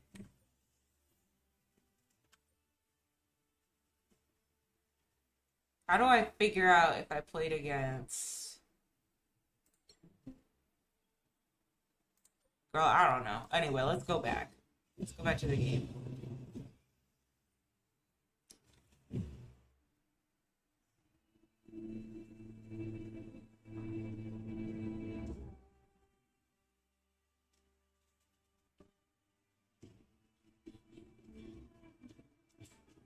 The right heroes could make all the difference.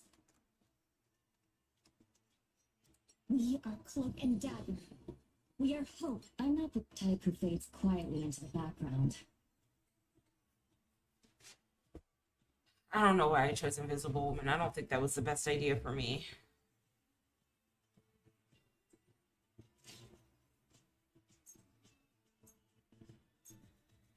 I think after this, I'm gonna wrap it up though. I gotta wash dishes and get ready for the week ahead of me. Good vibes this week from you guys. I'm asking for. Just good vibes, okay? Even when you can't see me. Some stuff might be moving and shaking. Stay strong.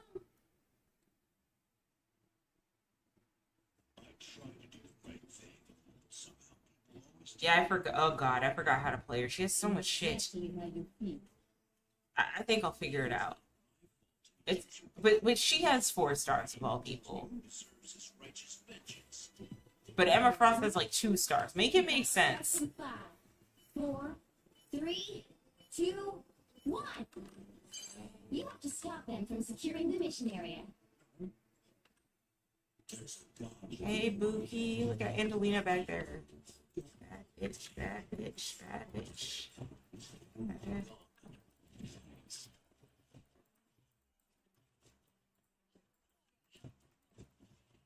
No, Angelina, you're over there, all the way on the other side. What do you want me to do, girl?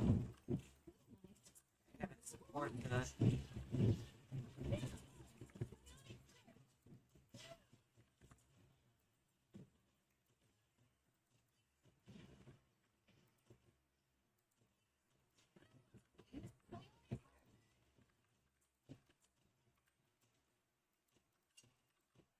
Get out of here, Hulk. Go back to where you returned.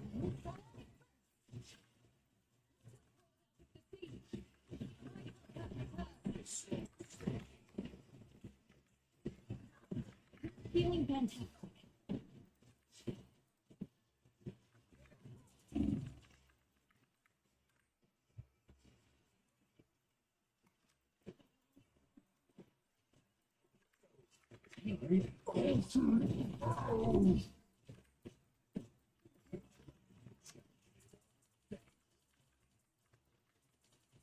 More help is never bad. Oh, shit. Don't see me, they don't see me, they don't see me. See me. I should be over there though. I should keep an eye on them.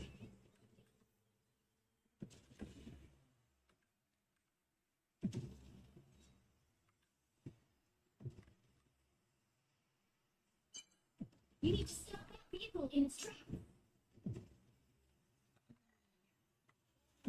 Oh shit. Ah!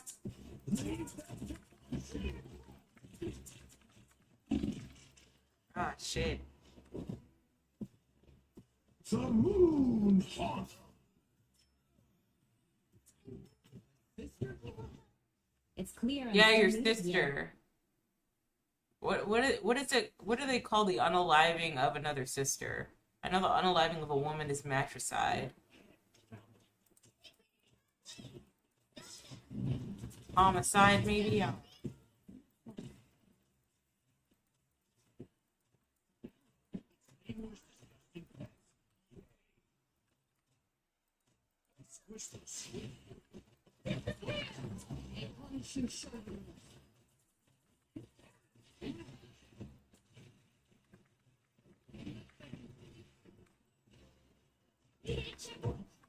Alright, I should probably play Cloak and Dagger. I'm not playing well.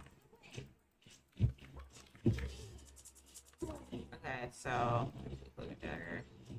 We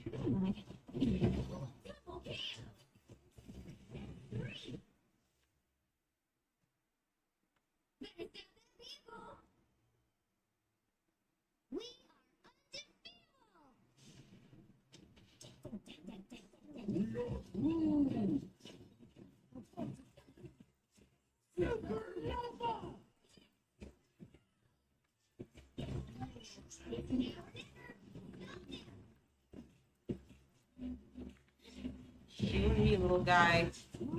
We need to defend the group. Let's defend the group. I'm gonna go over here. Can I go over here? I should be able to go over here.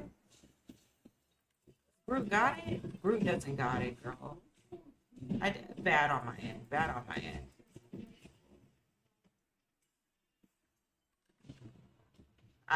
I'm sorry, Groot. That was a mistake on my end. I should have been closer. Okay. Follow Groot. Yo Groot. Yo Groot. Yo the Groot. Oh my god, bitch. Stop. Alright, so we lost. Well, you can't expect to Okay, win. so that is the sign from. Alright, so.